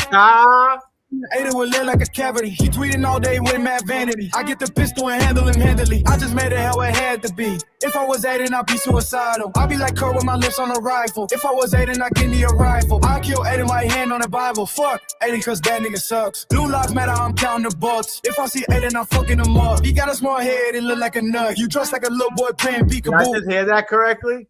You can fool. If I had a plane, I would crash it straight into you. If I had one wish, it would be to turn into you. Hey, how you a Craig and ain't sell no records? If it's a faggot or Reagan, just set the world record. I'ma do him. Are you there? All right. Was that your There's one, another. Hold on, I could share another one. This What is about- the one Gangster made it about missing mod. No, I didn't. I'm You just did, kidding. Gangster. No, he didn't. I'm just messing with him.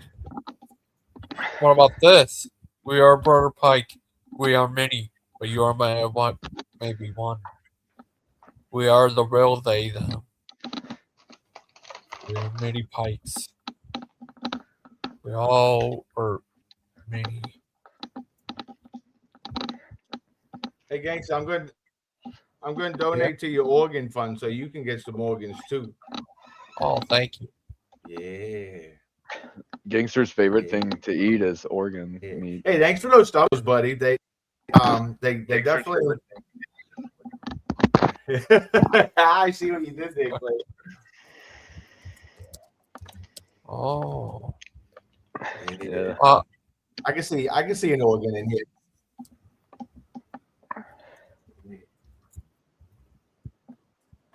Oh. We're gonna get Gigi an organ, C-Cell. like music. He gonna play some Christian music Like a on pipe. his organ. I think it's called a pipe organ. Oh, okay, Mr. Fancy Pants. I think that's what they call it, dude. Because an organ without pipes is just a piano. Yeah, well, Gangster's probably gonna skim off the top, and he's just gonna get like an electrical organ. He's just gonna show up with like a big bowl of liver. He's gonna show up with a triangle. He's gonna make that thing that you just hit, and it's like ding, ding, ding, ding. Yeah. Just don't get maracas. C-Sal will never leave the chat. Jamie! C-Sal. What's up? What's up, Ja Rule? Damn, you got a little mustache going. We missed you, Jamie. What's up, dog? Yeah, we're gonna get you an organ, Gangster Ghost. Look at that.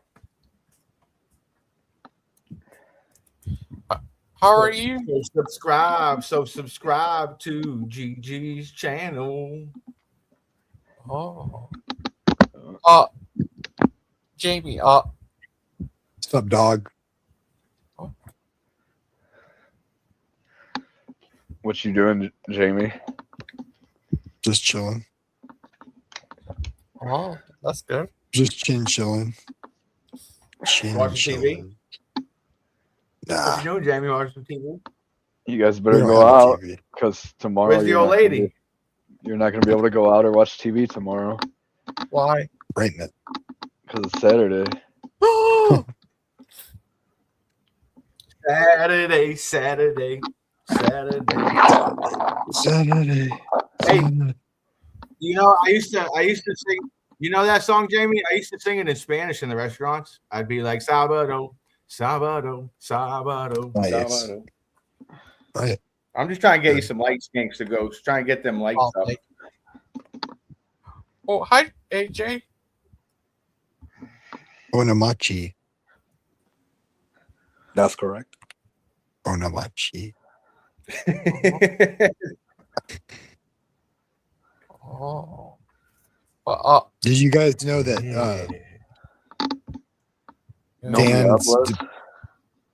Dan Pawsey is debating a Mormon right now? Is that funny? Yeah, he told us he was gonna actually on like Monday, I thought, but I forgot it was today. I thought it was Saturday he was doing that. Right. Well,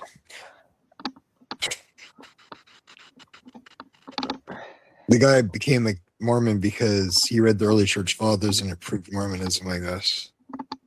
Somehow. Dan Posse told me if he ever saw a Mormon in real life, he would make them perish. Whoa. Yeah, right. Dan would not do that. Or did you mean We Dan have them. Newman? We have them in our local Stop and Shop. They go to people getting in and out of their cars and they invite them to church. Luckily for me, I'm a Catholic, so I show them my crucifix and I tell them I go to a church. Yeah, that's what I tell the Mormons too. They're Yeah, all well, they're dressed up. They dress up nice. I respect them. They're out there evangelizing. Wrong church, but I respect the hustle. You just got to tell them, like, I believe in Jesus, and if you don't start believing in him too, you're going to be burning. Yeah, my buddy Bruce told me that. Bruce is going to have a show on here. Yeah. Right? Yeah, I think all right, someday. We can't say, you say his name one more time, he'll show up. He's like Candyman. Bruce. He probably will show up. Dude, I've been talking to him like every freaking day for like a month because Gangster Ghost got us all in a group text. And Bruce he's actually pretty chill. It's just on YouTube he gets excited, you know? Yeah. It was so funny because I was like, it's like the funniest shit, but I'm like, we were talking on the phone or on a messenger call or something. And I was like, yeah, my wife's going on vacation, so I got like 5 days to get it all out of my system. And then like 5 hours later, I see I have a text from Bruce that I missed, and I look at it, and it's like, my wife went on vacation once, Clay, and she never came back. And I'm just like what? What, she going to get some milk and cigarettes? I'm going to get some milk and cigarettes. He just never like followed up with it. He's just like, my wife went on vacation once and never came back. Get some Newports and some 2%. Yeah, she went to get some scratchers and a Black and Mild.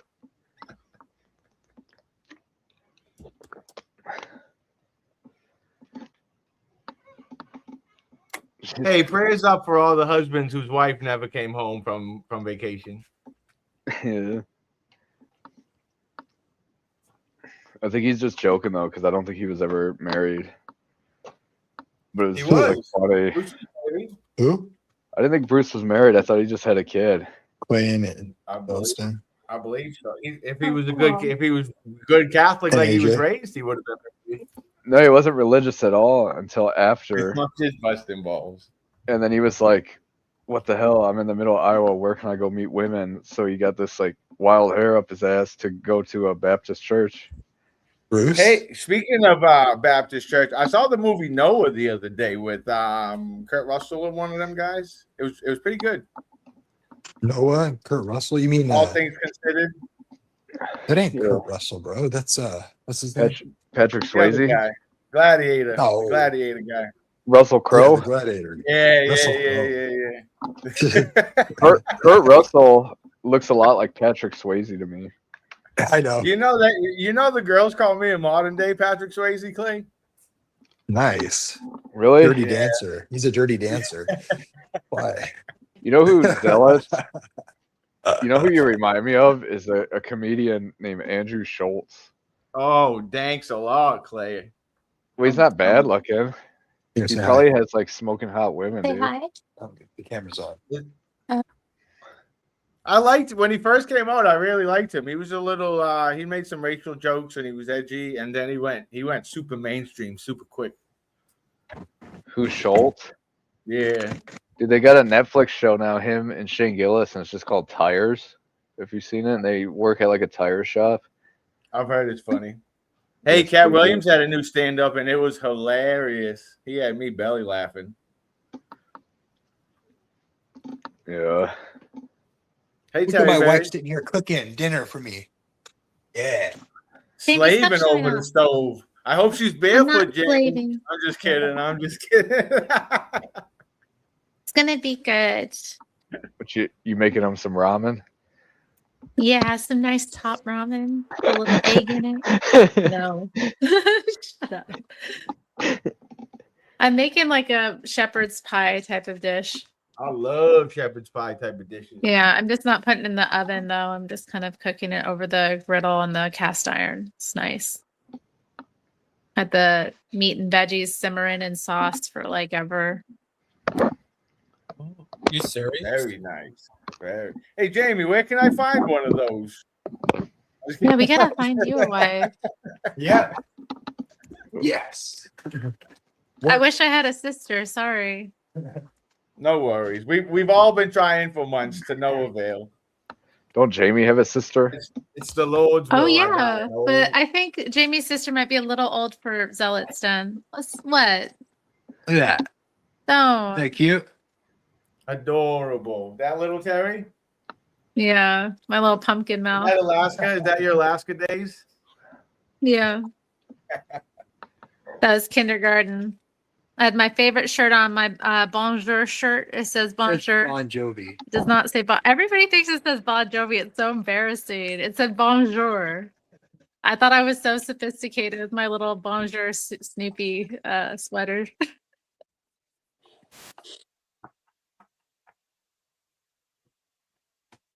Oh. When are you Oh. doing ladies' night again, Terry?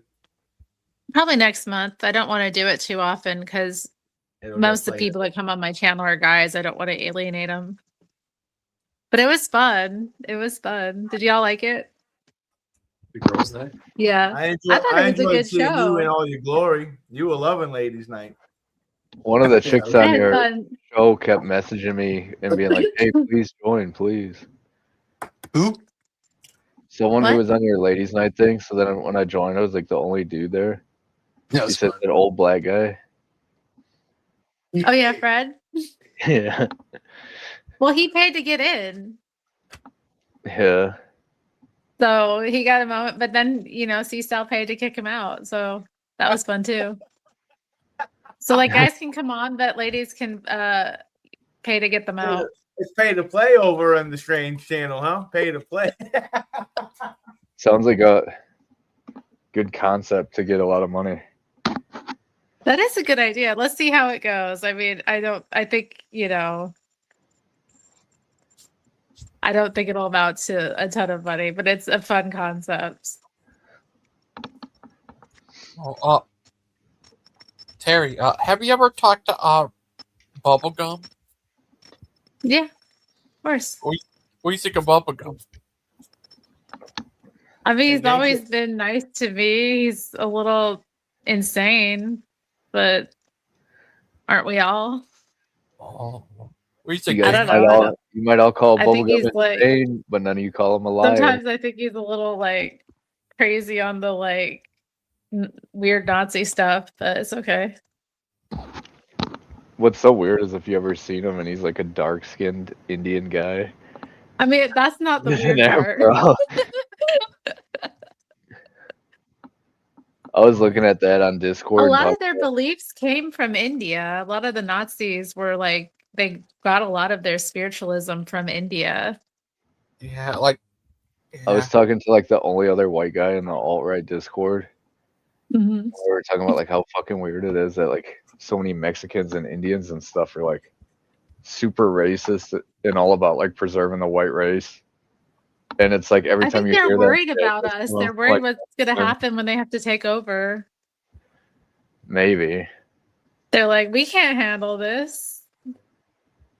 We need the white man to make But it's more like white every time you babies. hear it from like people who are not white. Like even like Chat Tard, I've heard him say that so many times. Yeah. Well, I think they're sincere about it. Yeah.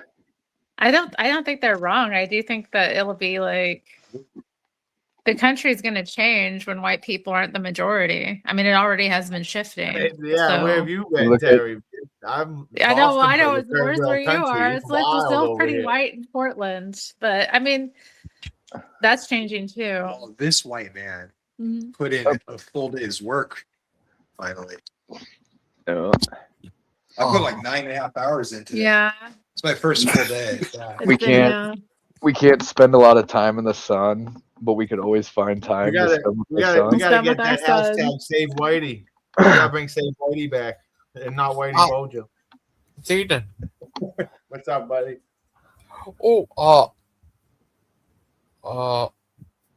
Yeah, it was crazy. Clay, he gone crazy. He's Clay. He got crazy. Yeah. How did he go Clay crazy? was born crazy. He didn't go crazy. Yeah, he was. going crazy. You merely adopted the craziness. He was born in it and molded by it. If you guys think I'm crazy, you should see Gangster Ghost in person. Oh. He's like a crazy nut. Yeah. I was like scared. Yeah. I was like, I don't You know were if this scared? guy's gonna tell a joke or kill someone. I'm joking. Oh, you're crazy. How's y'all's Lent going? Good. Are you fasting, Clay? Yeah, but I'm actually not doing a fast like those people. I'm trying to do, I don't know, like maybe like a 72-hour fast where I don't have any calories at all. So I've never done it. Made it 3 water days. and black coffee all day. Oh, I did man. a 4-day one probably like a year ago. And it was pretty weird. And on this third day, I wasn't hungry at all. Rose again. No, I wasn't hungry, so my craving was gone. But then I was like trying to drive, and I was feeling like really lightheaded and weird. So I was like, "Yeah, I can't do this anymore." Yeah. But I read I'm some just trying to article get where back into an intermittent fasting rhythm. I seen this longest article on like people who have issues like inflammation issues and cancer and shit, and they Mhm. claim that like going on a multi-day fast like cured all their problems, and they had like all this bullshit about how all the bad cells in your body when you fast, they're like the first to die, and then your body will like replicate them with new healthy cells, I guess. Yeah, well, the body starts to eat like tissue and stuff. It starts to like dissolve stuff that's you know. Yeah. Yeah. Well, one thing I It is found normal super to fast in interesting. nature. I found it super interesting when you look at like even people who don't believe in God, just like biologists or scientists and stuff. The efficacy of fasting is like well known.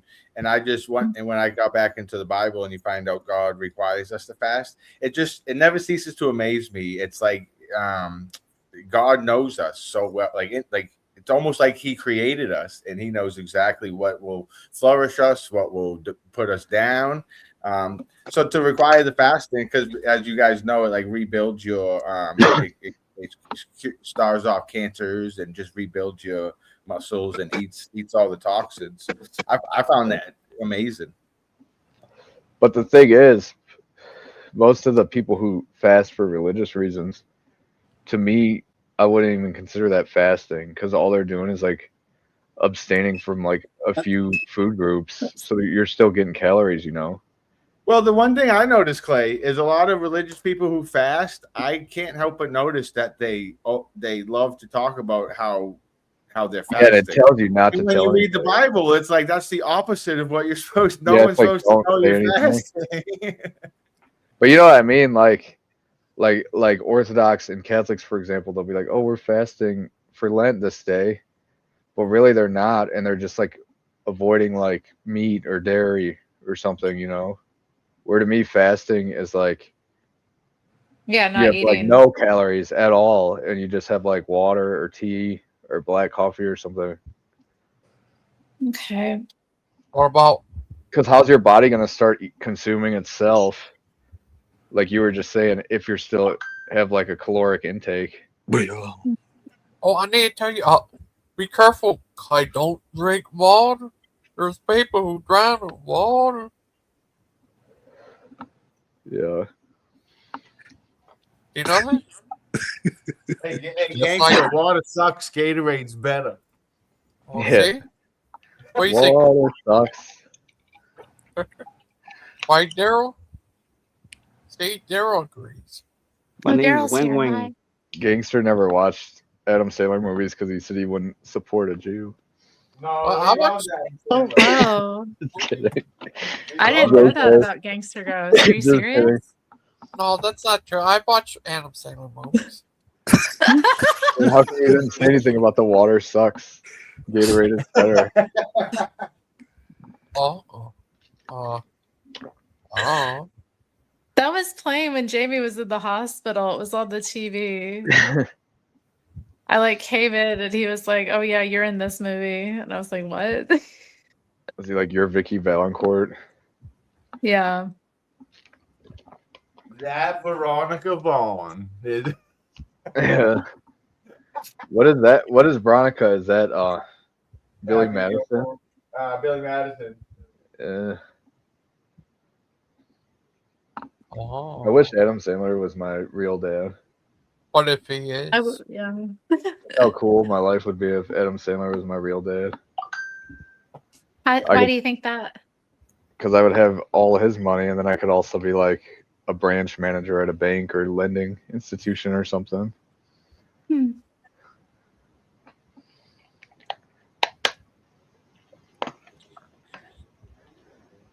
What up, Wang Wang? Are you there? Wang Wang. In the flesh, baby. That's Wang Wang right there. That's my picture.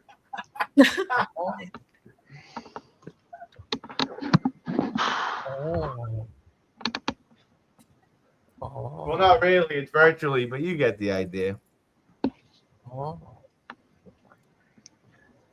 That's Wang Wang, Seasal. That's Wang Wang. Yeah, it's ready. I've dished it up. Type It's that in into your gifts. Type that into your gift box, yo. That's Daryl. That's Daryl when he's not on the Got you a internet. big bowl of it up here. That was me. My first day of being a detective. That was my picture with my license, my credentials. You ain't no detective. Fair. Yeah, that's what I look for. That's me. That's what I look like. Congratulations. You gonna show off your dinner, or you want me to stay on? Okay. Hey, Daryl.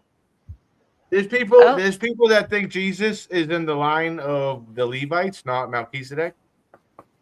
What the? That's false. It's good. See, so that's my picture. That's when I got promoted to detective. I showed my credentials. Oh, Jamie, you missed a Good Morning Show today. There was a purgatory reference that I was curious about. No, I what heard people. that. Oh, you were there? I heard it in the background. I was in the background. Yeah, Jamie was getting ticked before he left here in that purgatory talk. Oh, I didn't mean to tick you off before work, brother. I'm just having fun in the den. That was not. So he just gets animated. I don't mean to.